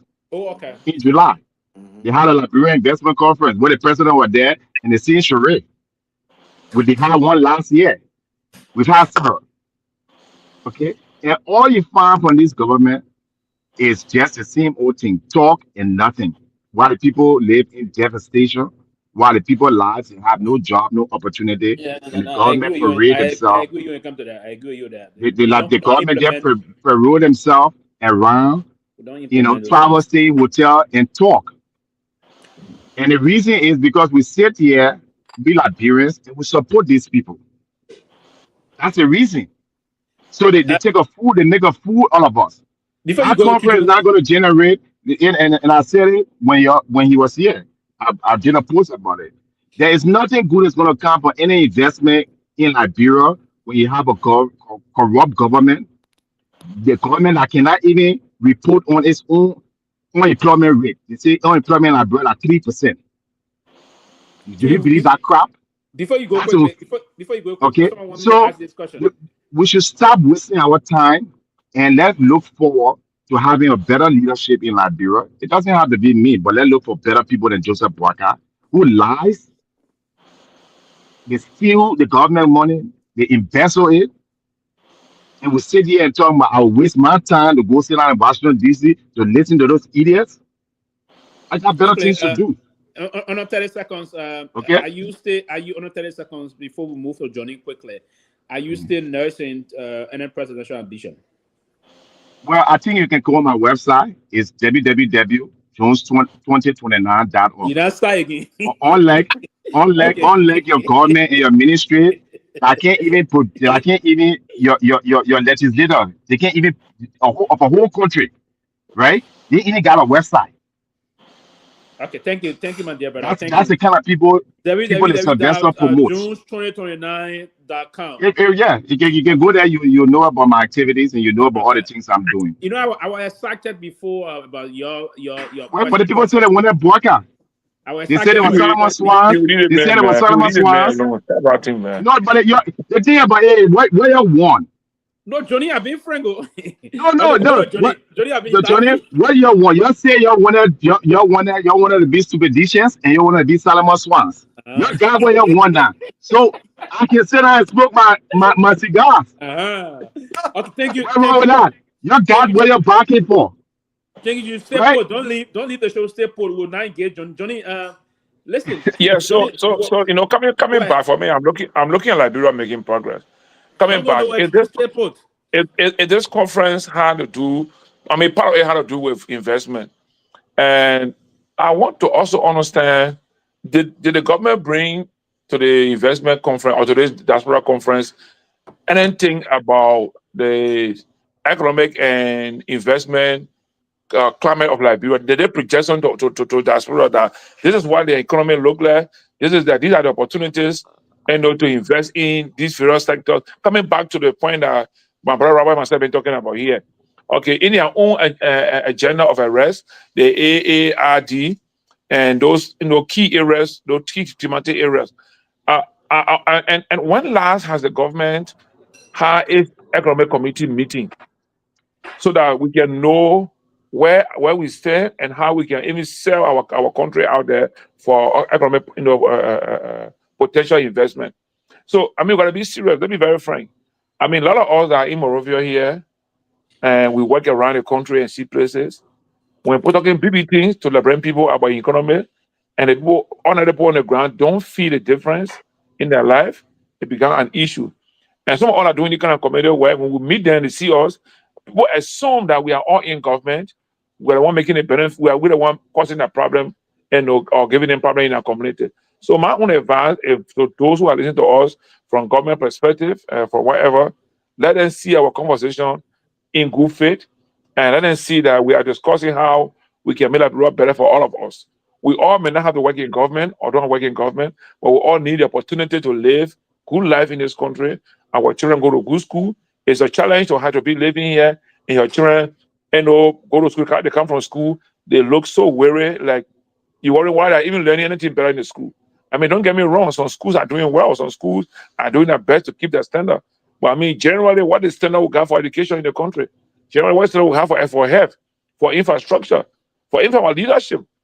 So like, bro, we need to elevate our standard in terms of what we want to be and what we want to like, bro, going forward. So let me say thank you, Tomalin. And Tomalin, I would like for you to also tell me or share with me the whole 2 or 3 days activity, the souvenir, so to speak, or the program sheet. Let me say, I want to know what happened day 1, day 2, day 3. What did they discuss? If you got a copy of all their presentations, can you please share with us in the chat room or share with me? For me, I'd like to have it so that I can read more and be more informed about the government position in our conference. I will make sure somebody bring it to you. Somebody leaving for Liberia on Friday. I'll make sure they take it to you. Yeah, Somebody we have it close. We also have. Look, I will make sure also he'll get it electronically. Okay, thank you. That's what I want. Yes, electronic version of it, so you can download. Hey, I need to that. You can get it electronically. So let me say now. So this morning, other thing I will send it to you. This morning, the executive, because you were talking earlier about. All right, I will do it. And Johnny, you're talking about journalist business, right? This morning, executive management reached out or they said, "Oh, the president having a press conference." So I told them, I said, "No, we're not journalists." I said, "We're not journalists. We can't go pretend like being a journalist or be saying how to ask questions." And number 2, we made it clear yesterday that look, we got to come back to our respective homes. We live out of the Washington area. If we couldn't get what we requested, we won't be able to do it. So this morning they start calling. I said, no, we cannot come because we all left. I mean, I live in Pennsylvania. I live 3 hours drive. I come and drive there. I gotta go to work. I mean, I work from home today, but it doesn't matter. But at the same time too, was like we couldn't do it. So I said the best we can do for us if we're in Liberia in November or so, but to say we want to sit down. I want to things about sitting down. It's not about going to ask a question. And I can have foreign go there, young boys you can get. That somebody told me yesterday, they said, oh, I said, I'm going to ask a question in the kind of chaotic situation. What good do you do? I changed the cover of good when I chaotic. No, I mean at the town hall, right? Because some people there, no, I mean, come on now. You not get oxygen to no, but let me tell you now, but let me tell you something, and Chuchu, when I arrived, this is me or Chuchu, when I arrived at the town hall, the Deputy Minister for Public Affairs, Kehleboe, he sent me to the VIP, the security. You're a member of the media. You run the largest media program. Why would you? He said, get it, man. I saw somewhere where I could see the president within 3 feet from me, which was good. But we're not journalists. We talk show hosts, so we'll do. Yeah, but why did he invite you earlier? This is a government. This is a president. If he wanted to sit down with you guys, why is office denying reach out to you earlier? We request and say, okay, we'll write a letter, see what to do. But then I saw people. Robert was saying one thing you don't do to yourself, don't go places. Yeah, be running behind people. No, don't do that. No, you don't never sit down do that. and people recognize you. And the good thing about us, and maybe one day, if you're regular, somebody see you, someone will say, oh, I know this guy. Like, for instance, what we noticed during the whole weekend, when you're walking somewhere, and you get somebody will say, around Garguah there, right? In around Garguah there. Yeah, because they're asking the one that the person, yeah. But Tomalin, John, to Tomalin's point, a lot of people that I know on social media that I've never met personally, but or we've had conversations that have not met me in person. If I show you my inbox, people have said when I posted the pictures that I was there, people said I knew it was you, but I wasn't sure, so I didn't want to approach. I knew it was you, but I wasn't sure, so I didn't want to approach. People do that all the time. Even in Liberia, when I'm in Liberia, people see me somewhere and be like, "Oh, Brabi, I knew it was you, but they play your air. I didn't want to embarrass." I said, "No, but always you can always come and say hello." So the Tomalin's point, sometimes they do that. Do you know my first time seeing Jackie was the weekend? I know Jackie. I didn't even recognize Jackie. I know Jackie. I brought Jackie on closing argument, right? But I have not met her in person. So when I met her at a conference, okay. I mean, even this young guy, I the guy on Spoon, Monday. Yeah, I met him during this conference too, and we all had breakfast together yesterday. He said, "I said you have your differences, but at the end of the day, like for instance, okay, let me give you an example, right? Peabody and they don't saw Peabody first, so Peabody said, man said, yes, you let them hear it. Hi, so Peabody said, oh." The man, that's it, buddy. You be giving the man down on the show. The man but they don't get nobody out at beginning. So now you can take, you can add a small ball. So I when you hit that space, then you add by mistake. But what was his purpose for coming? He said like he waste our government money. No, but two of them cool. Let me friend, right? They're cool, but the idea. So they're cool. He shouldn't have shown them to show somebody that way, man. On Sunday morning, around what we did around 3 in the morning, we met and we all making fun about it, making fun about it. Look, and my people, look, guys, is look the people that when you on social media, the thing people can be doing, acting tough to each other, thing forget it. When they see each other, it's different. You saw Robert, I saw Robert, all the Fadiga. Who's trying to brother that? Who is that? That's he's not the one who was in the he's not the deputy. He the deputy. No, that wasn't him. Not him. That's not Hassan Fatiga. That's the Hassan. Okay. Yeah, okay. I thought he knows really. Yeah. Yeah, but so you meet people from class will be loaded over there too. But we met, we just interact with each other, talking, and they know you. When they see they know you, so. Yeah, but wait, too many, you got me a little bit feeling nervous now. So all the people you name, were they part of the president's UNGA conference? Yeah. And the thing is, wait, 1 minute, too many. The thing is this, right? We have to be serious too now about some things. So when you're making a foreign visit, people gotta be listed based on what specific duty they're gonna be performing there, what It they're doesn't going for. happen in Liberia. It doesn't happen in So then, Liberia. then you know, you make me feel like, I mean, the time I spent talking all the time today is just tells me that we're not ready. The Because people are there's not no serious sign of people. readiness. But let me be clear now. The government for them is the But piggy bank. Johnny, To listen your now. point, the president said that yesterday. You know what the president said? He said they No. brought plenty. I brought plenty of officials. No. Why you brought them? You know. Why you brought them? Right? The people key in different segments. Like for instance, the president key says it. I listen to the man. I come in people. I find it true. He keeps saying he said that as long as he's been out of the country, right? He keeps saying the 8th of September. Okay. He keep there. Do you know? And Raul, you see, we are trying to say we are going to do this. Absolutely. He said, no, I think he called himself when he said, but he called himself and he said, but it's for the right reason. Oh, so when it comes to you, it's for the right reason. That's what I'm telling you. The Kimi segment, right? The Kimi segment. Like for instance, the president came with a first group, but then the foreign minister came, and they came different. They came, like for instance, the president leaving. They came almost the same time. No, the president leaving. No, Gafan came when? In Gafan came when? No, but I told you the time Gafan coming. Yeah, okay, but then even the foreign minister too. She not came with the president. Gafan came a day. The foreign minister did not come with the president because the foreign minister delayed to have a meeting with the upcoming. I would say this with the Rwanda foreign minister. I was going to Liberia. Yeah, but they keep different time. So the delayed just a day. The next after that meeting, she was on a flight here with her delegation to. But yeah, for the foreign minister says to be on the. Yeah, but even the point the senators and the representatives, they came on their own different time. I saw the guy on the Farah and the president came on at the same time. Yeah, he came the president, but I saw the guy too for your country. Momo Saros, right? Yeah, I saw him there. He was there too, but I saw. Let me close, guys. I gotta go, please. I said Cyrus. Yeah, go ahead, I'll close. But to Tomalin's Chuchu point, you know, the president has been out of the country for a very long time. He came on the 8th, and many people have asked, why did the president come a week before the UNGA? I mean, I don't understand why he came. But if this was George Weah, and now I recognize that the engagement is good.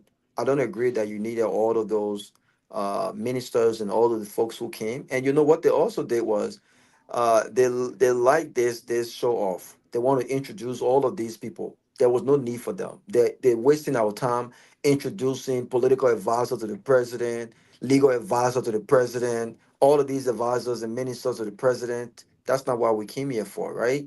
But he's been here since the 8th. And to be honest, a lot of the folks that were in that hall were part of his government. And, you know, I personally, maybe it's just me, right, Johnny, but when I'm in an area, I'm sitting my seat. You would not, I would engage, but you're not going to see me running behind people that are considered, especially if I don't know you personally, that I consider the so-called government official, top government official. No, that's not my MO. I will sit my butt down. Okay. I saw an instance where we were sitting in one of the breakout sessions at the bar, and the the Senate pro tempore came and passed. Someone was speaking to her. She spoke to them while she was walking by.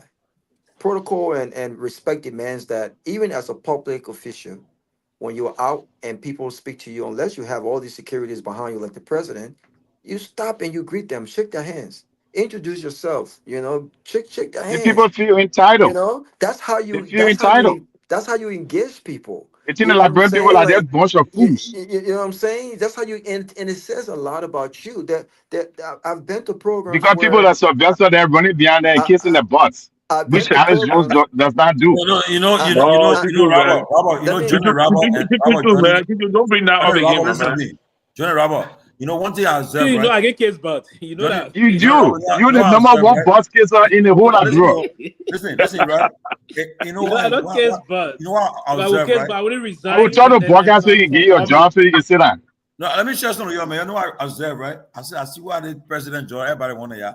Man, look. When the Secret Service were coming, I said, correct. The probably had 6 Secret Service with him, man. I said, what? two He's guys. on American soil. Yeah. But what was also I said, but and then yesterday, right? Yesterday, when after the papa the president was leaving, one lady, I think she knows the first lady. She touched the woman. They did. Like, put a hug. The men told him, and the woman said, "What? Yeah. People don't joke here." But apart from that, though, anything happened to the president, we put abuse.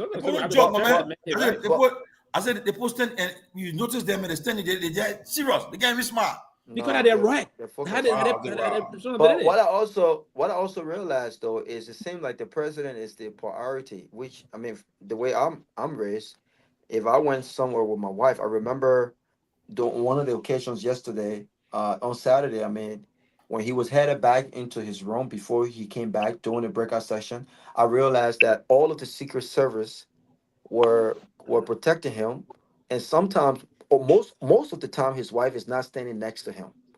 And my thing is, I don't care who I am, and I don't care where I'm at. My wife is going to be in front of me. No, she had two persons with her, because from yesterday, what I noticed too at the town hall, when you were leaving, she was behind, right? And I saw this guy. I noticed the guy behind her, the white guy. So when a lady want to go hug up, touch her hold, the guy knocked it, put it. But my wife, the protection curry will cover the both of them. Cover both. That is right. So my wife. Yeah. So there's no need for the president to be in front while my wife is behind. My wife has to be in front of me. Oh, you're gonna be behind everybody. Sit down. No. Raul, that is a different thing. Yeah, Raul.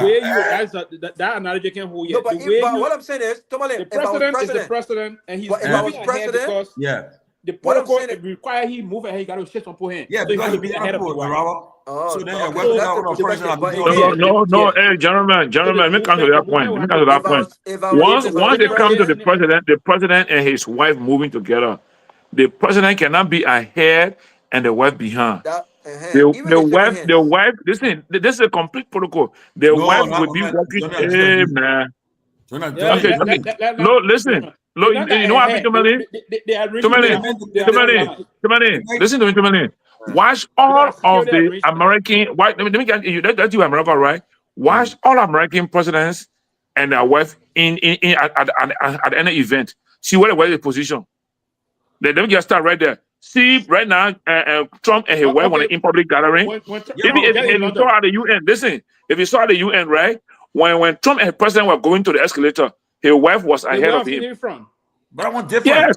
Listen, but they're not different. The wife cannot be distant from you from behind. But Johnny, you gotta understand. Johnny, you gotta let me make this point. Johnny, you gotta understand. One guy is a countryman, and in like bro, countrymen they do respect that woman. The women they gotta be behind them. Hey, Alice. Okay, that is reality. Okay, hey, Alice. But that's true. La brave countrymen they respect the women. Alice, stop, man. Listen, is that not true? Let me close. I will close. Let me close. No, Garguah, let's be real. Is that not true? I'm not gonna. No, Alice, I don't agree with that. But you know that's true. That's not the issue there. I'm just saying the protocol part of it is that the wife should be right.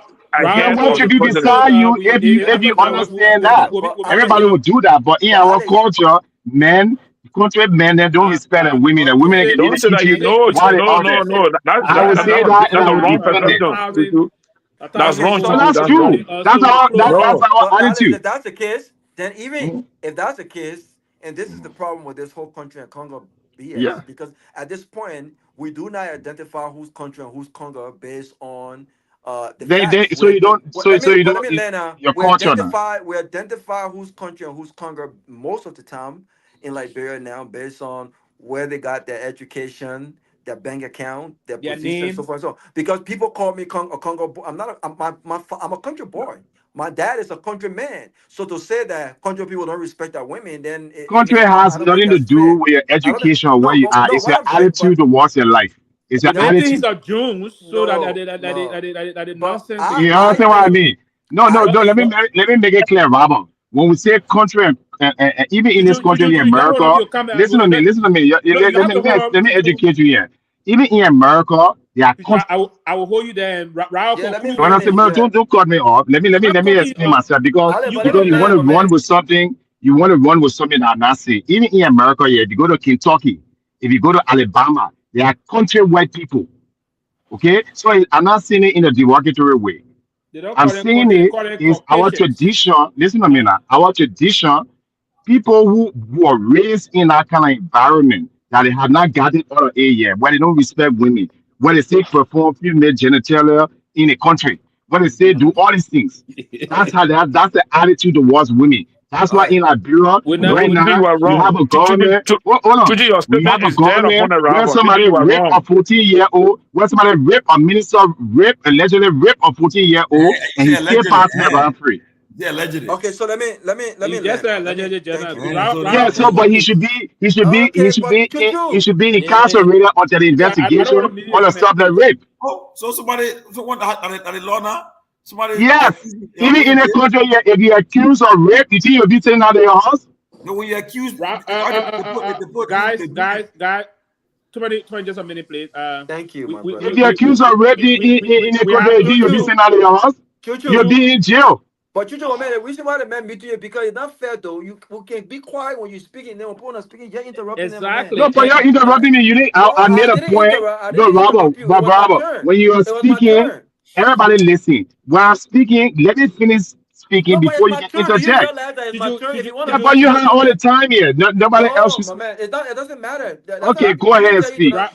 Yeah, but Go ahead Chuchu, we and didn't tell speak. you. Please We didn't tell you conclude. to not come on every day. You have access to the link. Get No, it but all I at don't need to once. come about here now. What I'm saying, Okay, you but go since ahead you're and on here speak. now, But so don't allow interrupt me while I'm speaking, allow and us No then one to. gonna misconstrue what interrupt I'm you. saying. No one gonna interrupt you, Chuchu, but you the have to problem listen. is Rob, go it ahead, wasn't please. your Go ahead. turn.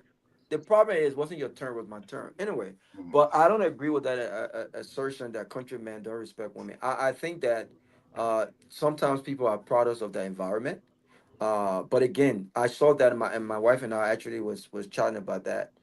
Because we both saw that. It seemed like the Secret Service yesterday had the president, even when he was entering, the first lady was behind him few feet. Yes, she had people walk behind her. But again, where I'm at, I don't care what my position is. If my wife is with me, best believe, even if I'm shaking hands, she's gonna be in front of right in the side on the side of him because I need to make sure she's not shaking the wrong hands either. So That was security there for Robert. That was the she security got to there be in to make sure front of that me. it was But that but the job. Okay. also I think that the conference overall, I think I don't want to brush or bring a broad brush on it to say it was negative. No, I think there were some good things, and I would like to give Dr. Don some credit. I think that these reflections are constructive, and I'm hoping that they will do the right thing. Not everyone needs government job in Liberia. I don't have to go back home to work. Government cannot afford, and the president mentioned that government cannot afford everyone. I'm not willing to take a pay cut to work in government. I'm not willing to make the sacrifice right now. But what the government can also do and tapping into the expertise of diaspora Liberians is through consultation. Consultation works is very important. People have the blueprint. People have documentations. And if businesses are doing it, even in this country, people go to 1 month training programs and they go and train company employees, and it worked, right? They do virtual events, and it works. And so I'm hoping that they can take this stuff and build on it. Get away from political enemyship. Not everyone who criticizes the government don't want the government to succeed. I think we see that happen a lot, and it was great seeing all those people. I saw my uncle Jew missing, but to be honest, if I didn't know Sylvester Pewee, Sylvester Pewee and I have not met, but if we met, I'm sure it will be a glorious time. But I'm just one of those guys who don't like to be seen as a groupie. There's no one more important than me. That's my mindset. So if I walk into a room, you'll not see me standing next to the finance minister only to take pictures with the finance minister, only to connect. I overheard someone asking another guy, "Is there anyone here you want me to connect you with?" Connections are good. Yeah, network. I think the guy was from Sweden. Networking are good. Networking is good. It's always good. But again, the way in which you go about networking can sustain for long term, or it can just be a momentary kind of thing. And so that's just that. Like I said, the president pro tem. When you're a public figure, you have to appreciate the fact that people want Exactly. to shake your I hands. agree. You have to appreciate the fact that people know you. People want to connect with you, and you have to be humble. Don't see yourself as better than, right? You do security, that's fine. We all know that. You have to be smart, but you have to be humble. You have to be humble. There are people that I can interact with. I know they won't be able to sit in the same rooms that I enter, but it doesn't make me better than them. So if I went out there, I gotta be humble. I gotta shake people's hands, And interact with Robert, I people, agree with you. You know, and that's look, how it should be. I went to something on Friday. I know on Friday, I'm trying having a press, to the press. One girl from one black girl, the girl, John told her, she must shut up. She said, he said, you obnoxious. She said, I'm not. They were going back and forth. He said, I will not call you up. She was still throwing a question. I mean, she was, but, and for one thing, I'm not a big fan of the guy, but the guy, he had press conference almost every day. Our public officials, and for what reason they run from press to even engage? There you go. Because they are country people. There you I go. remember They use the power. when people were interviewing the foreign minister, Okay. the president, political advisor of Madara, she came in my ear. She said, "Because she was, everybody was like, the whole focus on the interview going. Everybody was watching, looking at it. She said, about who I said, the closing argument. She said, oh, are you guys? I mean, you see, because everybody was focused on it, and that's how it. But like the Robert, you said, right? I can't be running behind somebody and say, oh, I saw somebody yesterday, somebody in the lobby there, but it's the picture, everybody said, oh, who that person there? I want to be a person. You go to that phone. No, not me, man. No, yeah. But it was a great show, guys. It was a great show. Chuchu, great to see you, my brother. Sylvester, you did a great job, man. Thank you, Raul. So thank you, Thank you. Alice, Juju, I'll give you 30 seconds to wrap up. Okay. You know, I almost want to tell you where to shove it. On national TV. Before you wrap up, Alex, when are you going to run independent or through a party? I'm running as independent always. So when you plan to get on the ground to start your process? Well, my team is working. I mean, election is 2049. My team is working. Unlike, you know what I mean? You see, the thing is, running for office, if you want to do it right, you have to plan and you have to prepare.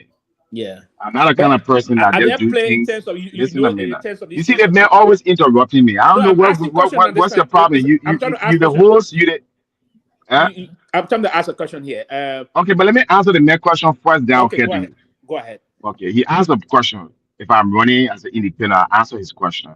And what I'm trying to educate him on is that this is a very big deal. It's something that requires a lot of time, a lot of logistics, a lot of resources, moving, relocating, all that kind of stuff. So it will take some time, but I'm doing my best to get things together. And when the time reaches, what happens will happen. What are your questions about stuff?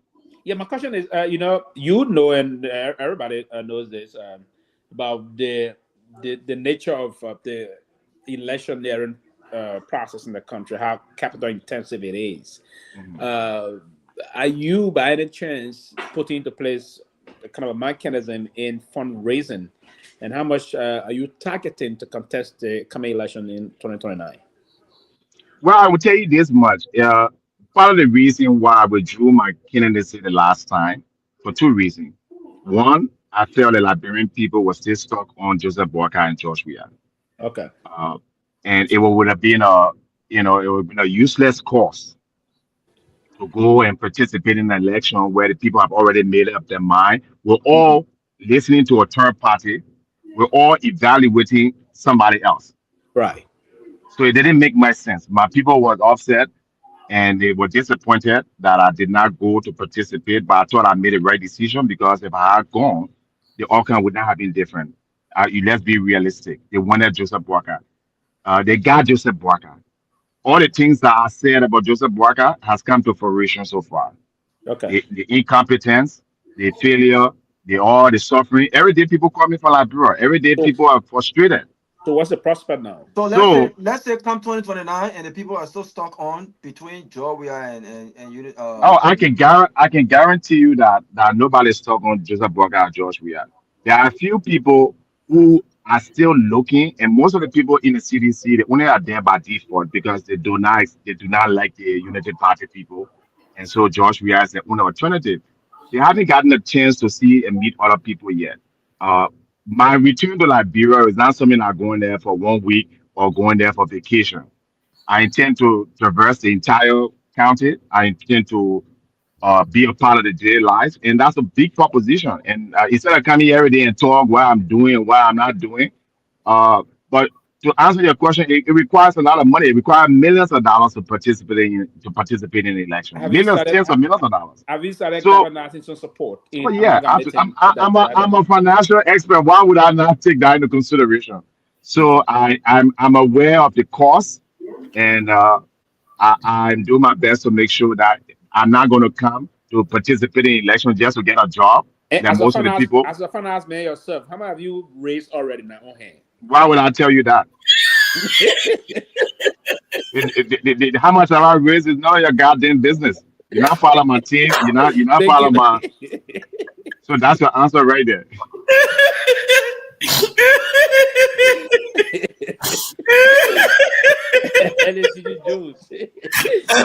It's none of his goddamn business. That's basically it. Okay, my man, Chuchu, I think we need to talk more about that. Thank you, Chuchu. Yeah. No, Johnny. I think very highly of you, Johnny. Keep the good work out. And he's a possible running middle. Anybody could be a running back. Johnny would be. Johnny is a very sound man. He's an educator. He has. He's done very well. I have a lot of tremendous respect for him, and a lot of people here on this platform, including you, Sylvester. But I just think your area of public policy is misplaced. You should go to the university. And help these children, impact some knowledge into them. You work in the last field government. All right. Your choices are all wrong. You jumping behind people you're more educated than. So my advice to you, I will give you a professorship. I will give you any assistance to go and teach and retire from politics. What? You have no more usefulness in politics. What? Okay. No, So, why I don't disagree with what you say.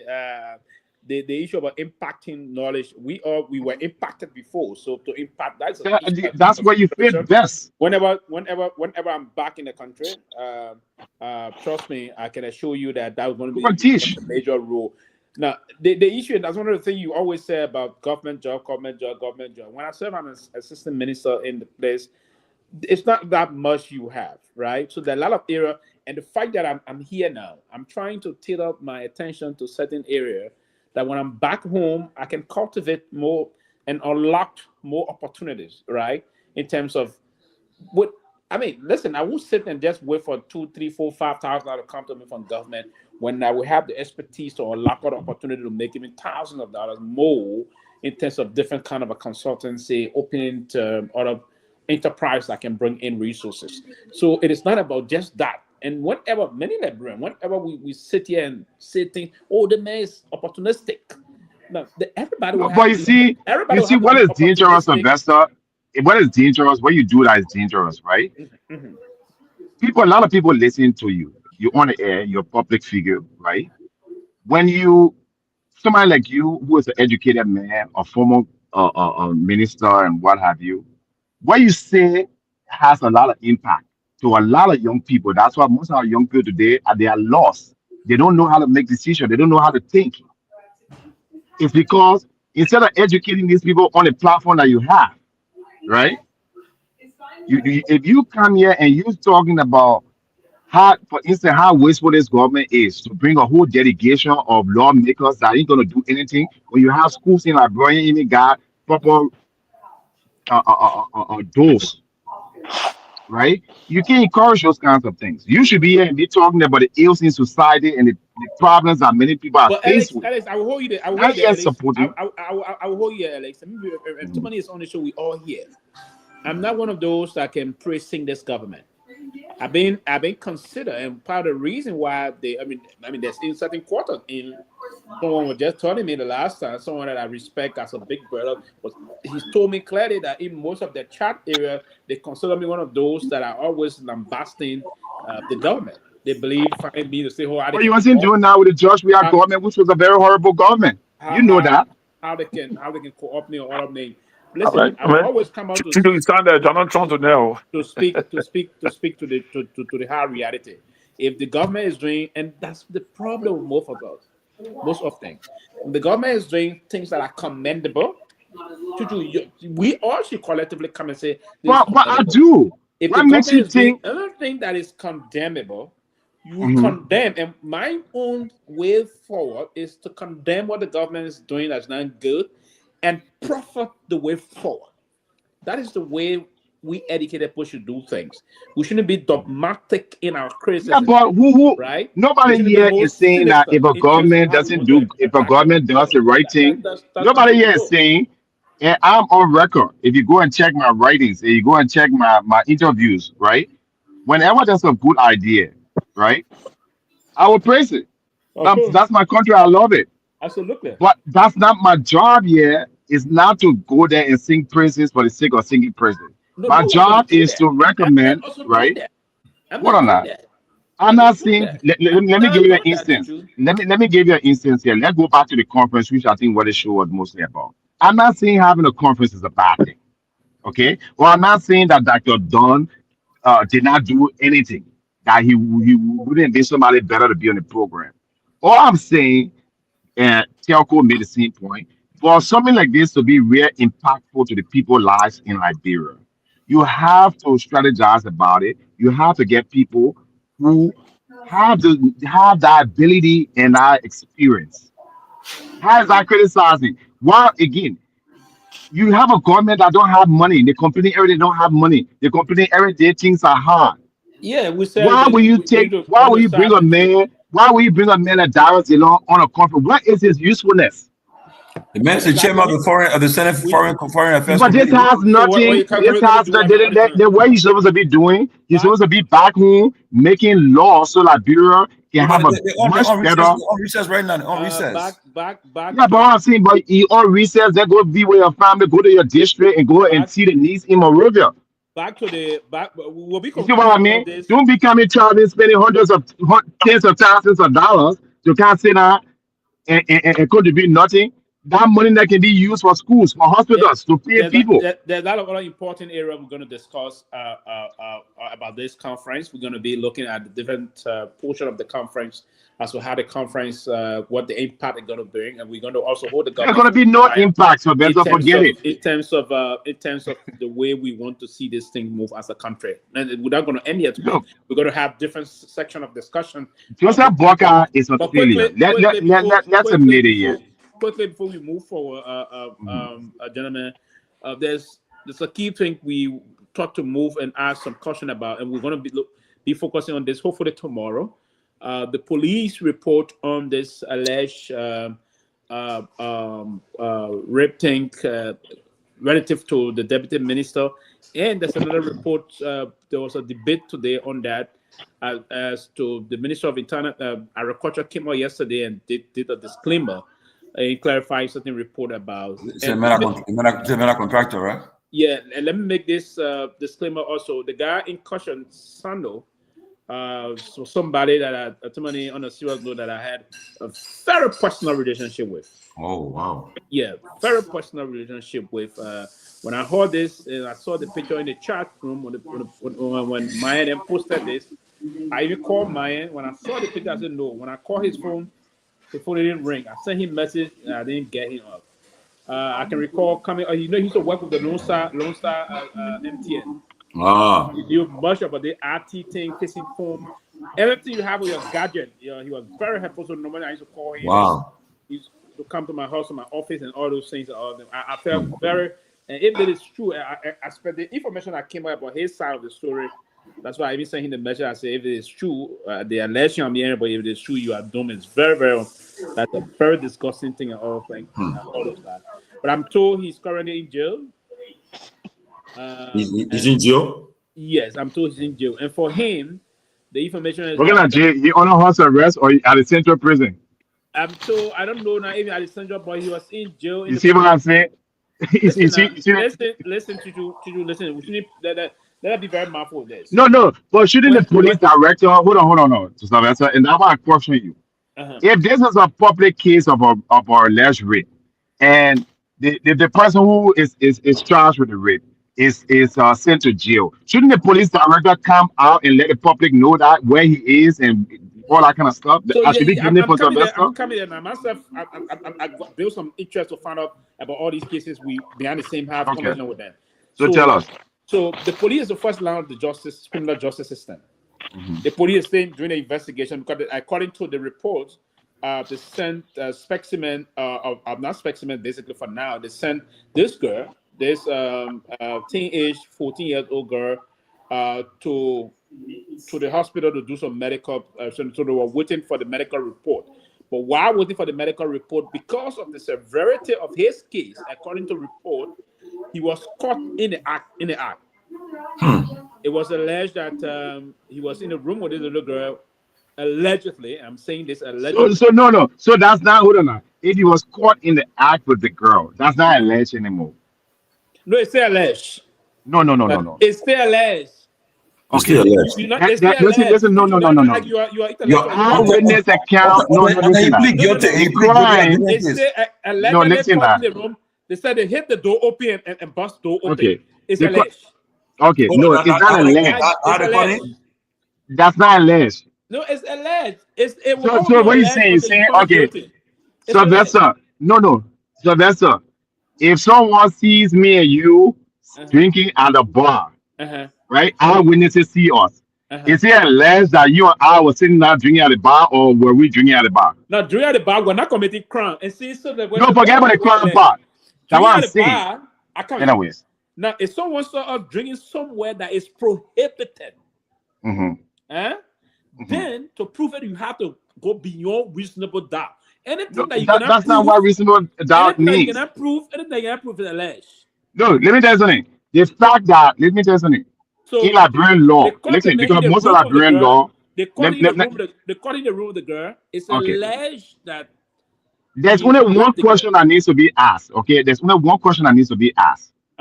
If this man had in a relationship, right, with this girl or this minor, you cannot even have a relationship with a minor. Listen, that's what I'm saying.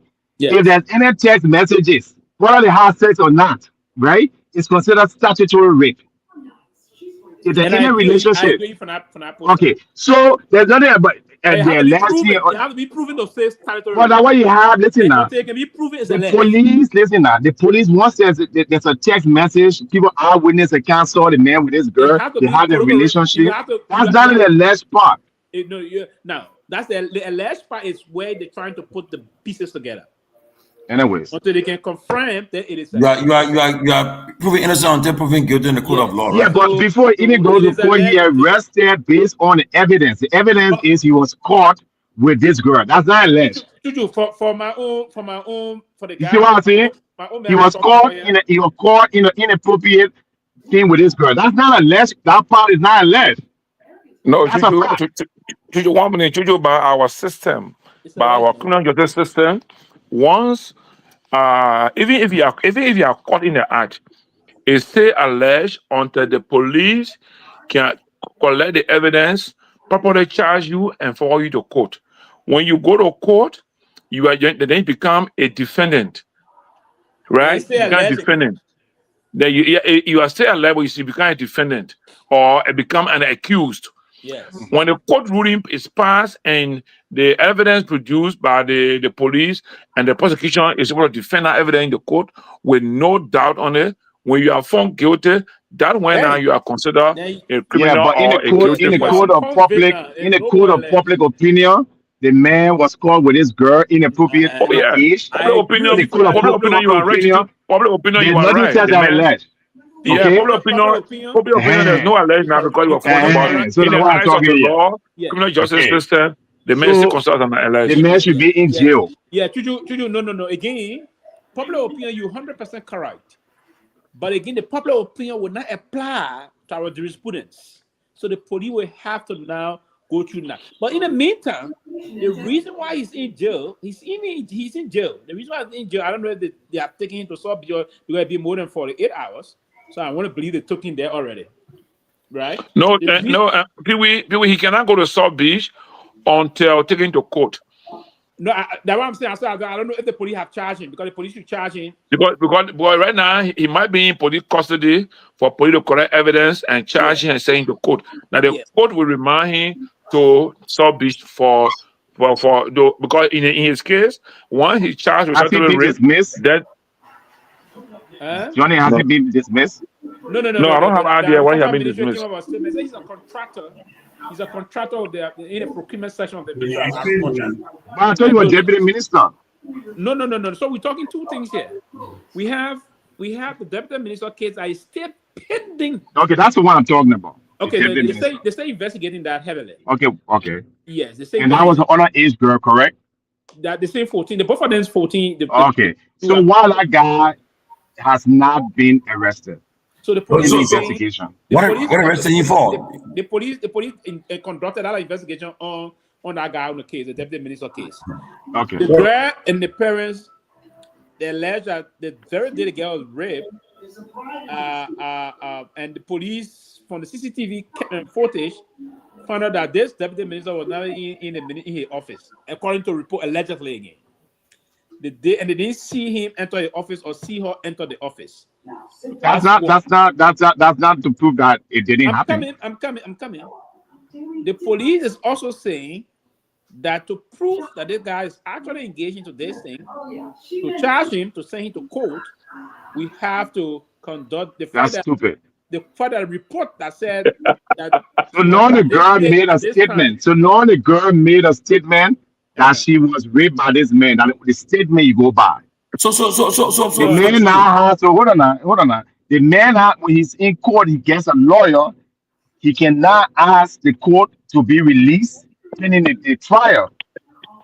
But because of cases like rape, right, which is a public danger, the reason you put rape victims in jail immediately without even any further because they're a danger to society. Oh, so let me ask you now. So Chuchu, on your administration, people accuse them, but we just put in jail right away. No, it's not all. No, like I said, if the person makes a statement, listen now. There's a difference between if the person makes a statement, hold on now. Going to jail doesn't mean that you're convicted. If certain cases like rape or threat to a minor, right? You take the person because they're accused of a predatory act, which could be endangerment to the whole community. That's the reason you're keeping it in jail until further investigation. Everywhere, you're not going to keep that person outside. Why they go and rape another child? Why the person is mentally deranged? And in Liberia, anywhere, you know that cases like things like rape, things like murder and stuff like that. Obviously, you get arrested and then they investigate and then they formally charge you. Well, I don't know, but that issue with that deputy minister, people have been following that case, and what I'm hearing is not what the public thinking. So that's why I said they were good. The police have not. Nothing gonna come from all it because it's a big man. That's Liberia. No, that's the bottom line. That's not it, man. So why did they have to take the president all that time to even suspend him? Why he's not even fired? Even for just having inappropriate relationship. So you're not convicted, nothing. Man, they fired the man. Yes, because okay. All right, let me tell you something, all right? So when you do all that, then you gotta find out that the man's innocent. Then what happens? It's better to err on caution than not. So it's the distrust my whole character. That's not destroying. Listen, that's not destroying life. What I'm saying here, if the girl, okay, you have a daughter. Let me ask you a question. You have a daughter, I'm sure. All right. If you have a minor daughter, and let's say she goes to work or she goes to school, and she comes home and tells you, "Oh, I was molested or I was raped by so and so, an adult," and you carry to the police station, will you let to see that man walk around until they find DNA evidence, until the what you call? Oh, is that what you want? If she accuse someone, we'll go to the hospital. The police will go to the hospital. The hospital. No, but what I'm saying, in the meantime, the person will be arrested. Just as setting cases of murder. The person will be, if the person she's accusing will be considered a person of interest on the police. No, personal interest and accused are different things. Personal interest just means the person may. In this case, if the girl, the witness is the girl is the primary victim, she's telling you that this person did this or They say you want go do DNA. They were invited to get the person. The person be invited, and they will do preliminary. No, they should arrest the person and let the person make a statement. Do you know this person? Do you have any relationship with this person in an adult way? What the man have the guy have done already. The guy on my But did he deny it? If the man has done that, did he deny any relationship with this girl? The first thing I've got to find out today, I mean up to the person, this guy the day they get the August 30 they talk about, it's the accuses guy, the guy nowhere around. Okay, but I'm asking that. The question I'm asking, did the man come out in a police statement or investigation and say that he has never had any kind of relationship with this girl? He said it, man. Original all I want. Why where's his statement? Where's his statement published? The police do investigate the case. They got his statement, everything. See, part of the reason why do you know that police now, right? Listen, let me give you an example, right? The recent shooting here, right? Or Charlie Kirk. The email, everything is public. The man was arrested right away. You know, go say, oh, we alleged and do ballistic before we arrest this man. You were not arrested right away. You were arrested the moment they located him. They arrested him right away. Soon they find him. You were not arrested right away. Please, man. You were not arrested. And let me say this first and foremost to you. Rape in our country is a non-biddable offense. Okay. So, and it that a lot of things come about it. I can't believe you guys even defending this kind of stuff. No, we're not defending. I'm defending Mel. So the man, let me ask you here. In that way of doing, the man should have all the legal rights, but this child shouldn't have any right to be saved. We're defending why I came out and said the police have to come and talk to the public. But the fact that the man was being outside has not been arrested. What is the latest? Are you going to charge this man? Or what's the update? You can't put it out of charge, man, but you must arrest him first. Are you still you can arrest him, you can put him in jail. Listen to me. You can arrest him, you can take a statement from him, you can put him in jail, you can get him access to a lawyer. And for the 8 hours, if you don't have enough evidence, you can release him. But it has not even done that first part. So that's why they don't have evidence or charging about the you don't need evidence for someone in a prime suspect, like in a rape case where the person is admitting the victim is there, is present. You see, what other evidence do you need? So hold on. So yes, the victim is saying, okay, like you just drew an analogy to too many judges and you were saying something, and that will go back to that will have to come back to the discussion here. The victim said, "This is that John Paul did this to me at this location." The police want to say, "Okay, good, that's a good clue for us. That will give us a lead." The police pulled to that location. Good for the police. There's surveillance to that particular location. And the police pulled the surveillance and checked the surveillance there. This is the camera. The camera is saying that John Paul did not go there the day you said John Paul touched you. They didn't see John Paul enter. They didn't see you enter. Beyond that, so that's two. Then beyond that, the police contacted the cell phone company. They said, no, we're not talking about this particular location, but this environment. Did John Paul visit any area around here? Was he around the proximity? The team member is saying, no, John Paul didn't come around the proximity. So the police now very careful now as to how to move about this. So two means of electronic investigation, the police try to deploy. Okay, so what about the eyewitness? What about the eyewitness? I said the man was caught in the room. What were those eyewitnesses? No. You see, the one who talks about the man was caught in the room, that the other guy was the agricultural ministry. Okay, has he been arrested? Yes, he's in jail. Okay, so you're saying that the girl did not mention beside the electronic and the surveillance and all that kind of stuff. The girl did not mention. They said they caught the guy in the act. Who were arrested. They caught him in the guy arrested. They caught in the act. But for the deputy minister, the deputy minister, the girl alleged that the minister molested her. Okay, but do they have any kind of? Is there any text message between he and the girl? And that's what they started establishing and not seeing that. Okay, if they can go against, look at what I mean. If they can go against surveillance, if they can contact the tower, what they can check their phone to see if there's any text message. They not see that also. Oh, that what they told you? That what the police said? That's what I'm hearing from the police. No, but the police did not make that public. The police did not make that public. The police said, listen, no. I listened to Gregory Kromah, which is another useless human being.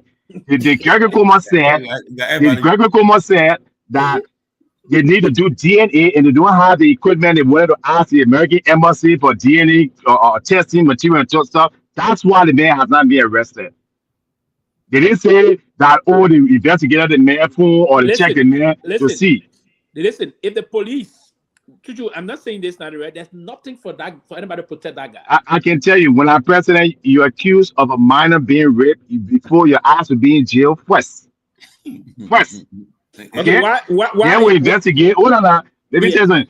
You'll be there first. Your phone, your everything will be checked. If you had a relationship with one that was inappropriate, that is considered statutory rape. Okay, why if you forget about the sexual part? Why if a man looking to visit you, the president, and go complete? Also, I say, oh, the president raped me. Well, the president is involved in a predatory act with a minor, he should be arrested, including myself. Yeah, yes. He should be arrested, right? Yes, the law. Listen to me. The law is irrespective of person. Yeah, I know that for a fact. But I was just trying to make a human sense out of this. Like, not about someone just saying this and we just. Man, come on, man. You expect yes, a police here. All right. Yes, does this police have any credibility? What credibility? You have people who are murdered. Several people. The police can't even kind of give you any report or any kind of conclusion. That report that this police will rely on to tell you say they're investigating rape. The police is corrupt. Gregory Kromah is corrupt and political. Attitude saying it. He's corrupt. He's ineffective. He's there to protect the Joseph Boga administration. That's it. The public have no confidence in him. Well, so you can bring you on the show too, and I would say in his face. Man, we had a lot of people say following, say, okay, for following us. So we wanted to say about, I think we have to go. So yeah. So thank you guys. I was so fun today. I'm glad I can come back again. I will be coming back every now and then. Be coming. I will be coming back. Yeah. Because I'm not going to make it easy for them, for your people and your corrupt people. We want to say thank you to our resident followers and other things. We look. Thank you guys. A very different kind of important topic moving forward in terms of the politics and the rest of that. So, Georgie, thank you for today. And thank you for calling. Thank you, Pewee. Yeah, yeah. Good night, guys.